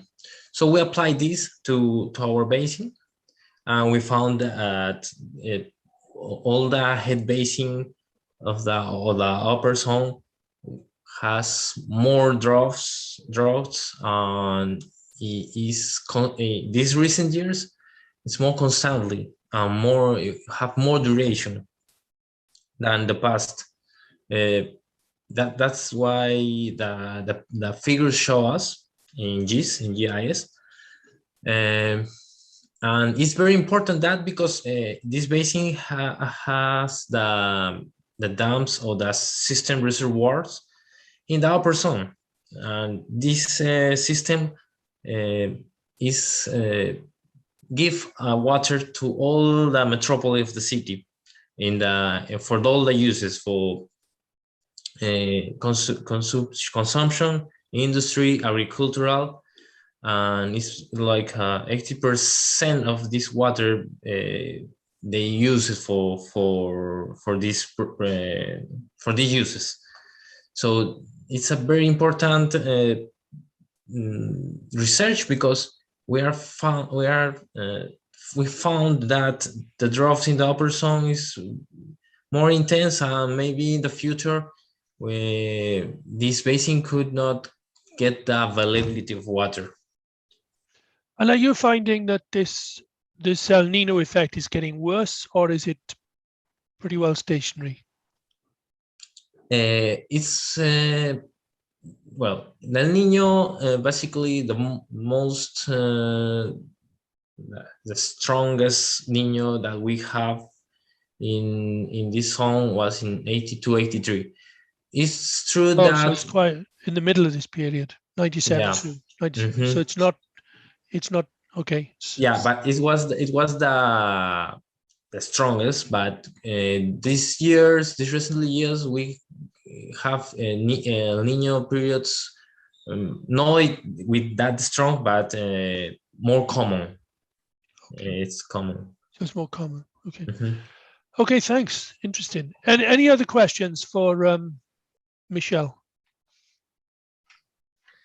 I have a general question, but for good old Jose. all the participants from the Peru, I would like to know what is the information that you have from your government. For instance, you are doing some hydrologic models, and to do this, you need to use a DTM. What is the quality of the DTM that you are using in your models? The availability of your hydrology data, the information of the government regarding the future, regarding the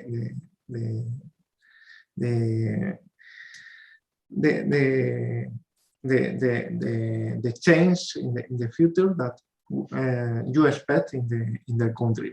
Because maybe things are quite different from Europe, in this case from Peru. As three of the panelists here in this Congress are from Peru, I would like to know your experience, your ideas about this.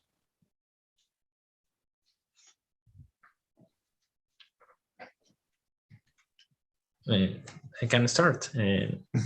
Well, for my case, in this research, I use Senami data, that is the meteorological service of hydrology. I get especially stations of precipitation or climatological stations. In this case, the data is very constantly, because in some stations they have a good measure of the precipitation and everything. But I found in other cases that they are not very consistent. In other cases, they does not work anymore on other stations. So it's very variety. Depends of the region, I think.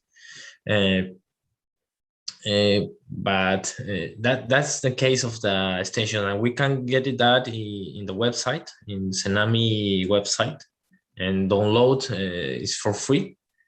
Well, Senami also has the case Pisco data that you can download, that is more complete.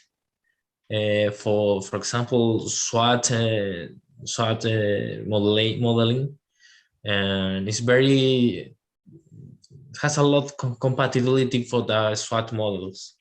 That's why everybody uses Pisco to find data of precipitation, temperature. In the case of also the discharge or flow of rivers, I got it from Senami data, that but it's also very variety. You have to do a lot of statistical hydrology for find the consistency and the extension of the data.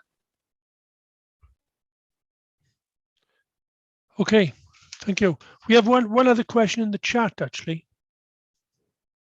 Yeah. Can you read, Roger, the chat, or do you prefer I read the question? You read the question, thanks. Okay, it's for Michele. In Uruguay, it's proven that Madeline-Julian oscillation in association with El Niño produce rain excess in the level of a big El Nino. Have you identified this effect on the drought?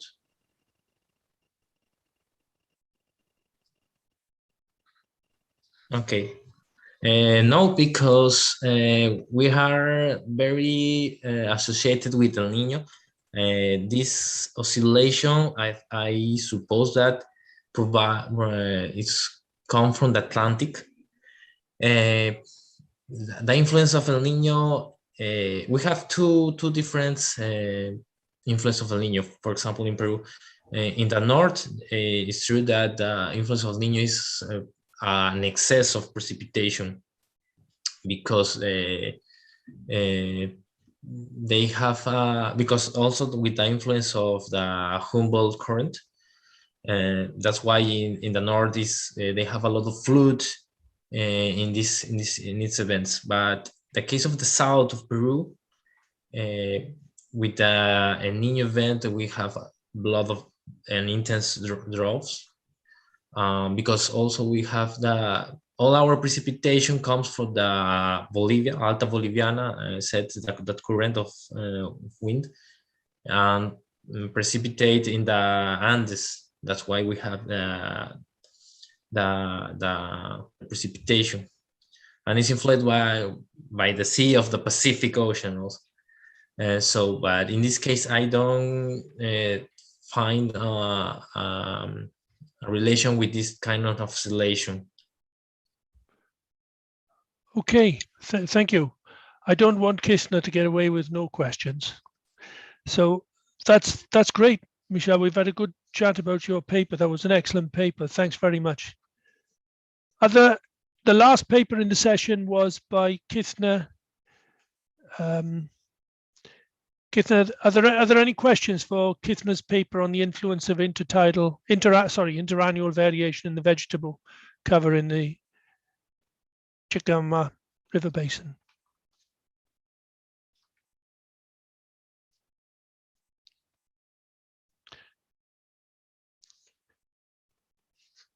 If not, I had a couple of questions, Kistner.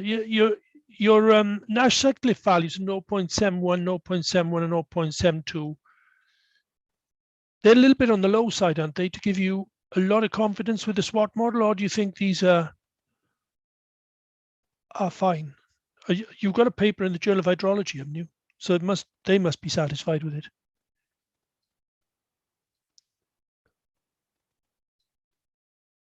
You're on silent. Sorry. In this moment now, it's in process. For me, it's very important publish my paper, but in this moment no. But are these NSE values a little bit low to give you a lot of satisfaction in the performance of the SWOT model? Or do you think they're okay?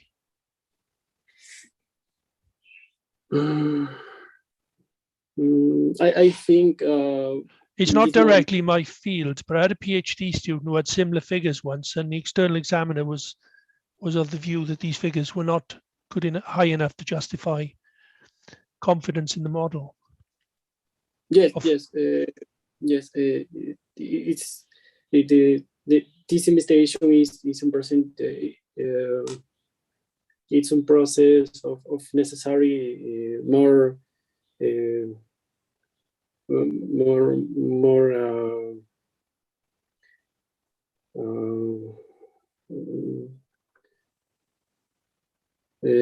sorry. It's necessary. Can I ask you a related question? In table 1, for the p-bias values, you've got calculated 30.3, minus 30.3, and the validation minus 11.4, and then 29.6, 10.3, and 27.9 and 7.4. Those are quite big differences between the calculated value and the validation value. Sorry, the calibration analysis and the validation value. Is that scheme or formulation PBIS not not that good, not that reliable here, or is it the data?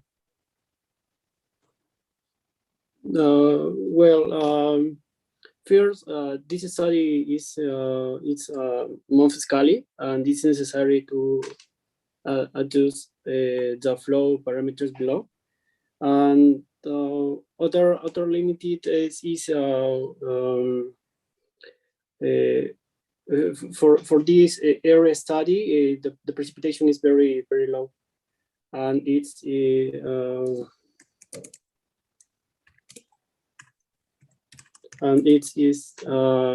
a limitation for this study.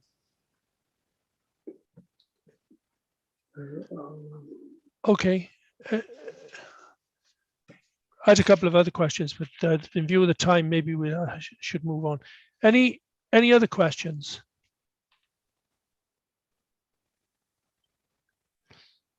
Okay, well, look, can I thank you all for participating in this afternoon's session. It's been a really productive meeting, and we've had 6 excellent presentations. We've had quite a few questions, and we've had a good discussion in the coffee break. So I'd like to thank you all, and pleased to see you participating in IAHR. Some of the papers presented are peripheral to the traditional areas of the Association for Hydro Environment and Engineering and Research, but I think that's excellent. IAHR needs to be moving much more into integrating hydrological and hydrodynamic processes, and I think it's really excellent that we've had 6 presentations, many of which would be slightly peripheral to the traditional IAHR type of research projects, which I think is great. I think it also covers a lot of the issues relating to water security, particularly droughts. We see a lot of focus on floods, but far less focus on droughts. And of course, many of the people that suffer badly across the world are in countries where there are massive droughts. And probably in the end, more people lose their lives through droughts than they do through floods, although both are natural disasters. So I think this has been a really good session. I'm very grateful to all the speakers. You've given excellent talks, made this a very interesting session. So I hope that you will try and expand on these papers, submit them for possible publication, ideally in IAHR journals, such as the Journal of River Basin Management. And thanks to all those that have been participating by attending this afternoon's meeting. Okay. Bye, everyone. And thank you, Jose and Emmanuel. Thank you for supporting the session. Thank you very much, everyone. And hosting the session. Thank you very much, Roger. It's been an excellent session. For your support. Okay. Thank you. Bye, everyone. Bye-bye. Bye. Bye. Bye. Thank you. Thank you. Thank you.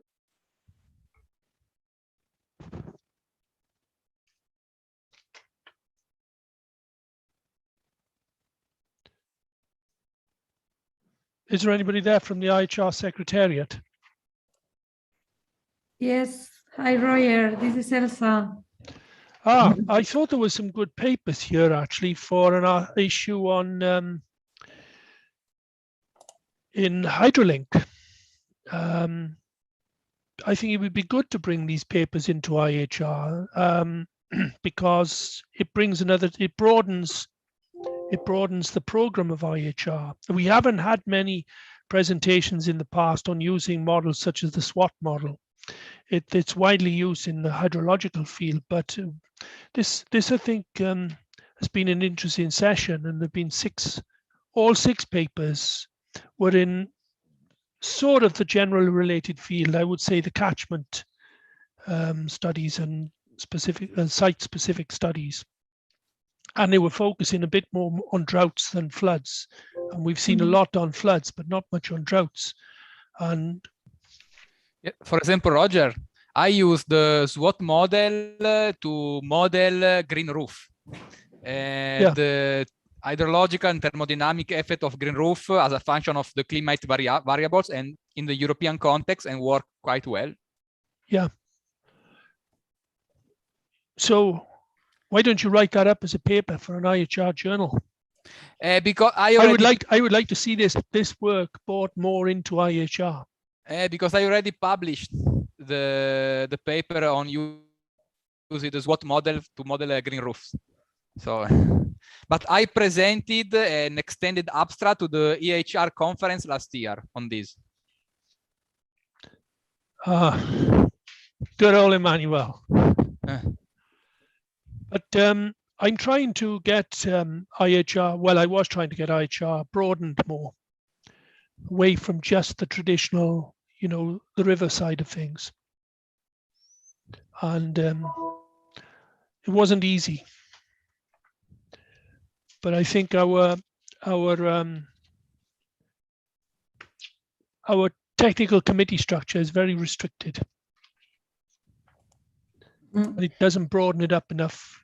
It doesn't open it up enough to the catchments. And when you go to the catchments, you know, even the flow in the streams, it's very much that the flow in the streams is very much traditional hydraulics, really.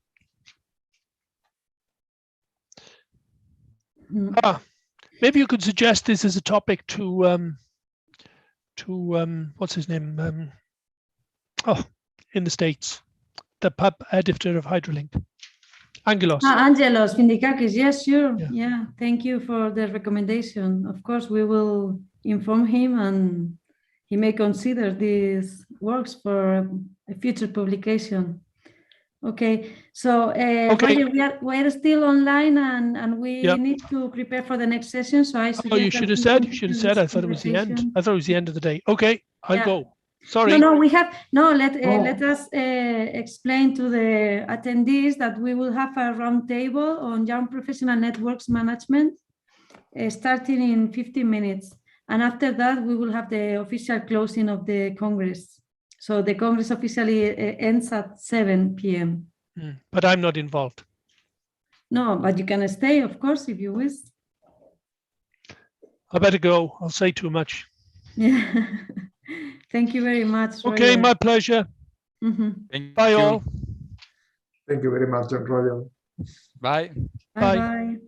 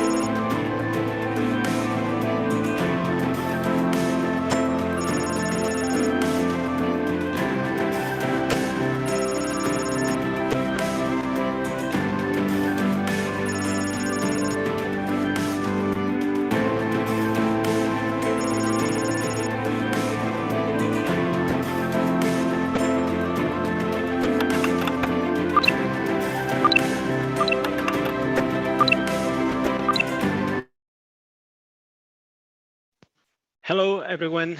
Good afternoon. Nice to meet you online. My name is Daniel Valero. And first of all, many thanks to the local organizing committee for making this happen, especially David Ferraz, the chair, but I know you are not alone. We can see during all the sessions. So congratulations for putting this together and making this a successful event. What I'm going to do next is just to quickly introduce this session. We have quite a few things, and I will try to keep it short. So let me officially welcome everyone to this roundtable on YPNs, on Young Professional Networks Management.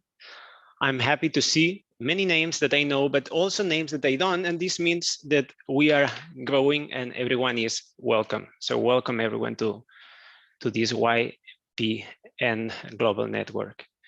We have today two purposes. So the first one is to share experiences of YPNs that have been remarkably active during the past year.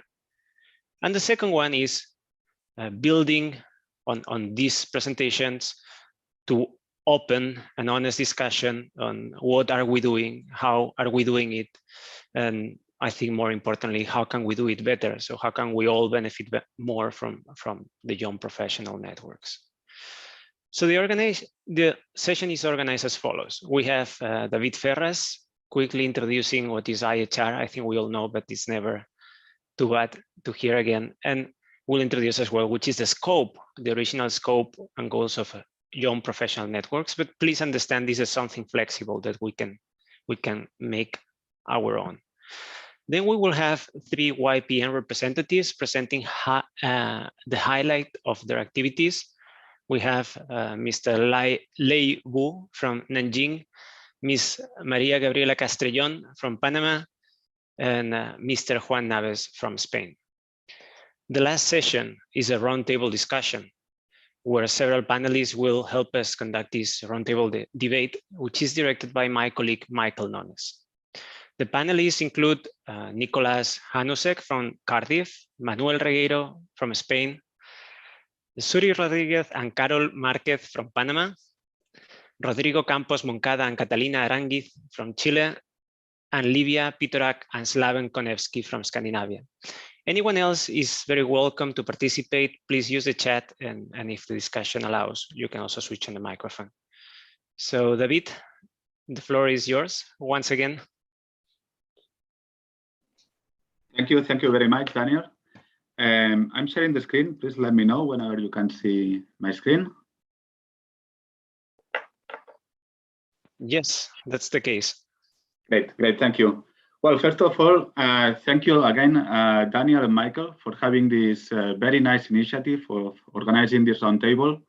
I think it's very important, that we have this kind of discussions in which we can share different experiences from how the YPNs are being managed around the world.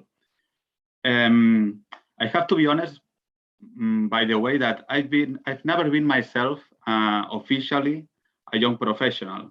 Okay, so it's been maybe a bit difficult for me to explain from my own experience what is meant to be part of a YPN. But I hope with this short presentation, I can give at least some context and some good arguments of how good it is to be part of one of these YPNs. Maybe before starting, we could I could give a question to the participants and to the panelists. I would like to know how many of you are part of a young professional network, because I believe there are some new faces, some new people coming, and I would like to know a bit what's the proportion. So if you can raise the hand, the ones that belong to a YPN network, please.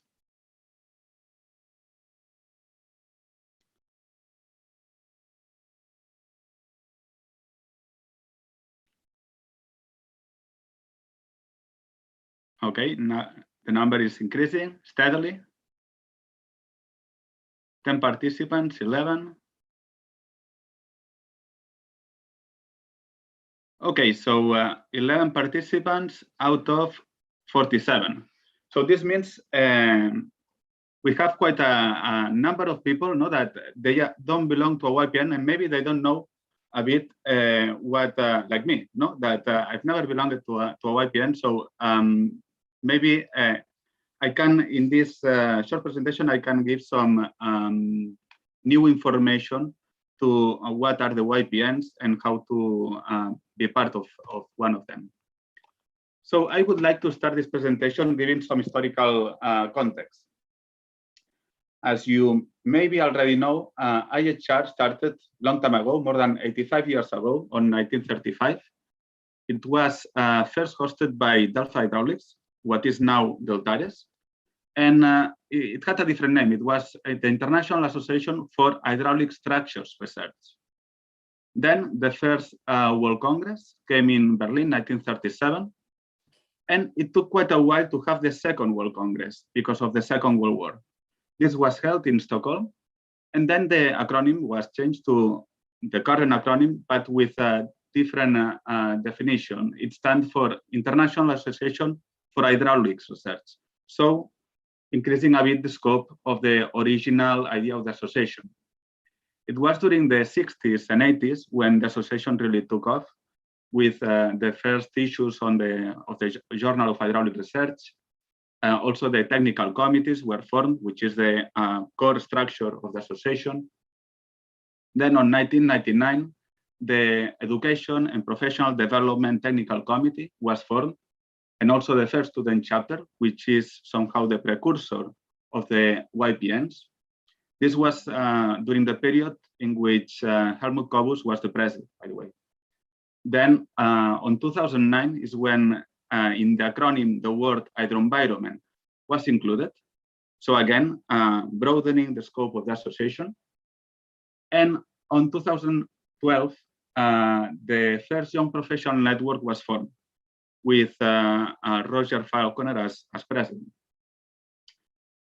I have added also now another bullet point into this historical timeline, which is the first online YP Congress. I think after these 3 days, we can already confirm that the YP Congress is quite a success, and it will continue, it will endure during time. So why not to mention that this is also a historical event, the last year, first edition of the online YP Congress. So this is the current status of the association. Around 5,000 plus members. Around the half are young professional members, 6 regional divisions, 27 technical committees and working groups, and 50 young professional networks. This timeline was based on this article from Hydrolink from Helmut Kobus, who wrote this very nice article on the history of IAHR. Of course, the last bullet point was not there yet. So this is how it looks like the scope of young professionals IAHR worldwide. Again, 2,500 young professionals, more or less, 50 YPNs, and around spanning over 26 different countries. In order to understand better the distribution of the young professionals, we have this age pyramid, where in the left we have the women and in the right the males. And in the vertical axis, the age distribution from the bottom to the top. Also, the different colors indicate the different origins, so the regional distribution of the members. So this is the threshold between seniors and young professionals. Below 35, you are considered young professionals. As my field of expertise is in hydraulic transients, in transient flows, when I see this plot, I somehow realize that what IAHR is experiencing is a kind of a search of young professionals, a kind of transient event in which the young professionals are the driver.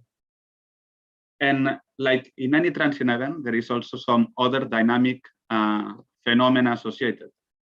So something to highlight also from this plot is that the gender balance is getting better thanks to this search of young professionals. The number of females in the association and its proportion is increasing as the number of young professionals is increasing. And also in terms of regional diversity. So somehow I like to say that young professionals are a kind of equalizer effect in terms of diversity in the association. But then what all this bunch of people do in the association? I like to say that they work in building this puzzle of hydro environment, because they gather in the technical committees and working group like these ones, which are the technical committees associated with the hydraulic division of IAHR, with themes like fluid mechanics, experimental methods, hydraulic structures. Then we have the technical committees concerning hydro environment division, with themes like water resources management, urban drainage, climate change, eco-hydraulics, the ones on professional development, and then the working groups, which are more specific themes on some specific fields of expertise, like the one on transient flows, which was formed a couple of years ago, water systems operations, reservoir sedimentation, etc. So the ultimate goal of becoming part of an IAHR member is to gather into these technical committees, working groups, and to share science, to share knowledge. And then also this knowledge is, of course, reported in the form of journal papers. IAHR also takes care of a number of journals with high international prestige, like the one on Journal of Hydraulic Research, Journal of Applied Water Engineering and Research, RIBAWA for Latin America, Eco-Hydraulics, which is quite a new journal, etc. And then there are other types of publications like Hydraulic Magazine for scientific dissemination, other associated journals with other international associations like the ones with IWA, the white papers, monographs, you name it. But why to specifically join a young professionals network? I believe they are the perfect framework to do networking and share experiences among other peers, young professionals like you. So also to collaborate with other young professional networks, so to organize not only national events, but also international events. Typical IHR events are symposiums, seminars, workshops. Then also you can take benefit from training and mentoring programs. Recently, for instance, 2 weeks ago, actually, we organized the working group on transient flows. We organized an online course with more than 300 participants. And the focus was also on the young professionals. Also in funding and travel grant opportunities to attend the IHR congresses, like regional congresses, world congresses. The list is long. Also to apply for the specific hours for young professionals, like the prestigious JFK student paper competition to be held in the World Congress. Also, IHR has a number of institute partners, industrial partners. You can also benefit from that. To have the membership benefits that have regular members, to engage in fundraising efforts. And as I mentioned, the ultimate goal is to participate in the IHR technical committees. So to share and to share your work and your experiences. So these are the keywords to belong to IHR association and to a YPN. So to network, to learn, and to share knowledge within your field of expertise. But then what IHR does for the young professionals, because now I'm talking about the young professionals being prepared by the young professionals, but what IHR does for them. So there are 2 working bodies for that. There is the Task Force for Young Professionals, and this is the main aim of the task force, so to work closely with the technical divisions and regional divisions to identify and undertake actions to expand the number and scope of YPNs and to enhance the conversion of YPN members to full members. And these are some of the tasks that we have been doing during the past year. So to receive and assess the, maybe you know, the YPN annual reports. This, by the way, the YPN annual reports is published in the IHR home website, so you can have a look at it. Then to give support to create new YPNs, to promote events for young professionals in general, to give advice on IHR hours involving YPNs like the JFK, and to support the selection of YPNs for the council. Since this year, know that we have YPNs in the IHR Council representing the young professionals of the different regions within IHR. Then the other working body is the Education and Professional Development Committee. The main target of the APD concern regional and worldwide activities promoting education and professional development for the IHR communities. And these are some of the activities. So the IHR Young Professional Congress, of course, like the one ongoing, the IHR Young Professionals Hydro-Environment Challenge, the JFK Student Paper Competition, technical seminars and webinars, media library, and special sessions in IHR congresses. As now we are coming up at the end of this year, maybe it's a good moment to do balance of the activities. So some activities to highlight from this year concerning the APD committee and the task force have been maybe the 3 most relevant. The first, IHR Young Professionals Hydro-Environment Challenge, special sessions in the first IHR online forums, specifically devoted to young professionals, and the second YPN online congress. Then what we have in the pipeline for 2022, it's the second IHR YP Hydro-Environmental Challenge. In the next slide, I will explain a bit more what I mean by this. The 6th volume of Latin American Journal, which deadline is the 31st of January. The 3rd YPN Online Congress, hopefully. And activities for young professionals doing the 39th IHR World Congress to be held next June in Granada. So I would like to finish with this slide to advertise a bit the next incoming event at the beginning of next year on the Young Professionals Hydro-Environmental Challenge. The concept is about to boost, to promote international and interdisciplinary web-based collaboration. So in groups, the young professionals are asked to solve some engineering challenges involving some case studies that are related to the IAHR main themes.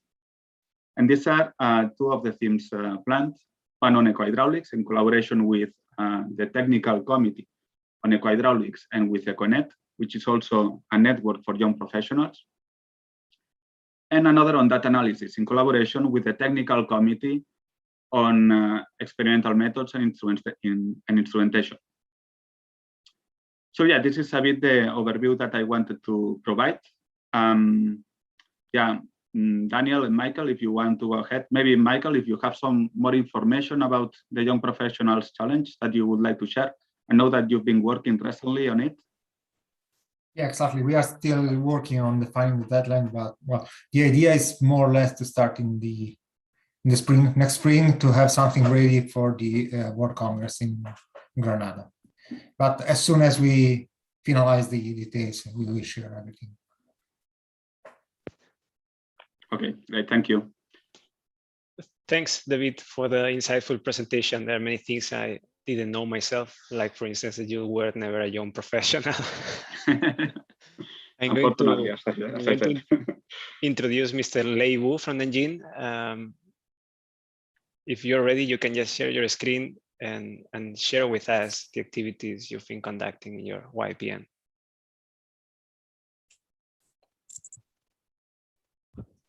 Hello.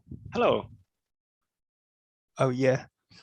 All right, there you go. Can you see my screen? Yes, all set up. Oh. Thanks for the host's introduction.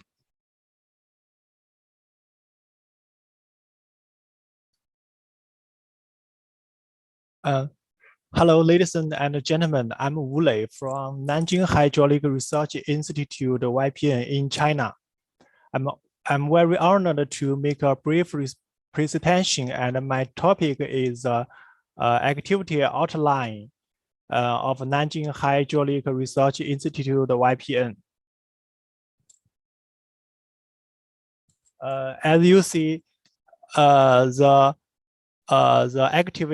the activity outline includes these three aspects. Firstly, bring high quality academic resources from IAHR to NHRI YPN. Secondly, practice actively in my YPN. And thirdly, participated in international academic exchange widely and deeply. Specifically, IAHR organized many high quality academic activities such as online lectures, webinars, and formats. These activities are very valuable and attractive to my YPN members. Therefore, we have been promoting this latest news of IAHR to bring high quality academic resources to my YPN. This activity make NHRI YPN members more familiar and interested in international academic exchanges. Secondly, practice active in NHRI YPN. Nanjing Hydraulic Research Institute has a solid research basis in hydro environment. The members of NHRI YPN are mainly doctor and master students. They have carried out lots of meaningful research on hydro environment during their studies. In addition, my YPN also organizing members to visit local projects with a graduate school, and we also encourage members to participate in English presentation competition organized by IAHR China chapter. Unfortunately, due to the coronavirus disease, many offline activities have been delayed or canceled. We are also prepared to carry out more online activities. In general, these activities provide effective support for the career development of NHRI YPN members. At the same time, these activities also provide lots of materials for international exchanges. Thirdly, participate in international academic exchange widely and deeply. The academic resources from IAHR make NHRI YPN more familiar and interested in international exchanges. Therefore, NHRI YPN members are more active in sharing their research.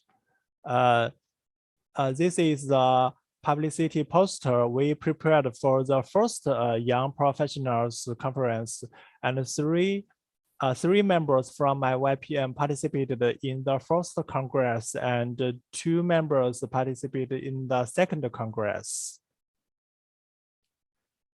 In my opinion, these conferences from IAHR provide the excellent platform for academic exchanges among international young professionals.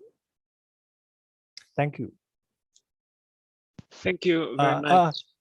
This is all my presentation. Welcome to contact us. Thank you. Thank you. Thank you very much, Lei. I'm going to quickly introduce Ms. Gabriela Castrellón because she also needs to leave early. Gabriela, are you ready to share your screen? Yes, I am. Very good. So the floor is yours.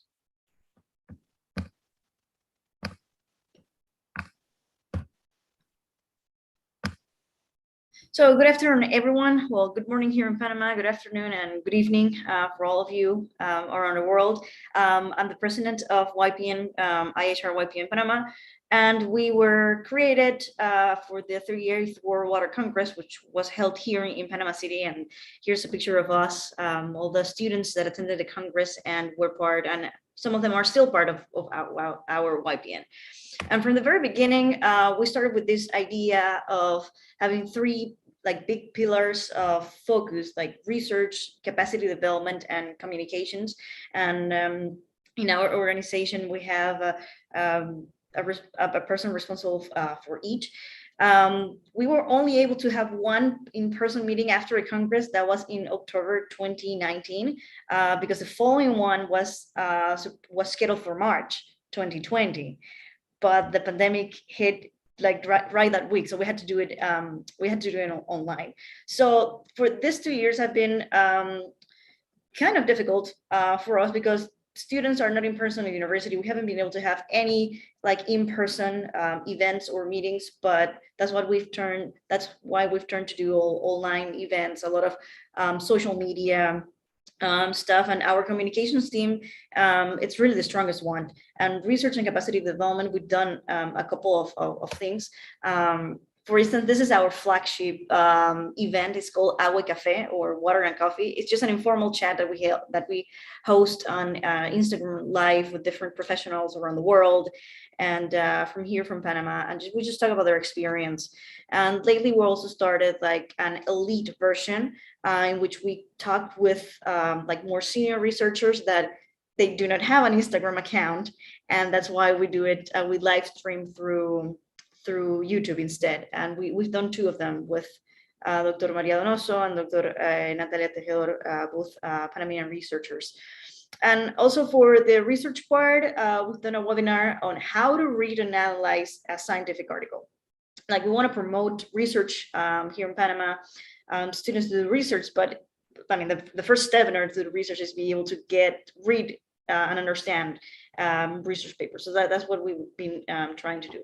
And as part of our effort to communicate science and bring all these topics more to young people, and not only practitioners of the field, but also the general public, is that we do communication campaigns of all of this webinars that people and students from the university are organizing, and we just are kind of a vehicle to to present those.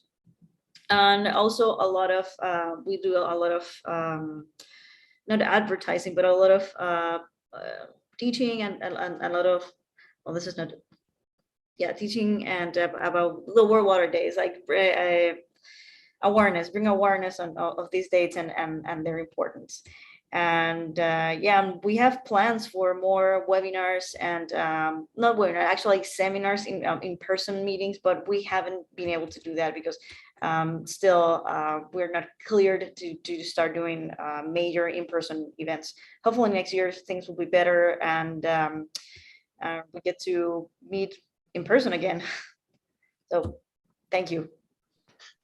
Many thanks, Gabriela. Thank you very much, and thanks for making it as well, despite the time difference and restrictions you have today. So many thanks.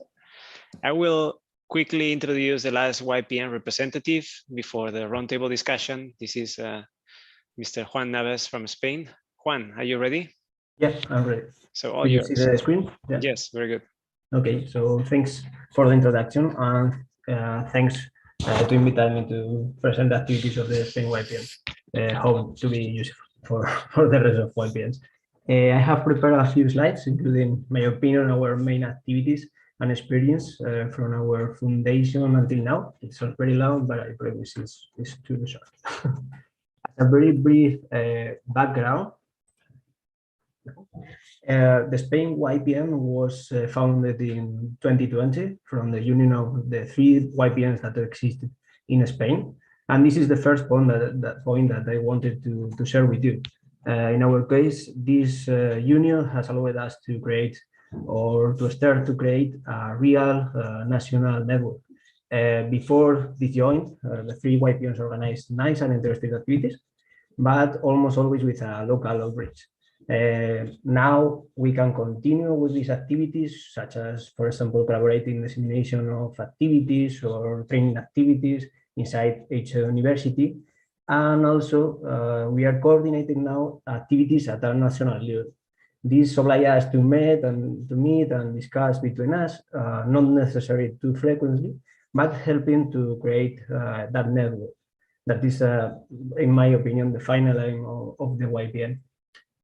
This union has also allowed us to incorporate until now 4 more universities of Spain to the YPN, and we are currently over 40 members.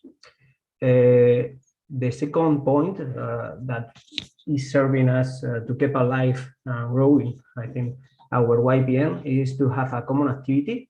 It's 1 or 2 months that involves people from the YPN, active members in the organization of the webinars, also non-so-active members presenting in 1 or 2 webinar, and also researchers or professionals that may be also potential YPN members in the future. In our case, we chose these webinars to organize these short online webinars of around 30 minutes. I think that we have already held like 10 or 11 webinars already. And in these webinars, the presenter tells us her or his work, and we are really happy how it is working.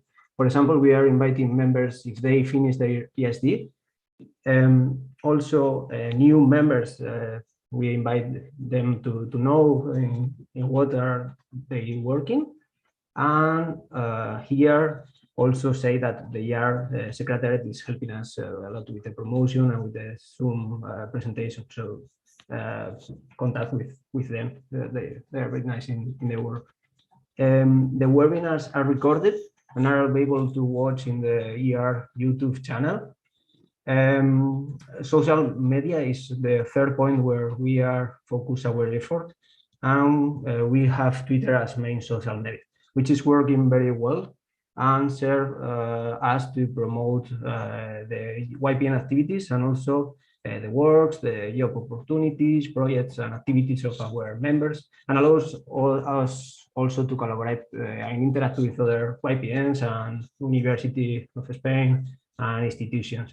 And then we have the mail, the contact mail to communicate directly with our members. and send info that can ask.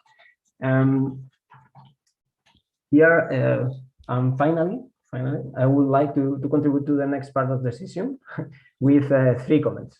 The first one is I dare to give a little advice for new people or for new YPN, is that don't try to do as many things, activities as possible, and don't worry about the number of members. This is my personal opinion.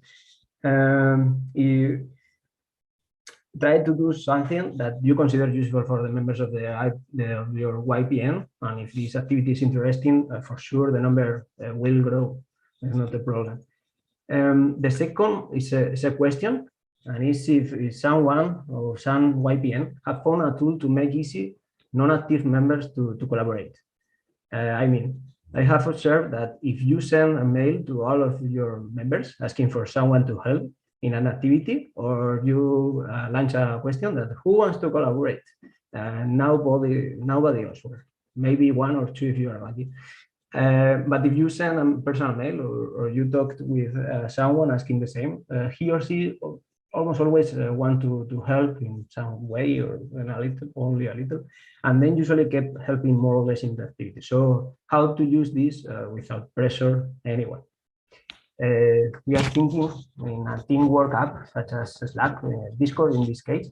We are using these some members in the active members of the YPN, and this is working well, but we have a lot of doubts to open this to all the YPN. This is something we can discuss, or we can see in the next one. And the last one is a proposal. From the Spain YPN, we are thinking of organizing a Twitter contest related to the next World Congress that will be held in Granada the next year. Maybe asking for a photo related with water, from snow to sea, as said the slogan. And we wonder if someone do you like the idea, or do you want to collaborate, and maybe launching the contest at the same time, or whatever you want. Thanks again for the invitation. And if you have any doubt on you think we can help, contact us. Many thanks, Juan. Very interesting presentation, and well, congratulations for your recent award on Best PhD Thesis on Water Science in Spain. Oh, well, thank you. and thanks everyone for sharing your points of view, which are very different, interestingly. So I'm going to pass the word to Michael Nones. Michael, you are the boss. The floor is yours. Thank you very much. Well, and first of all, congratulations to all the 3 YPNs, because they shown a lot of activities, and they show that it's possible to do something within YPN. And yeah, I would like to start from the Spain example, because basically you join 3 different YPNs to create a national one. While we have examples of YPNs just focus on a city or on a small part, and others focus on the entire country. First of all, did you succeed in joining the activities? So it was a good choice or not? Yes, for sure. I think that is a thing that will go well from the pandemic situation. We start to talk between the 3 YPNs, and the result, I think, that can be better. We continue with the activity as we were performed before in our university, and we launched a lot of activities, new activities, joint activities, and I think that we are stronger in the Spain year, and to do with ideas, and we are more active people. It was good. Yeah. Okay, thanks. Well, because we have on the other example, like the YPN's Cardiff, which is basically one city. So I just wondering, Nicholas, if you can give some feedback on why you created a local YPNs, and if you are considering to extending it also behind. Yeah, hi everyone. So our YPN is basically only comprised of researchers from Cardiff, but I think at this point that's potentially a weakness, and that particularly going forward, personally, I'll be looking to get in touch with the other universities. If not in Wales, then we're actually also the only YPN in Britain. So it makes no sense to, not include more people. And I think to this point, that was because for in-person events, pre-pandemic, everything was in person, and getting people to Cardiff would have required, more logistics and effort. Whereas now with online stuff, you can have, we've had joint events with the Irish YPN recently that was better attended than, most things I could expect. So yeah, I think that the approach of, if not connecting or just expanding your scope, is really positive. So you're basically suggesting that nationwide YPN is better than very local, at least during this period, because we are not going to meet each other in person. So it's easier to connect, basically. Yeah, make use of the fact that it's easier to connect, for sure. And yeah, I think, yeah, that expanded opportunity to collaborate is part of what the YPN tries to offer and should try to offer. So, and then I would like to hear some feedback from two new YPNs, Chile and Scandinavia, because they went straight for the nationwide YPN. So, Catalina, do you have any feedback from Chile?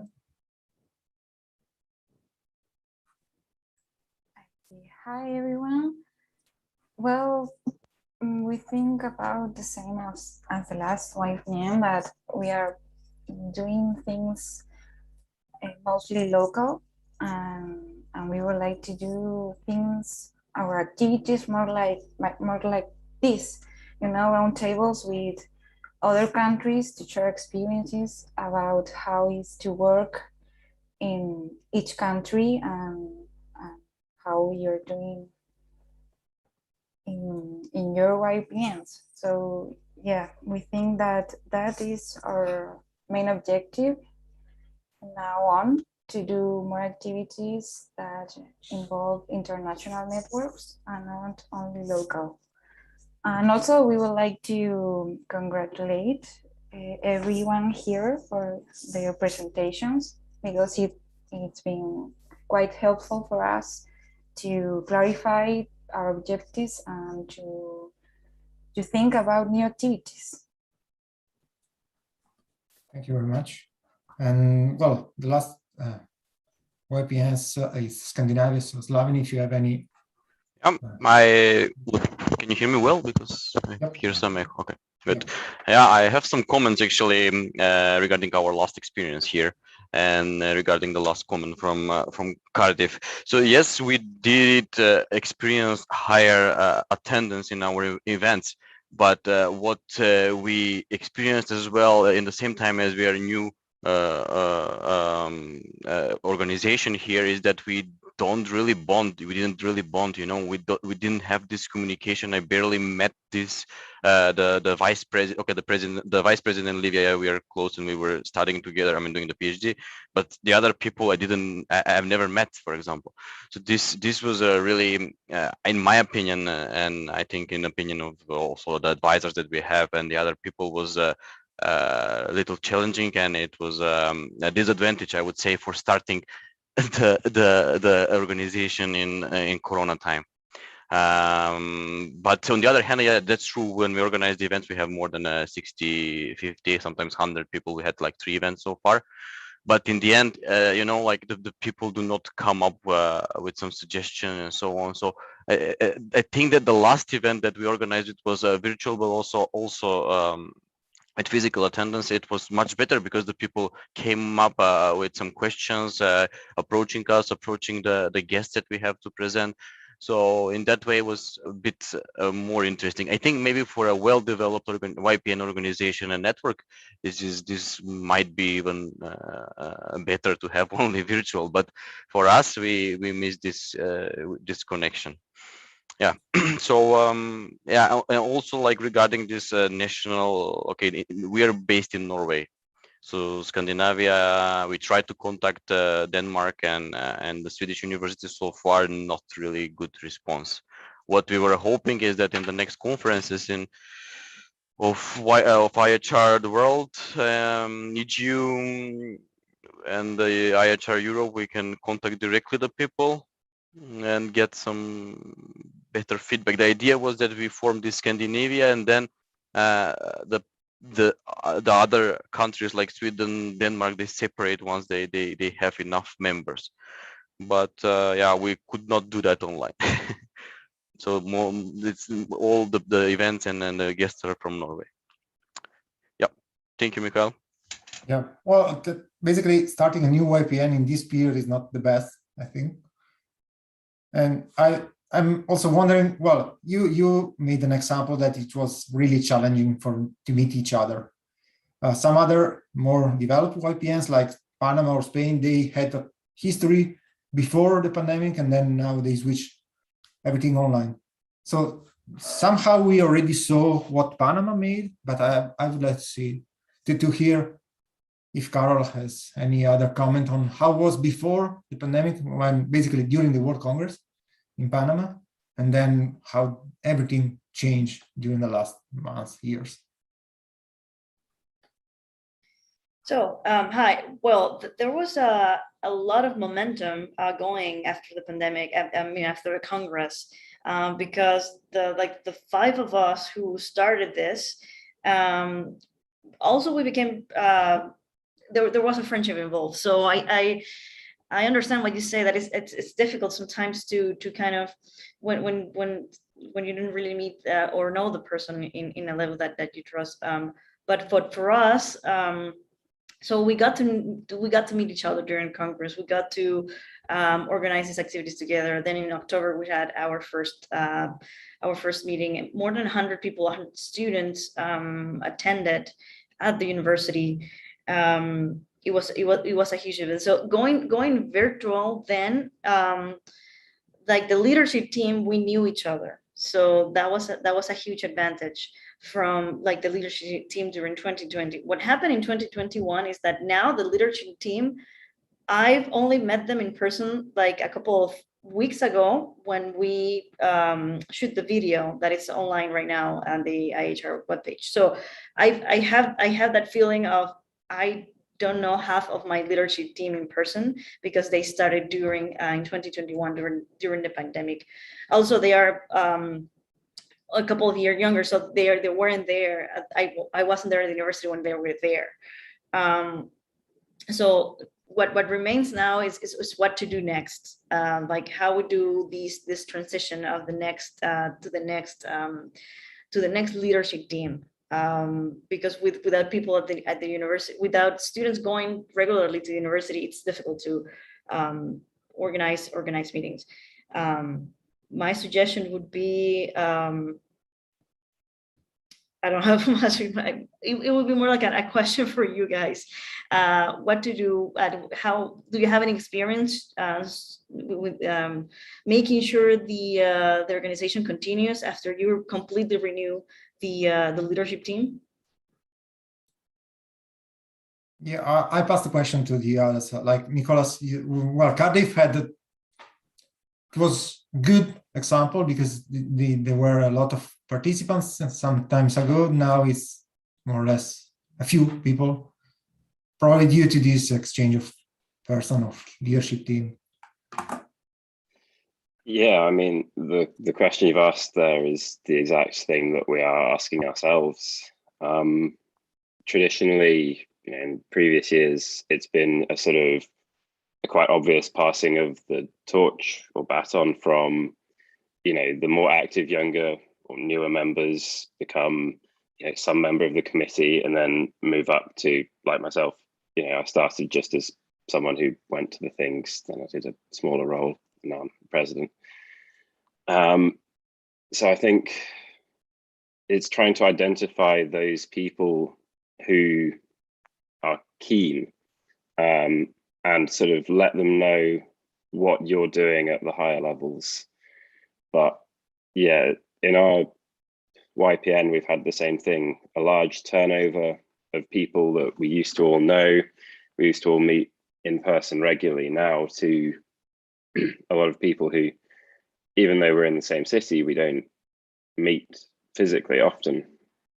We don't know each other well. So it's, it's the challenge at the minute, I think. And I think just trying to slightly pick the people that you think, through whatever reason, will do a good job. It's probably the best approach. Yeah, Manuel, go ahead, please. Sorry, now you can hear me.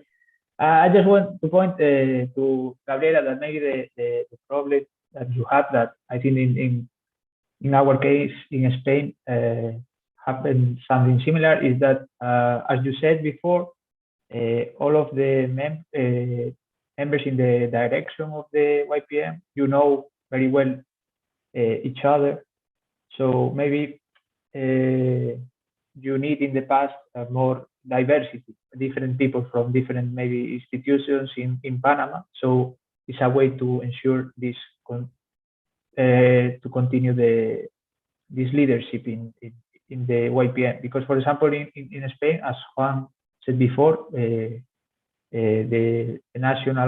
Spanish YPM was formed from 3 previous YPMs. I think that, for example, in the case of one of them that Juan and me belong, we were quite stopped. We did not a lot of activities, and I think that also in the other one, like it was Madrid, they have also quite problems in the passing the leadership. As now we are like people from different parts, we know each other quite well, but we are from different institutions. Is a way that in the next steps, changing this leadership, maybe this step is easier. Thank you. Carolina? Thank you. Well, as executive committee of Chile, we are very new. We only start like 3 months ago. So we are living like the transition from the previous leaders. And it's been quite difficult because we really knew quite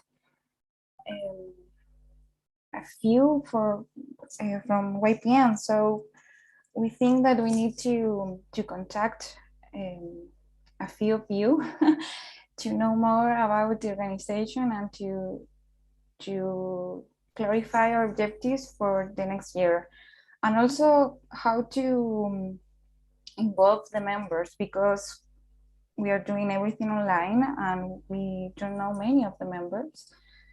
So we think that maybe if we do some face-to-face activities, we could pass the leaders to the next year more fluently.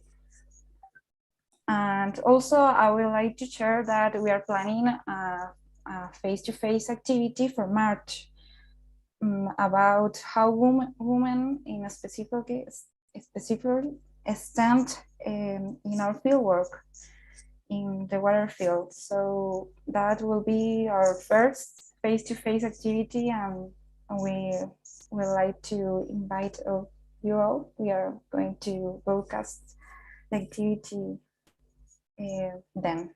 Thank you. Thank you very much.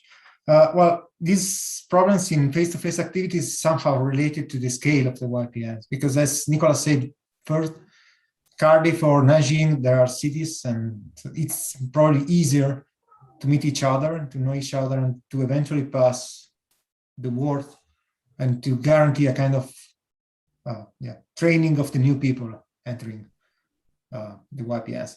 Of course, right now we cannot have in-person meetings, as Daniel shared. There are a few activities planned for Granada, so it could be a first step for sharing your ideas and to know each other, and to eventually see other people how they are dealing with these problems. because as I understood, one of the main problems is to keep the members active and to keep people together. So Spain, they share kind of 40 members, something like that. How did you succeed in having such a lot of high number of people, and how many of them are really active? Yeah, I don't know, Juan, if you want to ask, but the members, more than 40 members came for the association of the previous. So we just joined the membership of the previous YPNs. We are in this process that you mentioned, trying to involve our members in the organizing some of the events, and this is connected with the slide that Juan showed with the Discord channel that we have. I think that is very interesting. Some of us in the leadership panel, we are using this tool, and it really works. For example, in my case, because you can even like introduce topics, so you can just go for example, we have a topic of Twitter communication, so we just go there and just post whatever you want to share in Twitter. We have like also like topics regarding the webinars that we are organizing, for planning, for just remember to send the email and this stuff, or contacting the IAHR for preparing the Zoom event, and another topics. So we want to share some of these channels with all of our members. So in this case, they can participate in the organization and having an active contact with the rest of members in our YPN. Thank you, Daniel. Yes, I just wanted to talk as also member of this Spanish YPN. I think everybody is active except me. So everybody in this network is very willing to help each other, and they have a WhatsApp group, and you can see when somebody cannot do something, 2 minutes before it starts, somebody offers, and they cover each other. So I think this also links very much with what we have heard before. It's not a one-man army or a one-woman army, but it's a group of friends. And if they are having fun, things work. If they're not. And do you have any hints, any suggestions to people starting the YPNs on how to engage people and how to create these kind of groups? You or anyone else from Spain? I think I would go back to the first comment of Juan. Do things that are useful to you. Don't do it because you want to do a YPN. Don't do it to promote yourself. Don't do it for any other reason, but just because there are things that may interest you. You want to see seminars of people who are in the water sector in your country, and do it for that reason. If you're not interested in that, if you don't find a reason, then just not do it. Okay. Yeah, and take advantage. In our case, because of the pandemic, we launched these webinars with most of them were the people who was presenting was people who already finished the PhD. So it's like also like a platform for sharing all of this research, and little by little, because it's not something that you say, okay, I organize this YPN and in 3 months I will be like, I will have like 100 of members, 3,000 of followers in the social media. It's not like this, but it's like just doing little by little, organizing with some colleagues the activities. So it's a good networking activity, just organizing. Yeah, I think these are the most important things. Thank you. Maria? Yes, one other thing that I wanted to mention, that at the end of the day, not being in person, it's difficult to build those connections that make us a more like cohesive organization. But at the same time, it obviously opens the door to start doing all of this. Like in 2020, I tried last year to organize meetings with different YPN from Latin America and Ibero-America, so including in Spain. And right now we have sort of kind of planned a forum for the YPNs, similar to these, but in coming up next year. And also we in Panama have been able to have webinars with Panamanian researchers that are abroad, that otherwise obviously we couldn't have had researchers of that experience talking to us, but thanks to the virtual. So it's like it has its advantages and disadvantages, and I think we can all agree that having a combination of both moving forward would be the winner, the winner decision. Thank you very much. Well, moving from this kind of combination of different YPNs in Latin America and Spain, I was wondering if the language could be a kind of barrier in some YPNs, because, for example, in Scandinavia, they have different countries in, while in Spain, you have only basically Spanish, or in Poland, we have only Polish people. So I was just wondering how if you have to deal with different language, or if you are using your own language. So yeah, I mean, in our group right now, there is none which is Norwegian. So who's Norwegian? So that means that it's not really a problem, and we have, I think, one volunteer so far who is Norwegian. But that might be a interesting conclusion, because when I see right now, there is most of the students that are joining these events are international. There are some Norwegian. The last one, there were few Norwegians, but that's true. There are more international students that join. Maybe because also the Norwegians have their own organizations here that they prioritize instead. So that's true. But we are aiming to have, like, of course, some Norwegian right now in the next period, because that's I think it's quite important, you know, like you're to be native to the country. But on the other hand, when you think about Scandinavia, like everyone speaks English, so.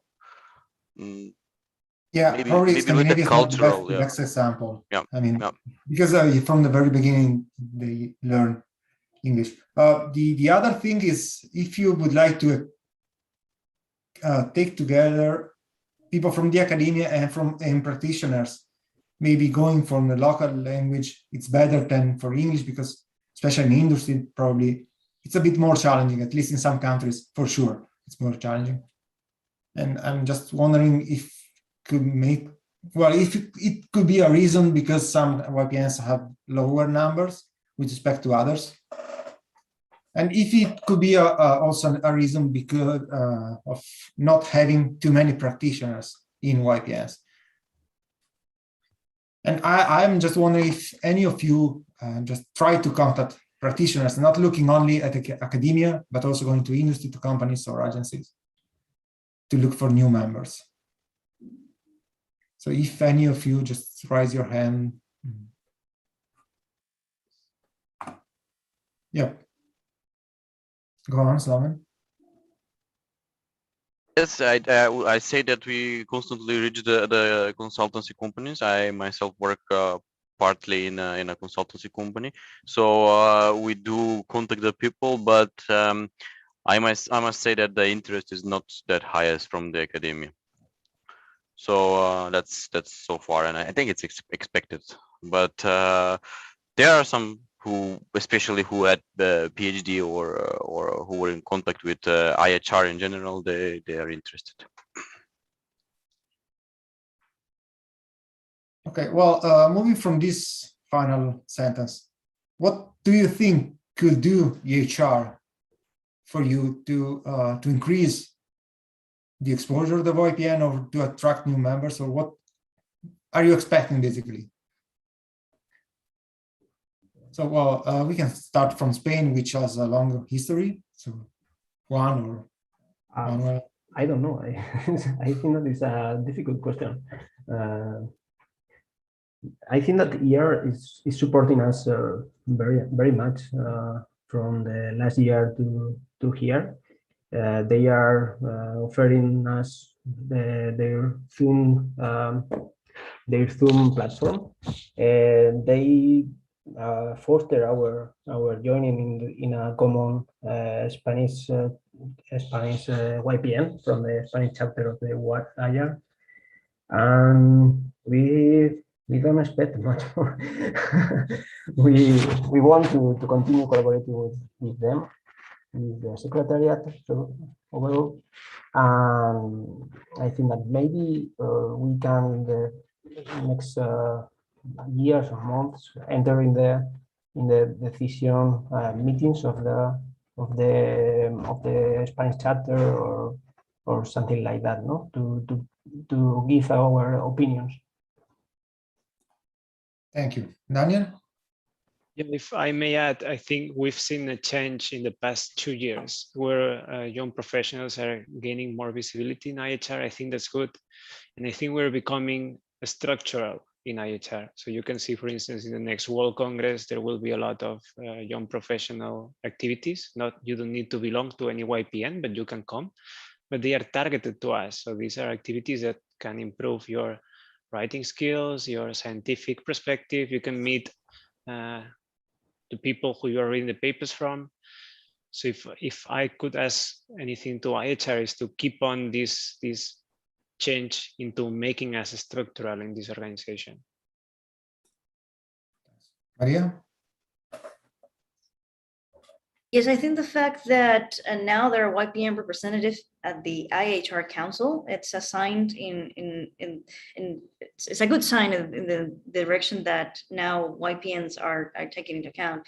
What we need to do now it's to be more clear what IAHR expects from the YPN, because I think from the very beginning it's so open that sometimes we don't really know what our role is.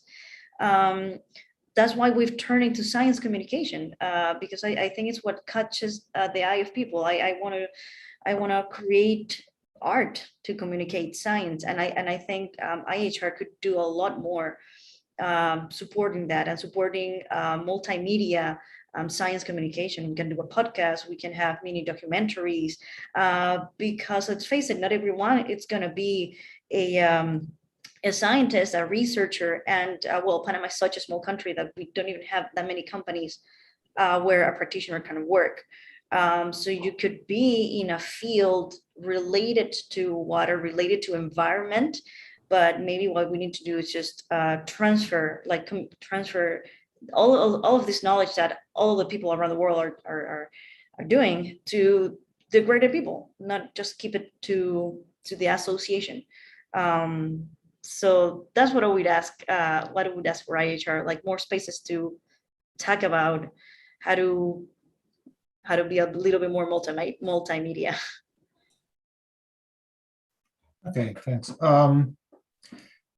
Well, basically, this is what the old YPNs are expecting. So the new ones, Chile or Scandinavia. Catalina, would you like to share some opinions? Well, yeah, I think that Maria is quite right. We need more guidance about what to do and the duties and what you are expecting from us. But, well, in particular, we have Jose Maria Carrillo, who is here. He has bring some guidance to us and what to share with our members and what activities to do. So we have been doing webinars, online webinars, with a lot of participation of IAHR. So yeah, we will expect that and more guidance internationally. Thank you. Okay. Thank you. And from Nanjing YPNs, do you have any requests, Lee? for IAHR?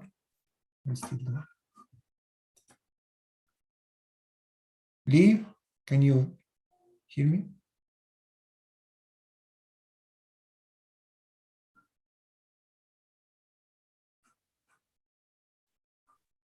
Yeah. Yeah. Do you have anything that you would like to ask to IAHR, or are you satisfied, or do you need more guidance? Anything that it can help in improving YPN activities and YPN in general?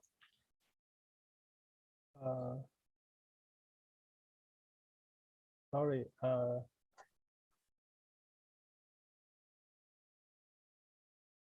Can you repeat it? Yeah, if you would like to ask anything to IAHR, or if your YPN needs anything. In my opinion, the main problem is the language barrier between native Chinese and English in international academic exchanges. We often remind our members to continuously improve their English communication skills so that we can adapt to more international exchanges. Thank you. Okay, thank you. The last speaker, Slaven, if you would like to say something. Yeah, just briefly, like I would add on of the suggestions that we had from the Spanish group. Basically, I think that targeting different groups is very important. I mean, with one presentation, you cannot really get all the audience, and then that's what we are doing now. For example, we have event career flow where most of the people attending are second-year master students, which are interested in getting a new job and how to proceed and so on.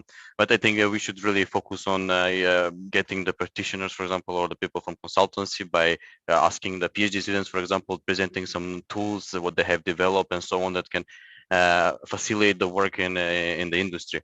And on the other hand, I also like kind of missing, maybe I'm not really following up, but why the other YPNs do not invite on a regular basis on an international level the other people. For example, I'm not sure we have some collaboration right now with Poland and Germany and I think Spain that's Livia leading, but I don't receive, for example, an invitation to attend some of this. I think in general YPN is missing this kind of events, and I would really prefer to be in English, of course, and then that's how, I mean, you increase the cross-boundary communication and so on and so on. So yeah. Well, that's for sure one of the points that should be noted in the guidance or in the guidelines that were asked, and we will keep track of this. I think we can close here this nice discussion, and I would like to invite all of you to come to Granada. As already said, there's a lot of activities for YPNs promoted there, and also to share your ideas. If you have any problem, just contact me, David, or Daniel. Share your ideas how to improve this this network, basically. So Daniel, if you would like to say something before passing to David for final words. Yes, thanks, Michael, for conducting the debate, and thank you everyone for participating, for sharing ideas, thoughts. This is trial and error sometimes, so I don't think we have solutions for everything, but let's make this whatever you want it to be. May there be guidelines or not, but let's try to make it useful. And I like to think of IAHR as a place to get opportunities. I think all my jobs were advertised in IAHR, and that's how I found them. And it was advertised by people active in IAHR, and that's been how that has been how I built my network. So if YPNs make it easier, then this should be welcome. That's all. Thanks, Michael. Thank you very much, David. Yeah, thank you. Really, thank you to all of you. Yeah, I was going to intervene in the discussion, but then I thought better shut up and learn, no? Because it was very interesting, all what you were saying. So instead I just took notes. And really interesting, for instance, to listen to suggestions from Slaven about language, that and to engage more at the international level, or for instance, in terms of the guidance that you may receive and to have more clear your goals, Catalina, for instance, mentioned the relevant role of the mentor through Jose Maria, as a good example. And what else? Also, Gabriela, mentioned that again, in order to have more guidance, would be nice to have maybe eventually more support from IAHR sphere. And also the importance of scientific communication, and that you try to do this through your YPN. And then also in terms of the formation of a new YPN, I think this was very interesting because I'm not sure if you are aware that now IAHR is doing quite an effort to create new YPNs in Africa. Unfortunately, the representation of IAHR in Africa is not that much, although it's a continent with huge and hydro-environmental challenges. And I agree with you, it's not easy. It's not easy from scratch to build a YPN. You need some critical mass of young professionals interested in creating one. Daniel and Manuel mentioned some interesting hint, that it's very important to be driven by common interest, and then just get together and start doing something. But of course, if there is not this critical mass yet, how to form that? It's really a chicken and egg problem, right? What else? Then also, I liked some contribution from Catalina, that you mentioned that you also take care of gender balance in your activities. That's also very important. At IAHR, there is a task force for gender balance and diversity. And it's good that from the young professionals, you also take care of this. In the plot that I showed before, this age pyramid, it seems it's not a big deal, gender, among young professionals, but this has to continue. So maybe to take care about gender equity, it's important, of course. So yeah, and finally, Nicholas, you mentioned that you are already contributing with the Irish YPN, which is very new. I think it's a couple of months new. So it's great because I'm sure this is very helpful for this new YPN. Okay, so if we could have something similar with a new YPN in Africa and European YPNs or Latin American contributing to organize activities with them, this would be really a great support for them. So let's hope maybe during 2022 we have such kind of scenario. Okay, so yeah, again, thank you all. Thank you, Daniel. Thank you, Michael, for organizing this very nice discussion, this very nice roundtable. And yeah, like you suggested, the IAHR World Congress is not that far. Hopefully, we'll be able to meet face to face. Some of you, hopefully, all of us, and yeah, to be continued with this kind of very fruitful discussions, and hopefully with a beer in our hand.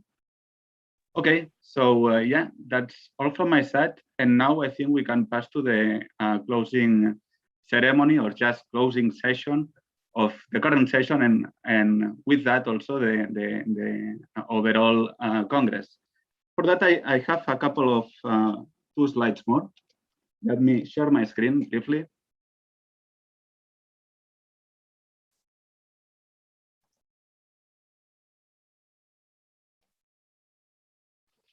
I hope you can see my screen. Yeah. Okay, so these are the overall numbers in terms of participation of this second edition of the Young Professionals Online Congress. So numbers are similar, if not even higher than the one from last year, which was already very successful. We've got more than 800 participants. And I have to say, these are not updated numbers. This was from the first day of the Congress. So maybe now it's even higher, this number. And good news is that 500 of these, more than 500 of these 800 were non-IAHR members, which of course, this is good for the outreach of the Congress and of the association. Around 100 posters have been presented. It's been 3 very intense days. we've got the support of 80 members of the International Scientific Committee, thanks to the technical committees who helped us in contacting these members, who helped us also in the peer review process and of course on chairing the sessions. And these 800 participants connected from 90 different countries. So really, really an international event, getting connections from all the corners of the globe. Here you can see in the bottom the distribution in terms of regional divisions of the participants. So, well, as expected, Europe and Asia Pacific dominated the connections of the participants, but still great participation from Africa, Latin America, and North America. So I believe this is even better than last year. Concerning the diversity in terms of profession, we've got the perfect balance between students, academics, and practitioners. Almost 1/3, 1/3, and 1/3. And in terms of gender, also great news, no? Because we got more than 1/3 of women, which is above the standards of more traditional IHR events. So I think these are great numbers that confirm the success of this great initiative that was started last year with the first edition of the YP Congress. And this is a great motivation to continue with that. So I will be very happy if next year and the other, we continue with this annual YP Congress. And on an online basis, I know that all of you are willing to gather together face to face, but this was first driven last year because of COVID, so it had to be online. But also the fact that it's online is good to break barriers in terms of traveling expenses, and also the fees. It's a free Congress, etc. No? So we want the Congress not to be available for everyone, for any young professional in the world. So yeah, this successful Congress, it's thanks to many different parties. So I wanted to I've taken note of, I've written down here all the different parts that I would like to acknowledge, not to forget any. So big thanks to the members of the organizing committee, especially the young professionals involved, because this year among the organizing committee there were young professionals very active, and it was really helpful, their help during the overall process of the organization. Also to the keynote speakers with the great keynote lectures that we've had during the 3 days. To the International Scientific Committee, as I mentioned, it was really a great number, 8 members that helped us in the peer review process and in contacting the chairs. So also great, big thanks to the chairs. Also to the support of the task force members and the APD members, which were very much engaged in giving advice and proactively helping in the organization. To the YPs involved in this very roundtable, also to Daniel and Michael for that. Obviously, to all the authors who presented their work. These are the real stars of the Congress, the ones that brought the scientific content that was shared during this Congress. And to all the participants. Without them, of course, the presentation of the posters and the research work makes no sense. And last but not least, definitely, to the IAHR Madrid office, who did an excellent job in providing the framework and made this possible. So I would like to finish with this final slide, because again, during the Congress, I've been taking some notes, especially because the aim of the Congress, among other goals, is to get in touch seniors with juniors, and to have some mentoring from the seniors to the juniors. So I've been taking some notes concerning advice and maybe interesting quotes from the seniors. For instance, this one from Mohamed Ghidawi. What puzzles me is that some artificial intelligence studies in hydraulics seem to rely on data only. We should not throw away the physics and rely only on data. The more data you have, the more fundamentals you need. Always not forget the fundamentals that it's been taken hundreds of years to develop and big data is not enough to provide scientific explanations. Very similar comment, but much shorter, from Rui Ferreira. Experiments are not enough to solve a problem in hydraulics. Again, data is not enough. You need to explain that data, to provide this scientific explanation. From Sandra Suarez, in the same discussion, you need a well-calibrated model to tell some truth. So if a model is not calibrated, it's maybe not, it might be a valid argument, but maybe not a truly argument.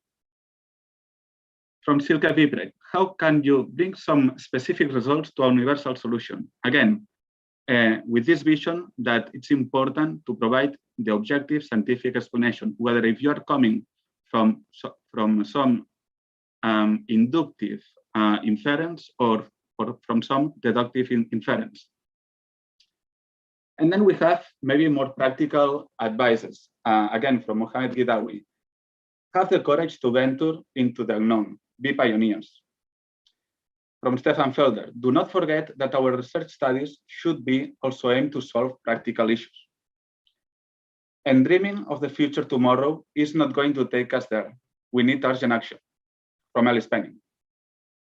And finally, Joseph Lee, at the opening ceremony, he gave some definition or characterization of what for him are the IAHR young professionals. So the IAHR young professionals are the followers, the trailblazers, the architects, the builders, the social workers, and the healers to embrace the future challenges and opportunities in our environment. So I think these were all very nice quotes. Some quotes they invite to some scientific reflection, even philosophical, and some others are advices to look ahead at the challenges that we have in our environment, climate change, water security, you name it. There are plenty of challenges, and as Mohamed Ghidawi was mentioning, we need to be pioneers because these challenges are also opportunities. Okay, so this is a bit my final reflection of this second edition of the Young Professionals Online Congress.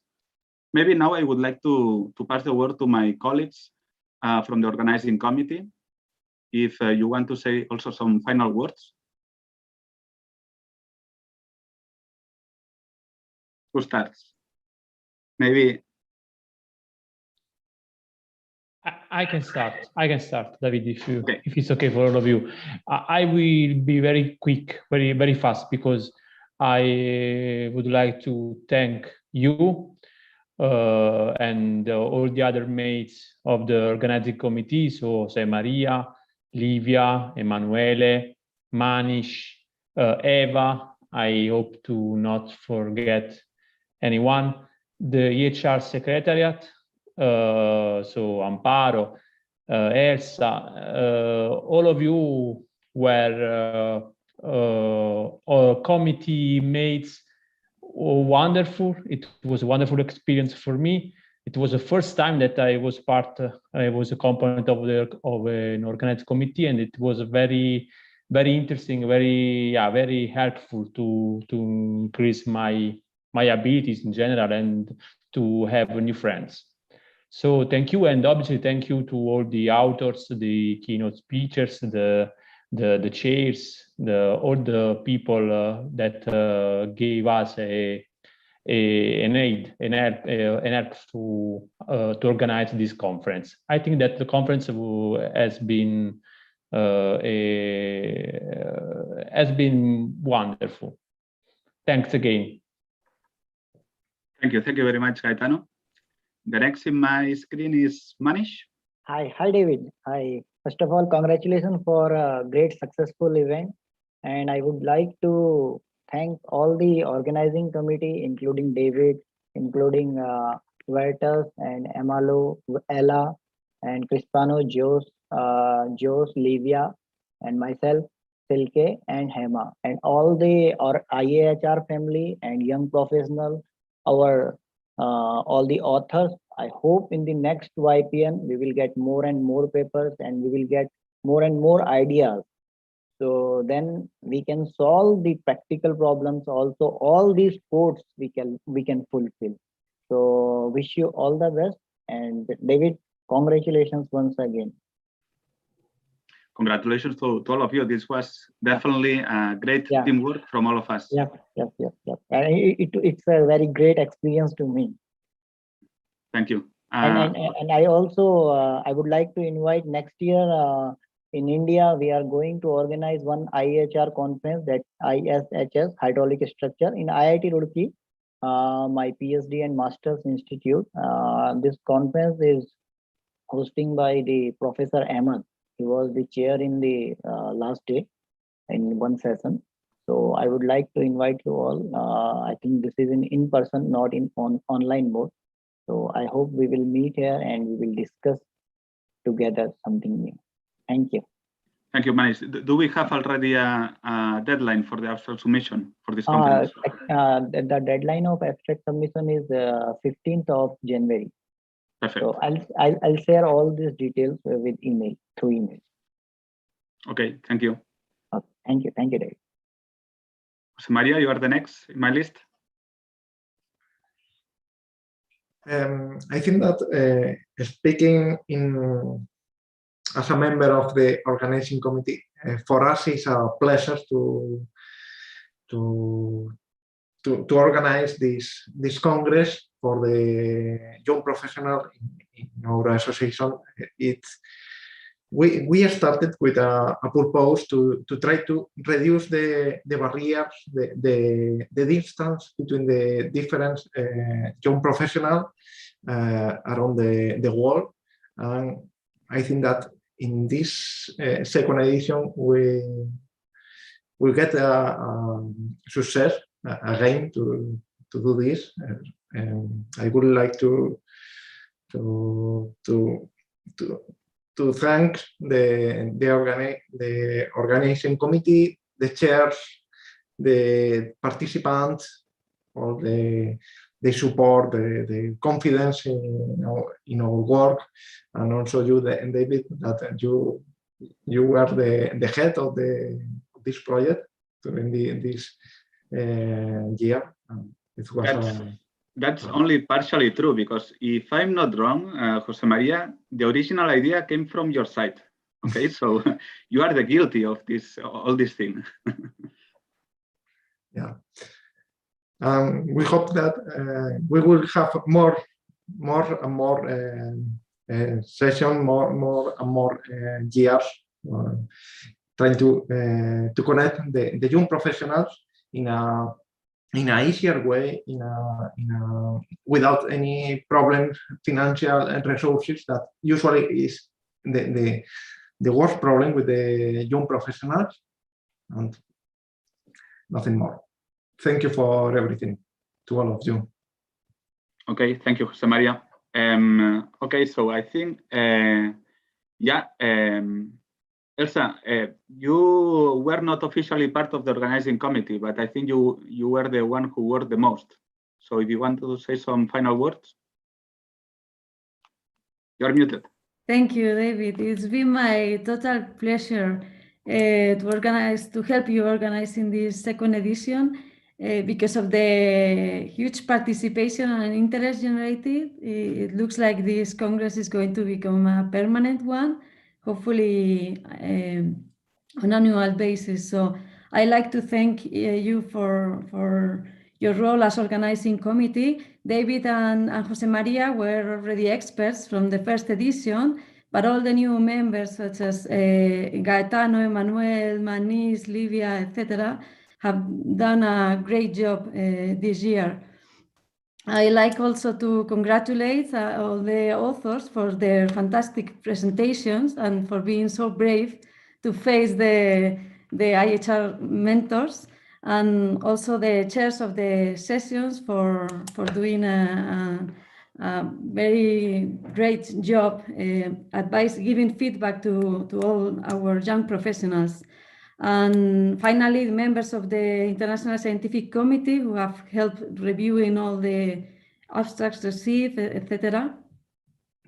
And we look forward to organizing the next one next year. And we hope to see you all in Granada in 7 months, where we will have, as my colleagues already mentioned, there will be a full program of activities dedicated to young professionals, which I'm sure you will all enjoy very much. Thank you.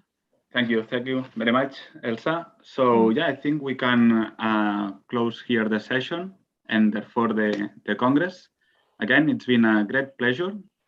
And I hope to see you all soon, hopefully during the IHR World Congress in Granada or wherever we will still be connected through IHR media and IHR network. So yeah, see you around. Ciao. Bye-bye. Ciao. Bye-bye. Thank you. Bye-bye. Bye. Thank you all. Thank you. Bye-bye.